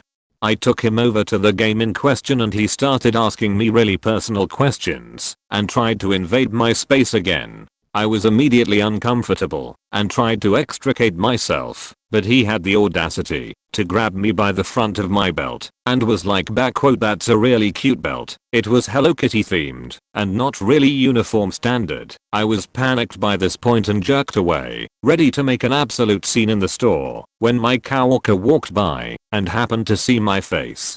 He knew and came over, wrapped his arm around my waist, and pretended to be my boyfriend, saying that he was wondering where I was, since it was our break time. The creepy dude looked angry and stalked off, not even bothering to buy the game. I'd never been more grateful, but seeing the creepy dude's look of anger and disgust still shook me so bad that I had one of the guys walk me to my car for a few nights after that happened. It wasn't as much what happened to me, but what happened to my older sister, our cleaner. I'm not rich, just someone who comes every couple of months to clean, not tidy, who was the sweetest. Used to bring this shady guy who was always high and smoking, probably in his 50s. It didn't really seem like our cleaner was all that comfortable with him either. He normally wouldn't come in, but my stepdad wasn't home that time. And he was in there on the couch when I got home. I didn't know that Carmen was there, so I immediately ran upstairs because I thought it was an intruder or SMTHN. Saw cleaner, realized mistake. I was walking to the kitchen and he grabbed me by the arms, got real close to my face and said, "What the fuck are you?" Which to this day I still don't understand. Anyways, he just kinda walked away back to the couch and I grabbed my water and stayed upstairs because the house was being cleaned. I was the only one home until my older sister got there. From her explanation, she walked in, said hi to cleaner, and walked back down the hall to go upstairs. Creep walks out of the washroom and looks at her for an excessive amount of time. She must have been 13 or 14 at the time. In leaning towards the former, he said to her, "You'd be pretty if you took off those glasses and put on a wig," and then walked off. Creep goes over and starts petting our dog. My sister gets upset and walks away. He keeps saying yeah while petting our dog. So my sister claims she has to take our dog on a walk, and then the creep argues with her and tells her he's great with dogs and better than her. He ends up grabbing her thigh and my sister just picks up the dog, gets me from my room, walks out, and calls my stepdad while carrying a 40-pound dog. Stepdad comes and yells at Creep. Creep gets upset and screams at cleaner. Then the dude leaves. Like, this is kinda like bare minimum for some people, but I saw him a couple years later, and he was working as a janitor at the rec center. When he notices me, he just smiled. I don't know why, but something about the way he walked around looking at every own stuff, saying he was cleaning, and touching my dog, and having no remorse about it gives me faking shivers. Point edit. Why'd I make this so long? I'm sorry, you can downvote me. This is like 2 faking scrolls TF. In 2003, the time before social media starting getting huge, and dating sites were not apps you could get on your phone. We had phone dating sites. It was a number you would call, set up a voice profile, and then able to talk to complete strangers. I ended up talking to this one guy, who seemed decent from his voice, and was pretty charming at first. Point, we ended talking about what towns we lived in, where we worked, what our schedules were like, you know, small talk. Well, this guy started giving me some creepy vibes. I can't remember what set the bells ringing, but he really gave me the creeps. I then started dodging his messages and calls. Probably not a good idea, considering what happened next. I was working late one night, closing up. There was me and 2 other co-workers shutting down for the night. I was in the middle of washing the floors when I got a phone call. This is how it went. Co-worker: "Hey, phone's for you." Point, me answering the phone. "Hello." Silence. Point, me. "Hello." Silence. Point, me. "Hey, who is this?" Click. About an hour later, we were about to take the trash back when there was an eerie looking guy at the counter. I looked at him and said, "Sorry sir, but we are closed." Point, he then smiled at me and my inside starting twisting into a knot. He said, "It's me, Joe." My heart sank into my butt. I was planning my exit right then and there. Point, I pretended to be happy to see him and told him that I would meet him back up at the counter after I took the trash back. He agreed.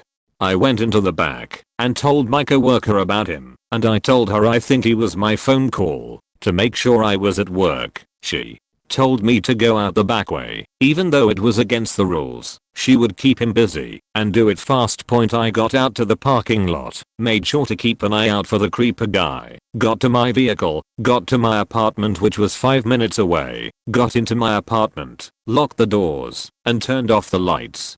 About 20 minutes later my phone started ringing, and thankfully I had caller ID and knew it was creeper guy. I didn't answer at all. He left my voicemails, saying how angry he was at me, blah blah blah. After that, I never heard from him again. Until this day, I won't use, call or download a dating app. One of my scariest experiences was at a local bar in my hometown. It's a big college town, but I grew up there, so I wasn't really afraid of it. This incident is the reason I don't really drink anymore. I was 22 and a girl I worked with had convinced me to go out to one of the more popular bars in town with her. She came over and helped me get ready, which included makeup and jewelry. I hardly ever wear those two things because I don't like the attention it usually draws. She also insisted on us dressing for the occasion, if you know what I mean. It was fun, but I was worried I would attract too much attention. As a lightweight and not much of a crowd person, I sat at the bar soon after we got there as she had left to go dance in the crowd. I was sitting there minding my own business on my second drink when a large muscular guy sat down on either side of me in unison. One of them tried to pull me into a close conversation, like he was purposely talking at a volume where I had to turn my head and lean closer to hear him. I don't remember his exact words, but I remember him asking if I was there alone and him commenting on my looks. I turned to look at my drink and take a sip and saw his friend quickly pulling his hand away from my drink. I just looked at him in shock and he put a finger to his lips in a SHHH motion. The first guy then gripped my thigh and said, "Drink it into my ear." I sat there for a moment and they both leaned in closer to me, looming over me, and his hand tightened on my thigh. Being mostly drunk and quite afraid, my bright idea was to take a swig into my mouth but not swallow, then spit it out once they left. It sort of worked, it sort of didn't. I took the sip, and the first guy smiled and patted my leg. Told me he would see me later. Then they left. I spit the sip back into my drink, only when I was sure they were gone. Told the bartender, and he threw that drink in the trash so hard I was shocked it didn't get everywhere. He gave me a fresh drink for free and a glass of water. But whatever they put in my drink had to be strong, because I got seriously woozy and fast. I was slurring words and could hardly walk shortly after that, and everything felt like a dream. I was trying to text my boyfriend about what happened and trying to call my coworker, but I could hardly feel the phone in my hands. I can't remember everything, but I know that my coworker took me to get some food and then dropped me off at my boyfriend's place so he could watch over me. He was so scared and yet so angry. I wish I could have told security what the two guys looked like when they asked me about it. As a bartender, I was not overly sensitive to this kind of interaction, to say the least. But one regular was always more threatening than the rest. He was mid-50s with a real soft voice and always alone. Zero friends. He'd say things like he liked my shiny hair because it meant I was healthy, like when a dog has a wet nose, and I was his favorite kind of stock. Even worse, he would lean over the bar and smell me when I wasn't looking. After a particularly drunken night, I thought he had left over and before. So I locked the doors and finished my closing sheet. 40 minutes. The only other person was the closing kitchen guy who finished up less than 5 minutes before me. Doing my last walk through turning off lights. There he was, hiding in men's bathroom stall. I obviously surprised him when I swung the stall door inward, hard, hitting him square in the face, so it took him a minimum to get his bearings and follow me. When he caught up to me, I had already pressed the alarm, and grabbing the paddle from the ice machine the kitchen guy was warming up his car in the parking lot, heard of a thing and came running, banging the back door, which was locked. So in order to let him in, me and this creep had to like tango across the store a paddle's length. The whole time dude just stared at me with dead shark eyes, saying some derivative of "You're a fast little beach, ain't ya, and hush now darlin'. I'll let the cook in," and bolted, still holding the paddle. He basically just told the guy to get fo and told the security company it was a false alarm. He didn't want cops coming. He was driving on a suspended. My managers refused to ban him because he spent good money there regularly. So 2 days later he was back at the end of the bar 2x a week to harass me and other bartenders until I quit over a year later. When I was a freshman in high school, I made some new friends in my foreign language class. One of these new friends was a guy named Roy, an upperclassman. I think he was a junior, and it became very apparent that he had a crush on me. I had a boyfriend and made sure he understood that I was not interested. Roy said he just wanted to be friends. Cool point, Roy was sitting near me in class and kept getting in trouble for trying to talk to me during class. Our teacher rearranged our seating chart, not related to his antics. The teacher just did this regularly, so he was now sitting 2 rows behind me, still trying to get my attention. Roy couldn't get me to turn around, so he'd follow me all around campus or come hunt me down every break. Then the gifts started. Candy at first, then jewelry, then kinda expensive looking rings. I turned things down, and he would look sad because it's just a gift for a friend.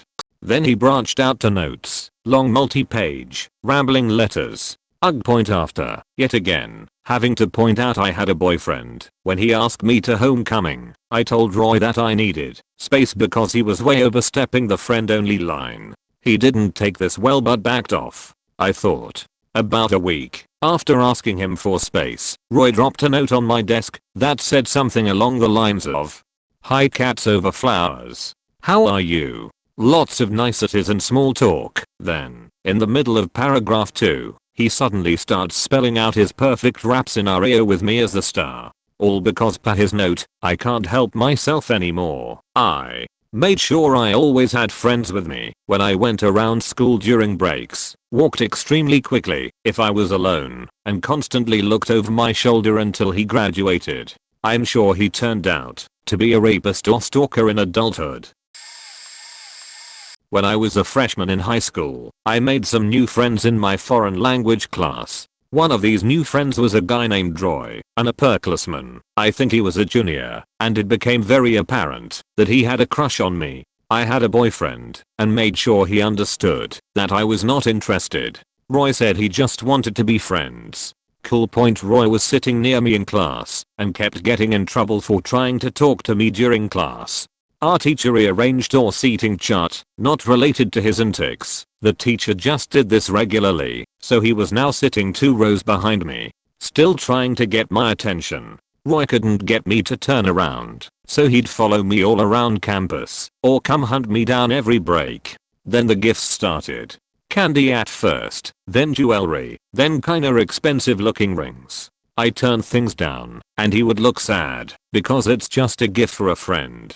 Then he branched out to notes, long multi-page, rambling letters. Ugh. Point after, yet again, having to point out I had a boyfriend. When he asked me to homecoming, I told Roy that I needed space because he was way overstepping the friend only line. He didn't take this well but backed off. I thought. About a week after asking him for space, Roy dropped a note on my desk that said something along the lines of, "Hi cats over flowers. How are you? Lots of niceties and small talk." Then, in the middle of paragraph 2, he suddenly starts spelling out his perfect rap scenario with me as the star. All because per his note, I can't help myself anymore. I made sure I always had friends with me when I went around school during breaks, walked extremely quickly if I was alone, and constantly looked over my shoulder until he graduated. I'm sure he turned out to be a rapist or stalker in adulthood. I started getting catcalled at 14, which sucked. Point. When I was 16, I was waiting by a car park for my mum to pick me up after work. It was around 4 PM on a Saturday in summer, so it was broad daylight and there were plenty of people around. A guy, looking about mid-30s, got out of his car that he'd parked on the street, not in the car park, came up to me and asked for my number. I said what? And he asked again. I said no, and checked the time on my phone to see how long my mum would be. He said, "Oh, do you have a boyfriend?" I said no. Really Sholv said yes, and he asked, "So can I have your number then?" I realized he wasn't going to go away at this point, so I said, "Dude, I'm 14. I figured if I told him I was 16 he might still keep trying to. I decided to head into definite nonce territory then. After that he apologized and got in his car and drove off. When I was 17 I was waiting for a bus to go to my boyfriend's, at the time, house after school. An older man was parked on the opposite side of the road to me and asked what I was doing. I said I was waiting for the bus to go to my boyfriend's house. I didn't realize you had to signal for the bus to make them stop, so it drove straight past me. The guy saw that and offered me a lift. I politely declined, and he kept pushing, saying things like, "Oh come on, I'm not going to do anything to you, and it's better than walking there." I kept declining and crossed the road to go to the other bus stop about 200 meters away. I called one of my friends and told her, and then I shared my location with her. While I was waiting, I saw the guy drive down the road. Luckily there was another woman waiting at the bus stop with me. She signaled the bus when it came, and I got on. I'm 18 now. I was playing an online pool game on my phone and someone had friended me on it. Before accepting their request I searched up the first name they had, and it was a girl's name, so I accepted the request. This person kept begging me to keep playing with them, saying I was pretty, that they loved me, that stuff. A day later I unfriended them on the game, but it turns out they managed to find me on Facebook and sent me a request. It was a middle-aged man. Quickly blocked him and uninstalled the game. Point I was at my boyfriend's, at the time, different one, house. We were in bed, and it was probably about 11 AM. It was pretty warm in his room, so I wasn't wearing anything except my pants. My clothes were on the floor next to the bed. His dad came in and just started talking to his about something, and then started trying to take the covers off us. My boyfriend held onto the covers very tightly, and after what felt like an eternity, his dad laughed and left us alone. I asked what the fuck that was about, and put clothes on for the day. Boyfriend had no idea why he did that. A couple months later, at about 9 PM I was making dinner for the two of us at his house. His dad calls him into the living room to talk about him wanting to move out next year. He would been moving to my city with some of his friends. I'm a little annoyed because the plan was I'd cook while he did some of the dishes, but whatever. I'm about to throw everything in the pan when his dad says that I need to be there too. I was hungry and didn't want to talk to his dad, but I went anyway. At some point, he says that I remind him of my boyfriend's mum, his wife, who was sat right next to him. I'm really confused, because to me, it's saying that it's like his son is dating his mother, or something worse. For the rest of that hour-long conversation, half wasn't even about him moving next year. I zoned out and pet the dog. Point his dad also kept telling both of us that I could do way better than him. This was just mean, and I don't understand why he would say that. Usually to get to my boyfriend's place it took me 2 or 3 hours, trains and buses, but sometimes one of his parents would come down and pick me up or drop me off from my student halls, which was around a 20-minute/half hour drive. One time, my boyfriend said that his dad would come to pick me up the next afternoon. I said thanks, but then he said that he wouldn't be in the car. I asked why, and he said that, since it was during a lockdown, his dad didn't want to have his son in the car in case anyone noticed. This was never a concern before, and I thought it was pretty damn weird that his dad was adamant that it would only be me and him in the car. I thought maybe I wasn't being fair, so I asked my flatmates, 2 girls, 2 guys, and 2 best friends, girls, from before uni. The girls immediately thought it was weird and the guys were on the fence until I mentioned the other stuff in this post. Ultimately I took the lift, since I didn't want to spend £30 to travel in sheet weather. On the journey, his dad mentioned how I wasn't as bubbly and chatty as I always was with his son. I laughed it off and said I was just tired after finishing my first semester exams the day before. I thought that comment was weird because obviously I'm not going to be all flirty around someone who isn't my boyfriend. His dad offered me another lift to go back, but my boyfriend was still sleepy and didn't want to go because he didn't want to talk to his dad on the way back alone. I asked him how he thought I felt, and he said fair enough and came along. Thankfully, broke up about a month after that. We are still friends. He's moving to my city next year. Coincidentally, our housing next year is less than a 10-minute walk from each other. Bit awkward, haha. I hope to God I don't run into his parents when he's moving in. My percussion instructor, 50, when I was a freshman in high school, 14, progressively got creepier to the point my parents were able to get him fired. Starting when we were marching at our first football game. We weren't allowed to be on our phones, however I was sure it was my parents calling me, and I could feel it ring in my front chest pocket. I asked the instructor if I could answer it. He says, how do you know it's ringing? I say it's on vibrate. Him, have you ever used one of those on yourself? A vibrator?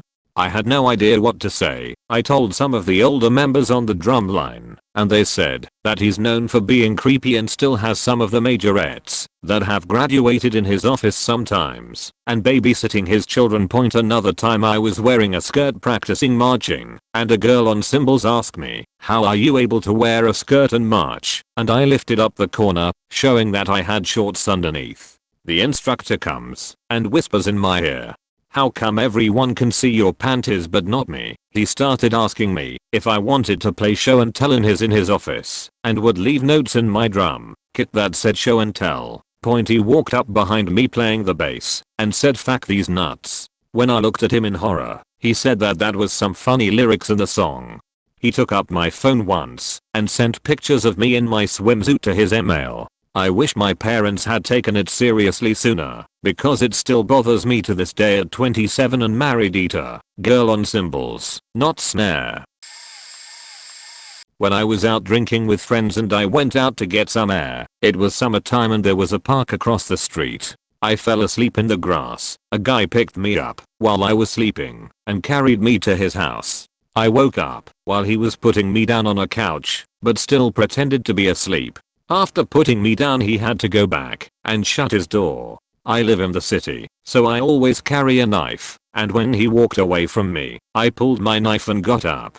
He was a big guy, 6 feet 2, 250 pounds. I'm 5 feet 2, 130 lbs. When he turned around, I told him that this can go one or two ways. You let me leave, and it doesn't go any further, or you try anything, and I will make sure your DNA is all over me. As I was saying this, I pulled out my phone and took a picture of him and sent it to my friend at the bar with my location and help. He didn't say anything for what felt like forever. Then he tried to convince me he knew me from before. When that didn't work, he asked if I would sleep with him for money. After that, I told him I was calling the cops, and he finally opened the door. I made him go out before me and had him stay a good distance away while I walked out, just in case he was thinking of trying something. When I was finally away, I realized he took my wallet. My guy friends went to his door and got it back. Still to this day, he will HMU on my social media and try to meet up. Even though I have blocked him every time, he just makes a new account. I have no idea how he didn't wake me up when he picked me up. Now if I go out and I need to get some air, I make sure I have a friend with me, so don't put myself in position like that. The guy beside me on the bus kept rubbing his hands on his thighs to the point where I would also feel his hands mildly running up my thighs. The bus was packed and we were sitting closely together, so I just assumed he's not doing it on purpose and gave him benefit of the doubt. Told myself to let it slide, and if he does this for another 10 minutes or so, then I would consider it him doing it deliberately. 15 minutes since it passed, he's still doing it from time to time, to the point where his hands would linger on his thighs for a long time and would also touch a part of mine. I was 16 back then, and I'm so terrified what he would do if I complained to him about it. So I went to get up on my seat, and he's on the aisle side and I have to pass him first before really getting out. He outstretched his legs, so I would have to go over it, and it's especially hard when you're packed inside a bus. Said excuse me a few times and he wouldn't budge, still blocking my path. Luckily one of the lady behind tapped the man on the shoulder, who's blatantly ignoring me, and said I think she wants to get out. Since it's really far before my stop and I already paid my fee, I walked far from my seat at the back and rather stand at the front, behind the bus driver. Looking back, I wish I would stood up for myself. But when you're really in those kind of situations, fear overpowers you, especially when you hear stories of women retaliating to creeps and being beaten up or done something worse to in return. All I wanted to do was to get myself out of that situation. I was 18 and living in a freshman dorm my first year of college. I'm far from home and know no one there, so my anxiety is huge and I'm super alert. The first week of class, we are made to play one of those icebreaker games to learn names. I'll earn some point. The second week of class, the teacher calls on us randomly to contribute to discussion of whatever, but he mispronounces this guy's name. Immediately, I say, it's the correct pronunciation. And that, dear reader, was all it took to signal to the guy whose name was mispronounced that we were meant to be an item point after class. He thanks me for speaking up for him. I say no problem and turn to go, but he is right there with me, not talking, just walking next to me. We are halfway across campus when I ask if his next class is here too. No, he says, he just wanted to show his appreciation. I'm good, it's all fine. I'll see you next class, I say, but he doesn't leave. He actually comes into my next class and sits down next to me in the lecture hall. He insists he is staying to hear the lecture point. At this point, I realize I may have a problem, but I'm not sure it's really something I need help with. I mean, he isn't really doing anything to hurt me, right? So, I just ignore him, take notes, etc.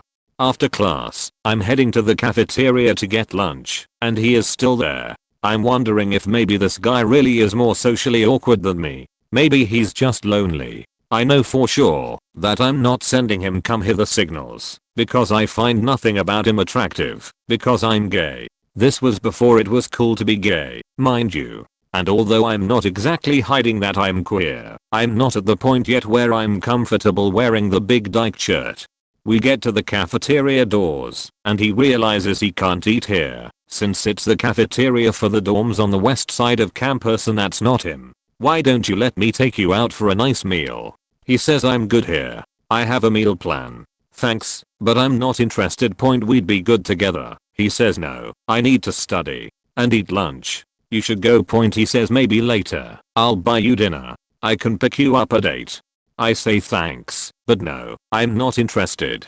Then, he becomes irate saying he knows it's because he's Jewish. What? How would I even know you were Jewish? Because you knew how to pronounce my last name. There is nothing I can say now that will convince him that I'm not discriminating against him because of his religion. Even the fact that I know how to pronounce his name because of the stupid icebreaker game. Finally, I say that he can believe whatever he wants, but that's not going to change the fact that I'm not interested. There are actual tears now. Big fat tears just quietly running down his face as he sits across from me in the cafeteria. That's when I make my tragic mistake. I tell him it's nothing personal. I just don't date guys. He says he will be the man to change me. I tell him he will not be the man who changes me because I'm definitely into women. Every day of that semester he is everywhere I am. I have no idea when or if he goes to his own classes except the one we share. He has flowers delivered to my dorm daily. He takes notes professing his love for me to the doors of my classes and dorm. He leaves stuffed animals at the reception desk for me. The girls in my dorm think this is romantic and cute. They don't care that I don't know this guy. I find out that he has written letters to my little brother, who is 9, saying he can't wait to meet the family. Here's the thing, this is way before social media was available. I have no idea how he found out where my home was, or that I had a brother. He starts appearing in his car as I'm walking on campus, driving 5 miles an hour begging me to get into his car so we can make up. Finally, the sheer volume of his words and actions force me out of my reluctance to engage. I have studiously avoided him since the first day in the cafeteria. I stop one day and I talk to him from the curb because there is no way in hell I'm getting in his car. I tell him we aren't going to Macup because we aren't a couple. We are nothing. He can't love me because he doesn't know me. I don't know him. This following me around is creepy and disturbing and has got to stop. He follows me in his car to the campus police station. I go in and tell them about it. They say he hasn't really done anything wrong yet. I point out that the yet shows they know he is going to do something really wrong and they know it. So what can they do to prevent it? One officer asks why I don't just give the guy a chance. I leave campus police. He is not outside waiting for me. I'm relieved, thinking maybe he got scared when I went in the station. That night as I'm coming back from dumping my trash can in the dumpster behind our dorm, he grabs me. It's dark and he's managed to press me into a heavily landscaped corner that hides the garbage disposal area. His hand is covering my mouth and pressing the back of my head into the brick wall. I'm trying to get away, which causes my head to crash into the wall a couple times. It hurts. I stop struggling to listen to what he is saying because he has been talking really low this whole time. He's saying all I wanted was a chance, but you couldn't give me that. He's grinding his pelvis into me. There is nobody I can see around. I realize he is about to try to take what I wouldn't give, and I get really still. His face is nearly touching mine now, and I shake my head no. The minute he moves his hand, he replaces it with his mouth, and he's using both hands to keep my head still, trying to shove his tongue in. I open my mouth, let him stick his tongue in, then bite down for all I'm worth. He stumbles backward, but keeps his grip on my head, so I go with him. He's got a clump of my hair wrapped around one fist, and he smacks the side of my head with the other, trying to get my teeth to let go, but I'm in shock, I guess. I can't let go. Then suddenly it's like I wake up and understand what's going on. When we fell, I ended up on top. I unclench my jaw, and he lets go of my hair to feel his tongue and mouth. I'm able to spring up, and I use my position to kick him in the balls, because that's what hurts, guys, right? He curls up to protect his junk, and I kick him in the head and run. I don't run back to the police. They didn't seem to want to help. I run back to my dorm. I can feel a limp on the back of my head and the whole side of my face is swollen. I get all the way to the bathroom of our suite before I spit out the half-inch of his tongue. I flush it down the toilet. I shower and scrub like my life depended on it. I brush my teeth and brush my teeth and brush my teeth. The next week, he doesn't show up for class. In fact, I never see him again. But for years, I waited for the other shoe. For probably a whole decade I was sure he'd pop up somewhere. I carried a knife. I wore a big heavy ring. I cut off all my hair, and sometimes I wonder who I might have been if I had not had that experience. I was waiting for the train one day. It was about 15 minutes away, and there weren't too many people around. Something wasn't sitting right with me as this man comes up to me and asks if I have a spare dollar, and I say I don't. I'm sorry, but I'll keep him in my prayers. He gets all taken aback and goes, oh my. Well, isn't that nice of you? What's your name, miss? I tell him my name is Mary, which is true. It's my first name, but it's not the name I go by. I go by Michelle, which is my middle name. He goes, Mary. Wow. Well, isn't that something? Your name is Mary, and you're going to pray for me? You're like a saint or something, huh? You're like the Virgin Mary, huh? He is real close to me now. I'm just smiling politely at him now and saying, that's my name. Other people on the platform are looking out of the corner of their eye at us. Then he says, you know, Mary, as he gets real close on me. He puts his face an inch from mine as he is moving side to side. His eyes are wide, and spit comes at my face as he speaks. I'm a gangbanger, Mary. I'm a crip, and oh man, he says smiling. Do you know what I've done, Mary? I say no, just standing there frozen. He backs up and starts to swing at me and then stops in midair. Then he laughs. I don't flinch. He says he's done some shit, that he has killed people, that he has been in and out of prison. He tells me the cops around here know him well. I look out of the corner of my eye, and still the people on the platform have decided not to do anything to help me. I just nod at him and say something like, is that so? And then glance up at the time left for the train to arrive. Maybe another 7 minutes. The man then asks me if I know what people like him to do girls like me, if I'm aware of what he could do to me right now, as he is licking his lips. I say nothing, but he fills me in on all the details, but then displays some type of internal conflict, almost as if he shouldn't do this to me. Suddenly my phone starts ringing. Thank God my boyfriend is calling. I tell him I need to take this. I don't tell him who it is, but he makes an assumption. I pick up the phone, and I walk a few feet away, and talk in a low voice. My boyfriend detects something is going on. He asks if I'm okay, when suddenly the man comes up next to me, and again presses his face against me, this time against my phone, and he starts talking to my boyfriend. He says something like, you got yourself the Virgin Mary here, nigga. You realize what you got all to yourself? You're lucky I don't take this beach right now. He yells a bunch of stuff into my ear at my boyfriend, and then he whispers that it's time to go to me, and he walks away. I don't turn my back, but he leaves, and I never saw him again. This is the worst of my experiences, but I definitely have to say this isn't the only one I've had like this. How much time you got? At 1 to 2 years old, when I was still in diapers, my uncle would make me sit on his lap, and then he'd put his hand inside my diaper. At 3/4 years old, he ended up orally rapping me multiple times and making me give him blowjobs. I'd get toys out of the deal. He'd buy me a toy, then expect me to let him give me oral or give him oral. I now no longer can accept gifts from anyone. At 427, my grandfather would take me to the shed where he'd give me virginity checkups that I thought was normal until he rapped me at 8. At 7, I discovered my aunt had been drugging her kids to sleep and consequently me also when I slept over. I didn't drink the milk she prepared for us because I saw her putting something in the drink. I didn't tell her I didn't drink it, I just sneakily threw it out. I woke up to my other grandfather on my mom's side with his hand down my pants, thinking I was asleep. The next night, I made a show of not taking the milk. I threw it out in front of both of them and said the milk had made me sick the night before. I stayed awake all night that night and witnessed him molesting my cousin instead of me. Starting at 6, my other uncle started molesting me and making me grind on him when he was naked.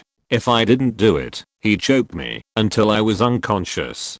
At 9 years old, my sister babysat for a kid and his older sister. The kid was my age. Sometimes I'd go with her to play with the kids. The boy ended up pinning me and trying to rap me until his sister walked in and stopped him. Reminder, we were both 9. This behavior started young for him apparently. Makes me wonder what the fuck was going on at home. Starting at 12ish, I started getting constantly catcalled on the street. I'd walk down the road and get grown-as men in their cars honking and yelling at me anytime I went walking.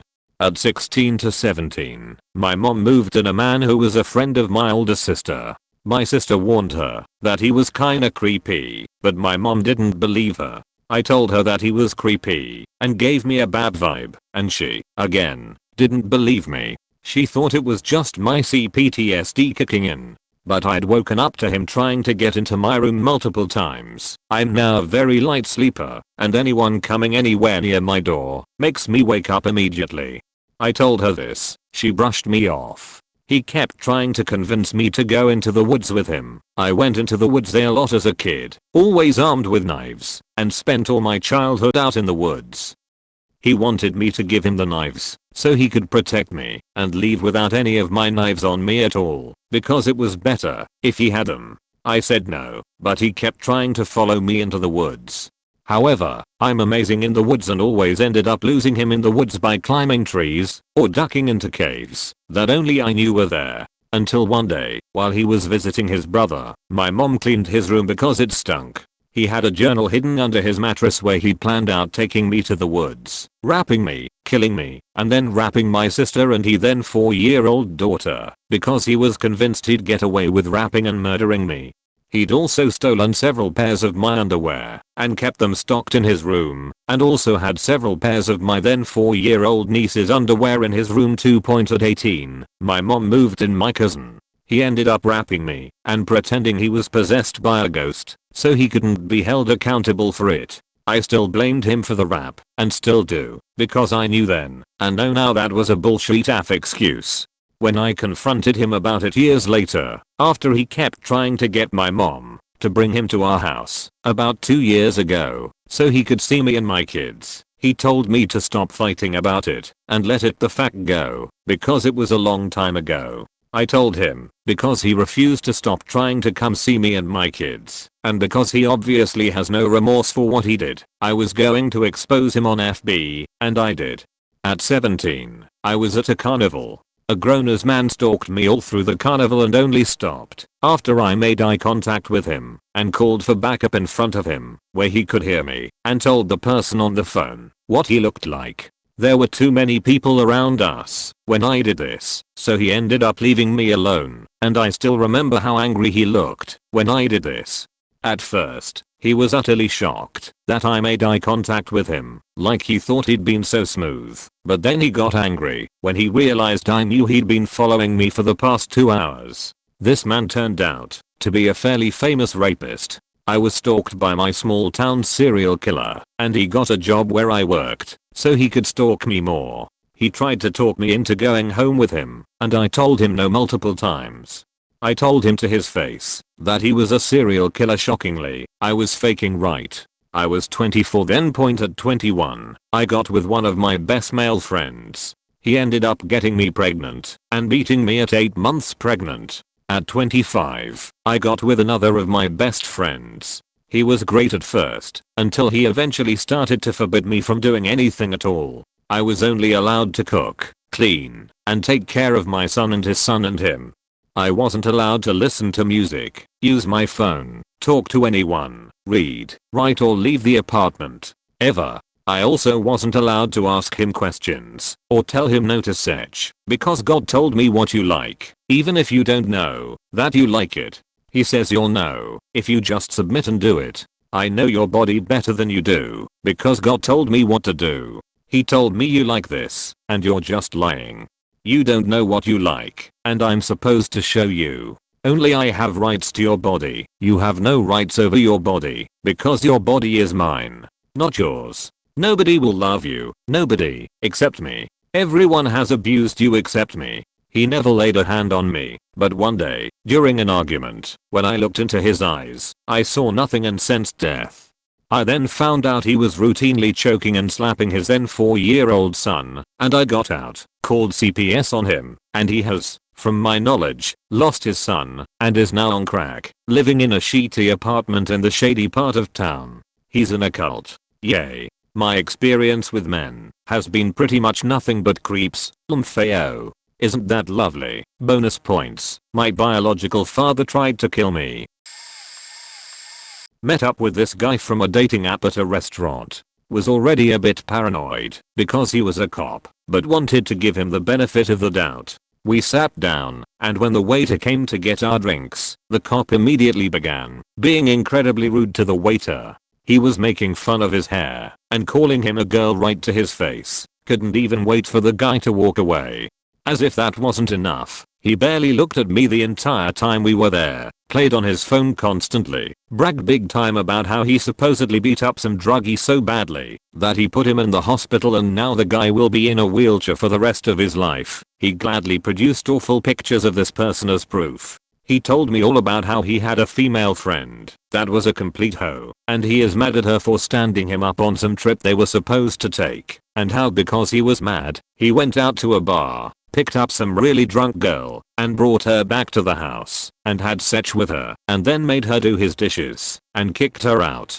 Cop then proceeded to ask me if I wanted to go on this weekend excursion with him in like a month. This was our first time meeting, and when I gave him a hard no, he started putting down my job and side project. Waiter comes back, and he is again rude to this guy. Cop then starts asking me my last name, and I gave him the wrong one, and asks where I live. I wouldn't give him more than the city that was already listed on my dating profile, and just keeps talking about how women are hoes, and how if I'm still dating at my age, 35, then I must be all used up and skanky. Asked for a box for my food, and when the waiter brought the check, I grabbed it and went to pay for the food immediately, as I thought the cop may grab my card to see my info. He followed me out, and as I was getting in my car, he grabbed my hand and tried to convince me to go home with him midday during the week, also because I must be a total hoe, and I was like, no, I gotta get home and walk my dog. I got lucky and a couple of Mexican Americans were cutting through the parking lot and having a squabble, and he being such a great cop decided to pursue them on foot, in plain clothes bragging about his gun. I took the opportunity to get in my car and peel the fuck out of there as fast as I could. Not going to say every cop is bad. I know they aren't all nasty whatevers like he is. This guy is just one of them that helps them get their sterling names. I don't know if this is my worst, but it's my favorite one to tell. So I work part-time at a frozen yogurt shop, and one time this guy came in, white, not very tall, about college age. He looked completely exhausted. He came in and got a raspberry sorbet with a bunch of toppings and a water bottle. He moved very slowly and stumbled around a lot. I was working alone, so I was really uncomfortable. I'm an anxious person, so I tend to tell my intuition off. He came up to the counter and his total was 7 something. He gave me 2 crumpled singles, a dollar coin, and some other random change. It wasn't nearly enough, but I really didn't like his vibe, So I told him he was all set and to have a great day. But then he didn't leave. He just stood there and stared at me. So I asked if there was anything else I could help him with. He said I was pretty cute, a compliment I hate, and asked me to go out with him, and I said no. But then he told me to call him and just slurred out a bunch of numbers really fast, which I did not write down. He stumbled out, and I figured that was the end of that point. But then the motherfucker came back like 5 minutes later. Our shop has huge glass windows and I could see him in the intersection right outside the shop, waving at cars and weaving clumsily through traffic. When the light was red, he knocked on a car's window until they cracked the window. A brief conversation ensued, and when the light turned green the car sped off faster than normal and the guy threw the bottle of water he bought at the car. He wasn't on our property, so I wasn't planning to do anything other than keep an eye out. So naturally he came back onto our property. Our outdoor seating area is right outside the entrance and he started talking to a family, 2 parents and their 2 preteen kids. I was watching them real close, but I looked away for maybe 10 seconds to speak to a customer, and when I turned back around the guy had pulled out a homemade flamethrower, some kind of big lighter, and an aerosol can. And the dad was throwing chairs at him in the parking lot. Immediately I ran out to rush the family inside, and the guy ran as the father pulled out a knife he'd been carrying in his pocket. We watched him run into a construction site across the intersection as I phoned the police. The police never followed up with me about it, so I have no idea what happened after that. Wow, this is my thread point. I'm disabled, right? I walk with a cane. Back in 2011 or so, I lived in London. And one day, a man started following me around Trafalgar Square. At the time I was a grad student and I lived quite nearby in student dorms. If I tried to go home I'd lead him to my door, so for 2 hours I led him on a very slow foot chase around the area. Through multiple shops. In and out of a 2-level bookstore. I was terrified. He would not stop stalking me, and every time I turned to look he was just staring at me, smiling, unblinking, like something out of a horror movie. Waiting for me to slow down or give up. My whole body was really starting to hurt from all the walking he was forcing me to do to get away from him, and I still couldn't go home, and he wasn't giving up. I was beginning to limp. Finally I stopped in the middle of the square in a big knot of people not far from some police and asked him what he wanted, even though I knew. He asked if I'd whack him with my cane. I think he was actually drooling. I remember him leering in my face. I remember his hot breath, and how visibly horny he was, his invasive body language, how his eyes were too wide. This time I turned and walked away through a group of police and he stopped following me, and I went back to my dorm. It remains one of the most frightening things that's ever happened to me. If we hadn't been in a public place he would have rapped me. I have no question on my mind. I know he got his rocks off just doing what he did, but he clearly wanted more. I'm lucky police were out that day, though I can't remember why they were. I have always been a bit outgoing. I used to make friends with a lot of strangers. About 10 years ago I was living by myself in a studio apartment in an old mansion. There was a nice, friendly guy about my age in the hallway, who was in the process of moving in. He had a big box of tea, and he was with his mother. A conversation started, and we decided we might hang sometime and have a cup of tea. So then I'm walking around town with him one day, just adventuring and getting coffee, light shopping, etc. And I notice things start to get quiet when we walk into an establishment, and he is seen. This happened in a couple different places. People seemed kind of super aware of him or uneasy. I thought, okay, this is weird, but couldn't really understand why it was happening. So sometime shortly after that he's over at my apartment with me alone, and he just says something like, wow, your place is so cool. It's crazy that you invited me over, just the 2 of us. You just met me. I could stab you and leave you to bleed out.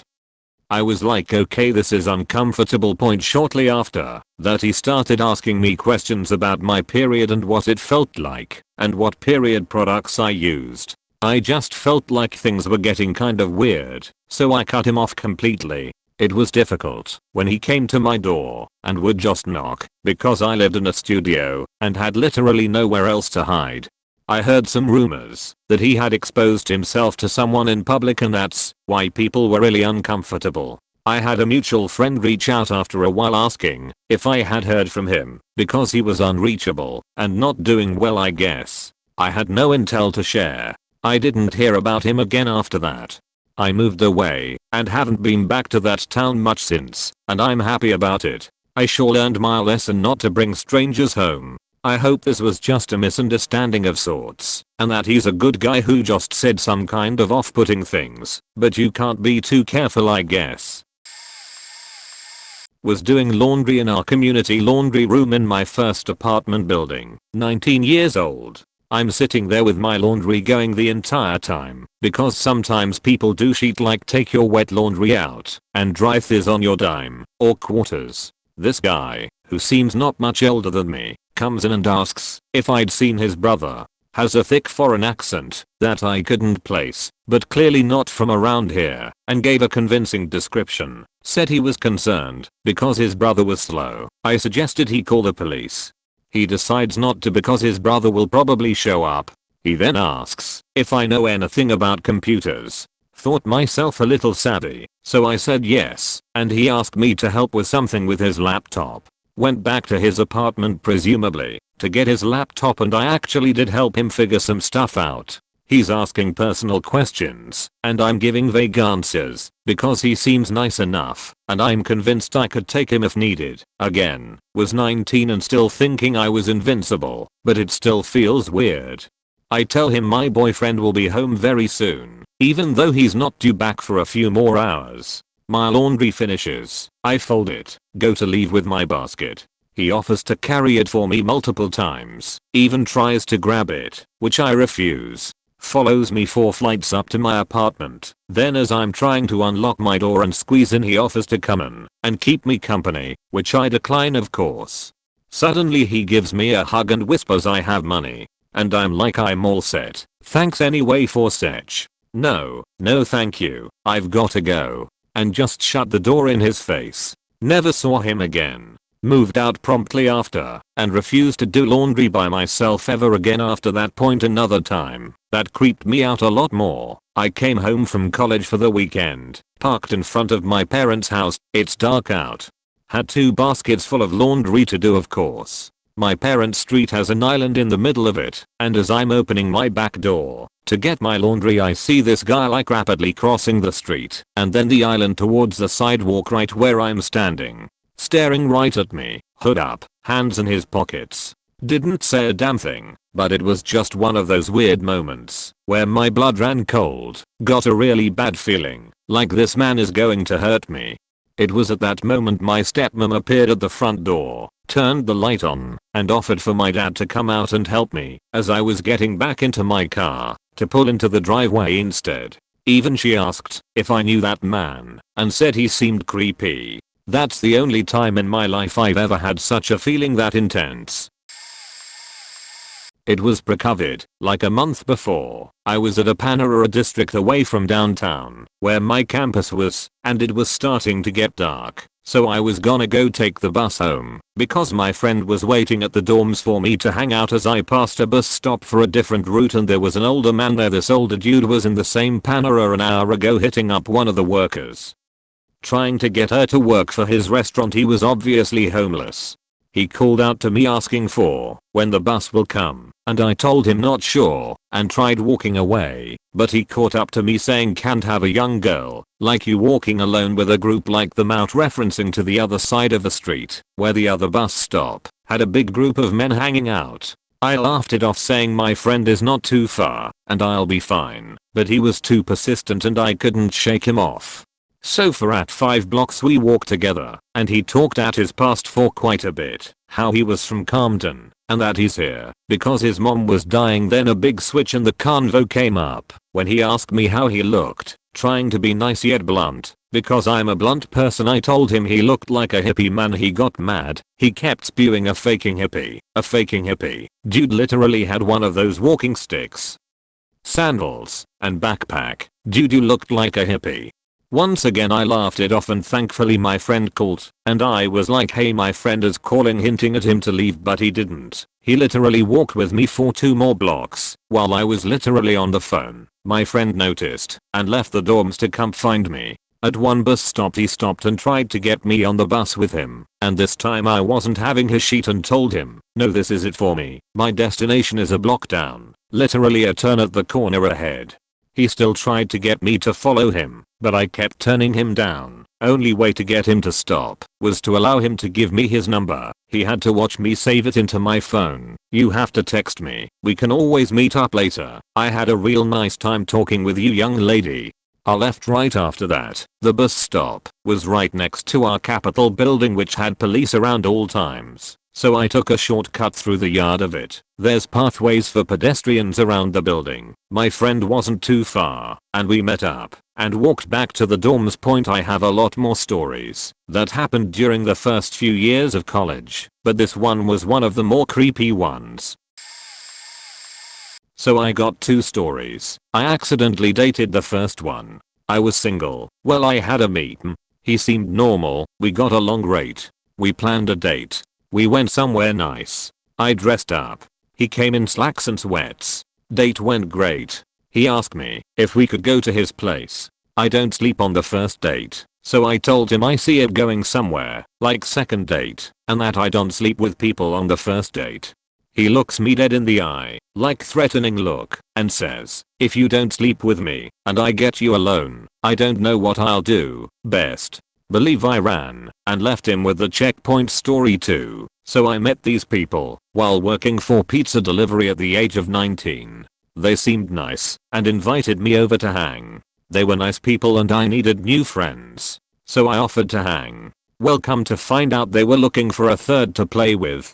I wasn't into that. I was with my boyfriend. We were on and off. Breakup was pretty much imminent at that point. I told them I was looking for a friend.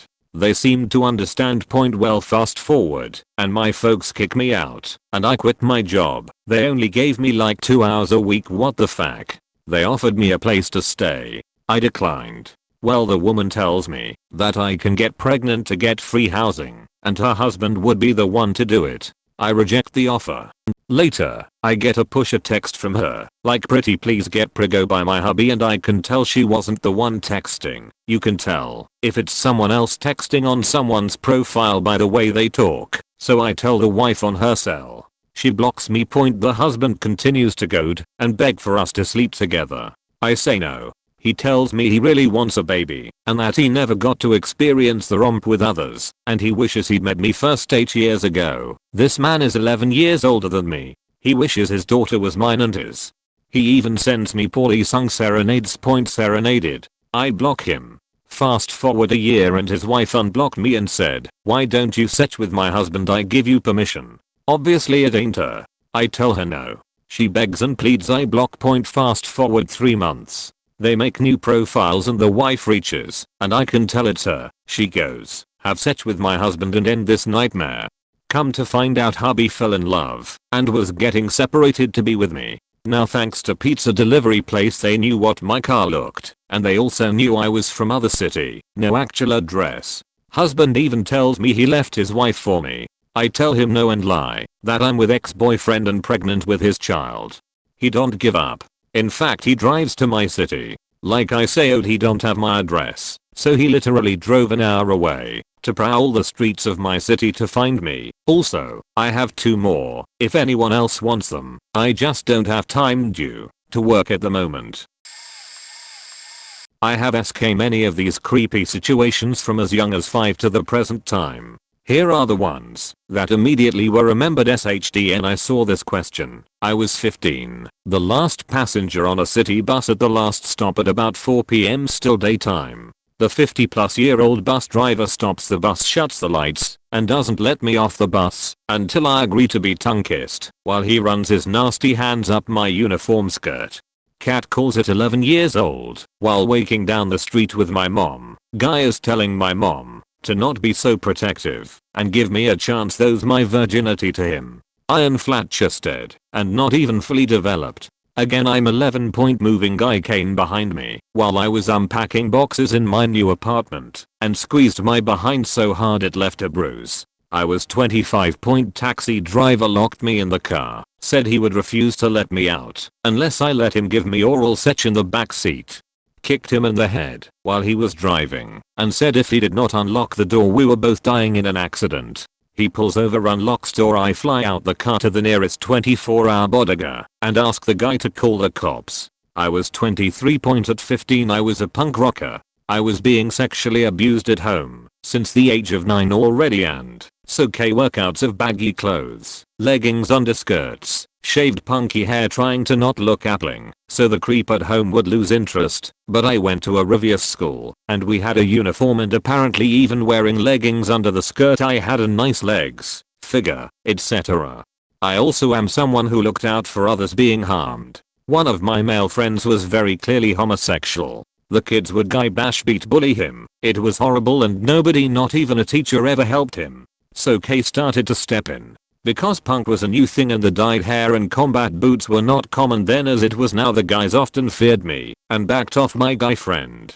He began to play as if I was his girlfriend to avoid being regularly bashed even by his own biological older basketball player as whole brother. I allowed it, but the friend was so flamboyant by nature, bless his heart, no one believed we were a couple. They instead decided I was lesbian or bisexual, when I'm strictly a cis female heterosexual, just a punk girl, not LGBT but an ally. Anyway, one day this guy's whole brother sees me alone in the hall outside of my English class. I had forgotten a book and had been given permission to run right outside the doors to class to get it from my locker. As I'm there, this utter piece of crap who would not accept or protect his own younger swing from being beaten up regularly comes over to me, pushes me into the lockers, says he is going to cure me of my non-existent lesbianism, shoves his nasty tongue in my mouth, and proceeds to put his hands up my skirt and down my leggings, go grab me by the bussy. That was when my Doc mugged and still toes got dug into his shin. WBDN, he moved back my knee in his groin. WBDN, he bent over my elbow on his head, then I turned and ended up behind him and slammed his head into my locker so hard it dented the door, which shook on the hinge. The class and teacher had to hear the ruckus, but he skipped out running down the stairs before the teacher got to the door. I told him to go tell his jock friends he just got beat up by a girl as he ran off. Came into class shaking and disheveled. Datchter resumed class. Friends leaned over asking what the fuck happened and if I was okay. I just nodded. It was the 80s and a religious school. People thought I was weird, and they thought LGBT kids deserved to be beat up for their alleged lifestyle choice, so I did not bother reporting it. That kid never bothered me again. I did not tell my friend what his brother had done, because I knew he would blame himself and his orientation on it. I continued to back him up whenever anyone bite him for being gay. To this day I never told him what his brother did. I was 15 or 16.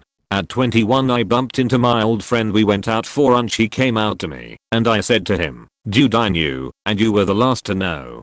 He then said, "Well, I came out to you, are you coming out to me?" And I told him, "Brother, sincerely, I'm not gay, not lesbian, and not lying. I'm your friend. I don't have to be LGBT to love my friend." He was not sure what to make of that. Never saw him or talked to him again. I hope he is safe, well, and has a partner who loves him and brings him joy. I hope his brother catches a non-lethal but very uncomfortable chronic STD. Luke, maybe painful herpes. I had a guy at 45 try to convince me to cheat on my spouse. I refused and he said he was coming to my house to beat my ass for refusing to fuck him. I asked him what time and that I had a beer and a shovel, reminded him we went to high school together and I'm not from the suburbia we both now lived in, but from the inner city hood, and that he better be prepared to die or kill me if he is coming to my property to put his hands on me. I literally grabbed a brick, a bat, kitchen knife, a shovel and loosened the top of my mailbox, put 2 beers on ice, and sat with all that on the front porch and waited.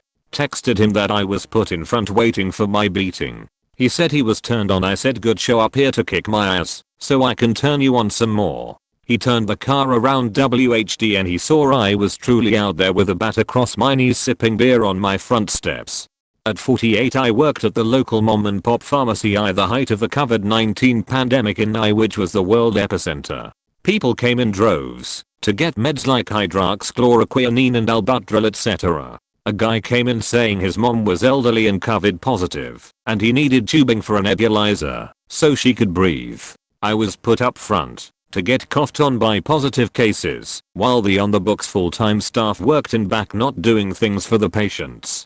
Cannon fodder. Anyway, I asked the guy in back, the pharmacist's assistant, to please bring the tube packet up front. He did. I rang the guy up. The guy came back a while after my shift changed, and a different cashier was in my place. I was removing any soon to be expired over-the-counter meds from the shelves before leaving to go home.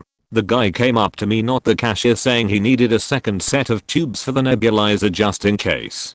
I asked the guys in the back to get them. They gave them to the other cashier and she rang the guy up. As he left, he went down the aisle I was removing any soon to expire meds from and grabbed me sudden by both handles, pushed my eyes into his crotch and grinded his bulge into me. I dropped what I was doing, and before I could say a word he ran out of the store. I was wearing slacks, a t-shirt, a mask, gloves and a damned lab coat with the pharmacy logo on it. Darn my job at a pharmacy, not a bar, etc. Point, a 48-year-old single mom. You saw my eyes. That's it. They're hazel, but what the fuck? I ran to the back and shouted that some creep just put his hands on me. Mind you, the whole place had cameras, and it was on camera too. My boss did not call the cops and asked where he touched me, and because it was my hips apparently it was no big deal. He said that I should take sexual assault as a compliment. Look at it this way, he said, you still got it. I guess because I was 48 I must not get such, and so I should be grateful a total COVID-19 exposed stranger rubbed his nasty crotch on me. I'm now 50. I'm not HKT. I'm chunky and a single mom of 3.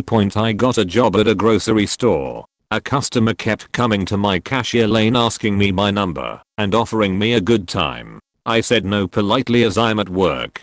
He said he would be back at closing.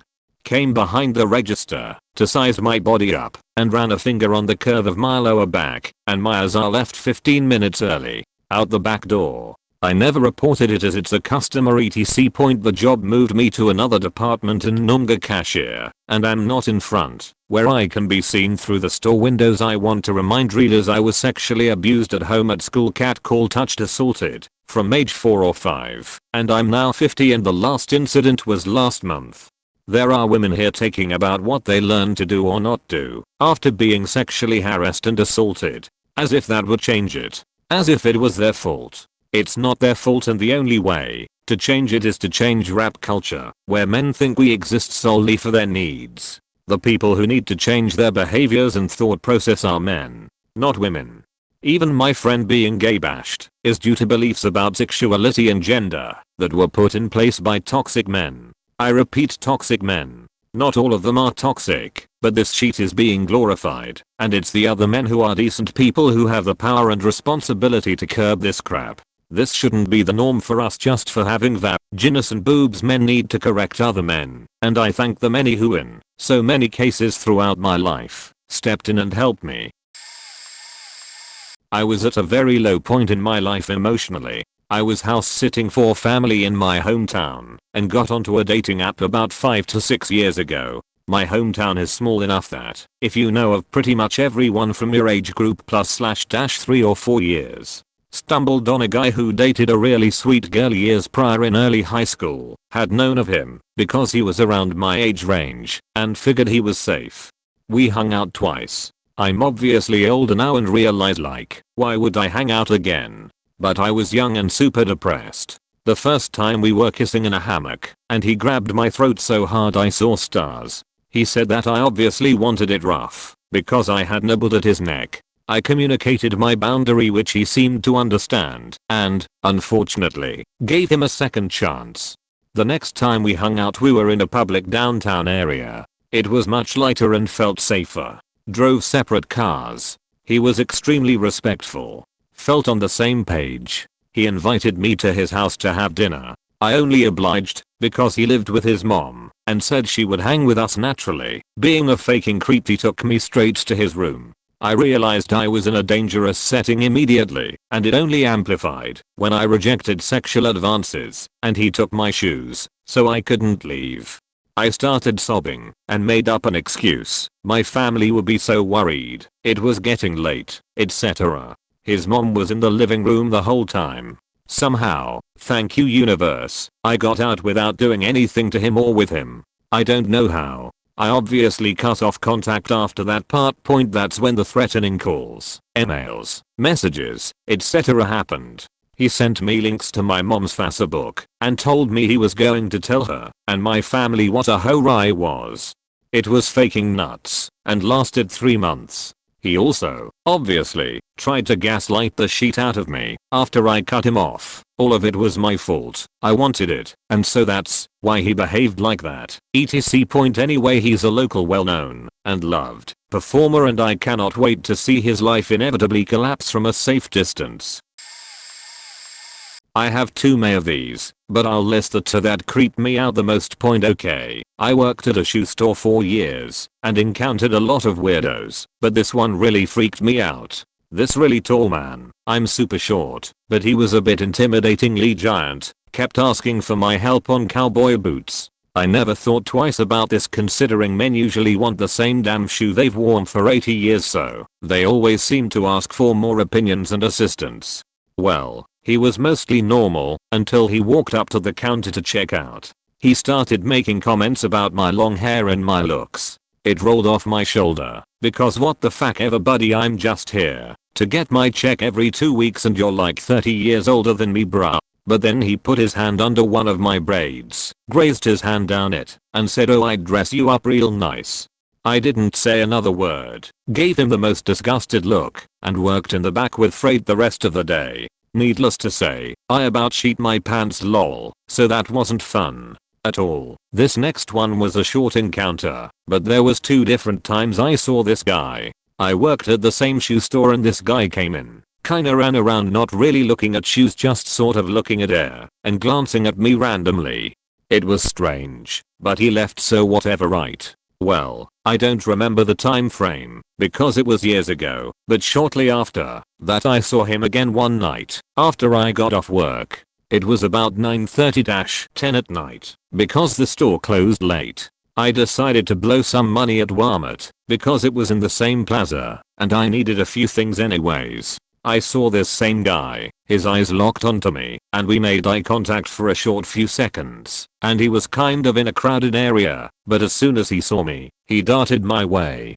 I freaked the fuck out, knew I was dead. How quickly he moved made me panic so hard that I dropped what I had and literally started jogging away, then running kind of frantically looking behind me. I saw him move through an aisle with his eyes locked on like a faking starving eagle. I didn't know what to faking do. I had left my phone in the vehicle, so I was just running. I kept checking behind me, and I guess where I kept zigzagging I lost him. I was panicking pretty hard all the way to my truck, and didn't stop looking around for him until I started driving.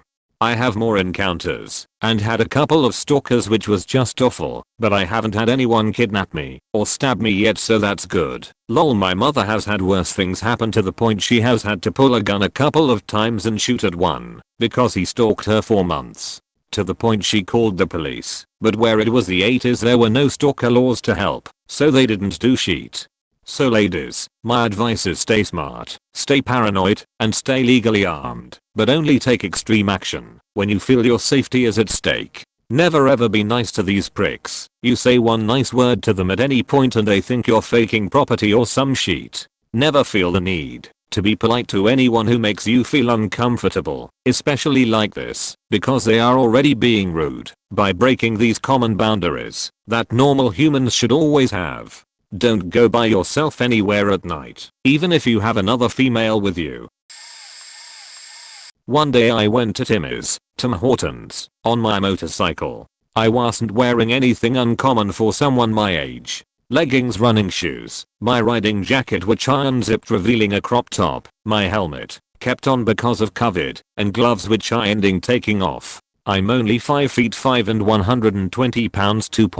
When I parked my motorcycle about 75 meters or so away from where the guy was sitting on a retaining wall near the exit of the Timmy's. One thing I instantly noticed is that he was wearing a red winter coat on a sunny 25°C day. I hopped off my bike, unzipped my jacket, took my gloves off, put my key in my pocket. The entire time I'm walking up to the Timmy's he's staring at me. I was inside the Timmy's for a good 10 to 15 minutes waiting. While I was inside he was staring at me constantly. About the 5 to 7 minute mark of me waiting in line, he got up on his bicycle. I thought he was just leaving, but nope. He rode his bicycle the 75 meters or so to park his bike next to my motorcycle in the middle of a semi-empty parking lot. After parking his bicycle next to my motorcycle, he walked back and sat on the retaining wall. I eventually got my bagel and donuts and had to leave through the door that he's sitting by. I leave and he follows about 5 to 10 seconds behind me. I get to my motorcycle and start putting my food in my backpack. While I'm doing so, he walks up, gets on his bicycle, does a circle around me while staring at me, not saying a thing, then proceeds to cycle back to the retaining wall and sit back on it. I left as quick as possible after that point. The next time I was at that Timmy's and saw him, I'll let a manager know that he's moving his bicycle next to women's vehicles and following them. I haven't seen him at that Timmy's since, thankfully. When I was in college, I had a guy stalk me for half a day. I was coming out of the main building and a car slowly drove by in front of me, and the driver was leaning over to look out the passenger window at me. It was super creepy. He then followed me to my car, where I was dropping off my textbooks, before heading to my on-campus job at the other end of the parking lot. He pulled up behind my car, blocking it in, got out and starts talking to me. I forgot exactly how the convo went, but he said he was a painter and could paint my bedroom. Someone I told this story to later said that was a euphemism for sex. I told him I had to go to work and walk to the other building. I told the staff and professors in the office what happened, and one of the scientists ran outside and got his license plate number, while the secretaries had me call campus security. Security told me to save their number in my phone, and if he was still out there when I left to go home, to put up the hood on my car, get inside, lock the doors, lay down so I couldn't be seen, and call them. Sure enough, he was still circling the parking lot when I left the building 3 hours later. I called security, they responded within minutes and allowed me to leave safely. As I left the parking lot, I saw the guy's car right outside. He had crashed into a curb and the police were with him. I called campus security again, and they went and spoke to the police. They called me back and told me he had just failed a field sobriety test. The car wasn't even his, it belonged to his cousin, and he had been banned from campus. I never heard what legal trouble he got in, but I never saw him again. I used to be on a site where you record your dreams. One dude became weirdly obsessed with my journal. He started insisting that we were dream sharing and claimed to be the characters I encountered in my dreams. I should have nipped that in the bud when he did it first, but I was feeling charitable and I didn't want to hurt anyone's feelings by telling them no, that's not possible. But he kept doing it and seemed to get this weird notion that we were soulmates or something, having an astral love affair or some crap, and he kept saying oh, that was me when describing someone in a dream. I finally had enough, but I still wanted to be nice. So I messaged him privately and told him that his comments made me feel really uncomfortable, and well, instead of backing off and profusely apologizing, he faking went nuclear and he began harassing me. I had to contact the site owner, and they told me that I wasn't the only one complaining about him and that he was being a total dick to multiple other users. I was aware of one dude he was giving grief, accusing him of all kinds of wacky crap, like that he was using puppet accounts or some other stuff. He was eventually banned from the site, but I also barely used it anymore because that creep really ruined it for me. Imagine what a huge crap bag you have to be to get banned from a dream journal site. I was friends with a couple other users who I was connected with on other sites, and they would fill me in on his antics. This was just before he was banned, and that since he couldn't creep on me anymore, he found someone else to creep on, and it was a teenager, like. This dude was old enough to be her grandfather, and he was saying all these very inappropriate things to her, similar to the things he would reply to me in my journal. It was already bad enough for him to creep on me. I'm a full grown adult, but to creep on a kid is so much worse. Yeah, so, that is my huge creeper story. I was maybe 17 waiting for the train, so I could go grab some groceries, since the car wouldn't start. a guy sat real close to me and started talking to me, asking my name, my age, do I have a boyfriend, do I want him to be my boyfriend. He was old enough to be my father and twice as big as me in both height and weight, so I was just polite but short with my answers, giving a fake name and saying that I was 15, since I look way younger than I actually am. When the train finally arrived, he tried to follow me on only for me to switch cars at the last second. I hid behind a woman and saw that he was getting off at my station, so I waited until the next stop to get off. There, another guy was leering at me and getting uncomfortably close while I was on the verge of tears and shaking in anger and fear. My father ended up meeting me at the grocery store and I finally broke down and told him how often I had to deal with this shit and how much I hated men for constantly harassing me, even though I was clearly underage and looked like a middle schooler. Come to find out years later, my father is also a faking dirtbag who tried hooking up with some girls my age from our former church, so the fact that he even tried to offer to get me pepper spray and call the cops is absolutely sickening and insulting, seeing as how he's a part of the problem. Point. That incident is really only as high up on the list because it was just back to back and I was dressed like a child. There was no mistaking me for an adult, especially since I was pitching my voice to be higher than it naturally is, and the fact that those creeps refused to back off just absolutely killed my hope in the existence of good men. I wound up getting pepper spray and long hat pins after that incident, as well as learning how to look and walk angry in order to reduce the number of creeps willing to approach me. It just sucks that I can't even smile at people or faking make eye contact without some faker thinking I'm flirting. I can't even help people anymore, since I've had way too many try and use it as an excuse to ask for my number. It's just exhausting and I wish it would stop. I call people out on their shit now if they bother me or if I see them making other girls and women uncomfortable, but the fact that I'm usually the first to speak up when there's a large group of people just watching is infuriating and disheartening. Not me, but this happened once with my sister and I, so I'd hate to know what else she may have had to put up with. Point. About 15 years ago, I was about 15, she would have been 18 to 19. My sister was talking to this guy, and then, I dunno, something happened and she ghosted him / stopped talking to him, etc. Anyways, she picked me up from work, and we decided to go get pizza from the main street for dinner, but on the way, she notices a car behind her, and says let's just keep driving. She ended up driving all over town, and the same car just followed our every turn. So she eventually called my older brother. I have two, oldest is 9 years older than me, other one is a year younger than him, and they were both over for dinner with their wives at my parents that night, and he told her to drive to the police station, lock the doors and wait outside, and he will drive off. After about 5 minutes parked there, he drove off.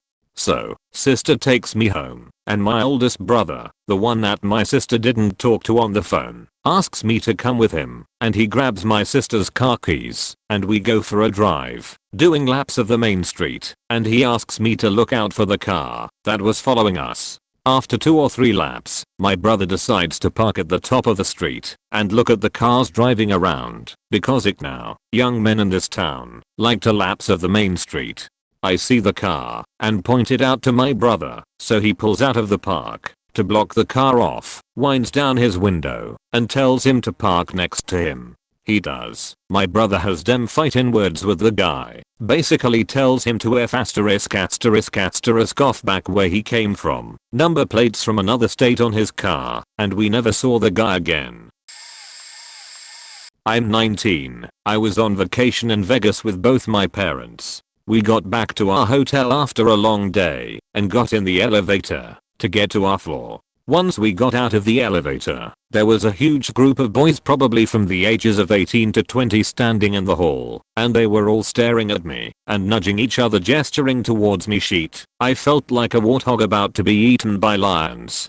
Then I tried to get in between my parents to hide myself. One guy starts following me asking me for my Snapchat, then got mad that I ignored him. My mom and I started walking faster, but my dad started to slow down, and so I turned around and asked, "Why are you slowing down?" He told us to not stop at the room and keep going as far down as we could because the boys were saying to follow me to my room to see which room I go into. I've dealt with creeps before but not ones that would go as far as to follow me. So we reached the end of the hall and there was only an emergency exit in someone's hotel room. We stood there for a full minute and the boys were still there at the other end of the hall staring at me to see which room I went into. My dad got annoyed, so we just went out through the emergency exit, not really caring if an alarm would have gone off because we had to get out. We went down 15 flights of stairs and left through the outside door. We circled around back to the front desk and got security to escort us. It was really annoying because it made me feel gross and I just wanted to spend some time with my family. They were talking about how they wanted to fight my dad too and stuff. I just think those guys need to get a life. My first year at college, I had moved across the country and during one of the first few weeks, I got dinner and went to a party with some new friends from my dorm. While we were eating, a boy about our age had been acting weird, staring at our table, taking fake phone calls, walking in and out of the restaurant. He didn't break eye contact if I looked at him either. Instantly unsettling. My friends were seated with their backs to him, so when he came over and introduced himself and invited himself to go to the party with us, they were super friendly and I didn't have a chance to tell them about his unusual behavior at the party. I refused to drink because it was a sketchy party and he was lurking. At one point, he tried to get me to drink some jungle juice. Later that night, I saw an older girl I didn't know fall face first down some stairs, so I'm very glad I wasn't drinking anything that night. He disappeared at some point after offering me a drink. For the next 3 to 4 months, if I ever saw him on campus, he would fix me with this level, unblinking, predatory stare, and he would not break it until I was out of sight. It was to the point that, if he was talking with a group of his friends, he would turn his back on them to keep eye contact with me. One time, I had a large male friend with me, and I had been telling him about this when we came across the creep, and the guy continued to stare me down even with my friend staring him down. I never talked to him again, and was very careful to never make eye contact with him. It was a small campus and I didn't have a car, so I had to walk everywhere, and I was paranoid, especially at night. Luckily, he never found me on social media, never seemed to follow me, and after a few months, the stares stopped. I'm sure he moved on to stalking another girl, but there wasn't really anything I could report. I told everyone I knew about him, but he'd introduced himself with the nickname Elmo, so I don't think that helped my believability factor.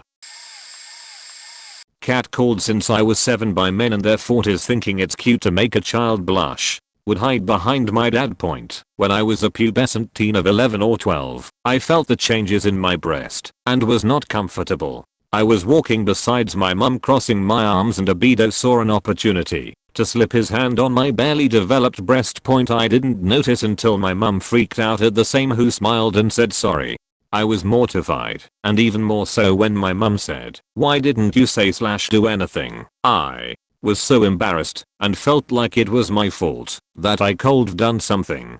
In hindsight, my mum must have reacted to the situation and was horrified what happened to her child. Point. I was about 15 when I was walking home with my mum after doing grocery shopping in the afternoon. Wore my high school uniform which consisted of a polo, jumper, and slacks.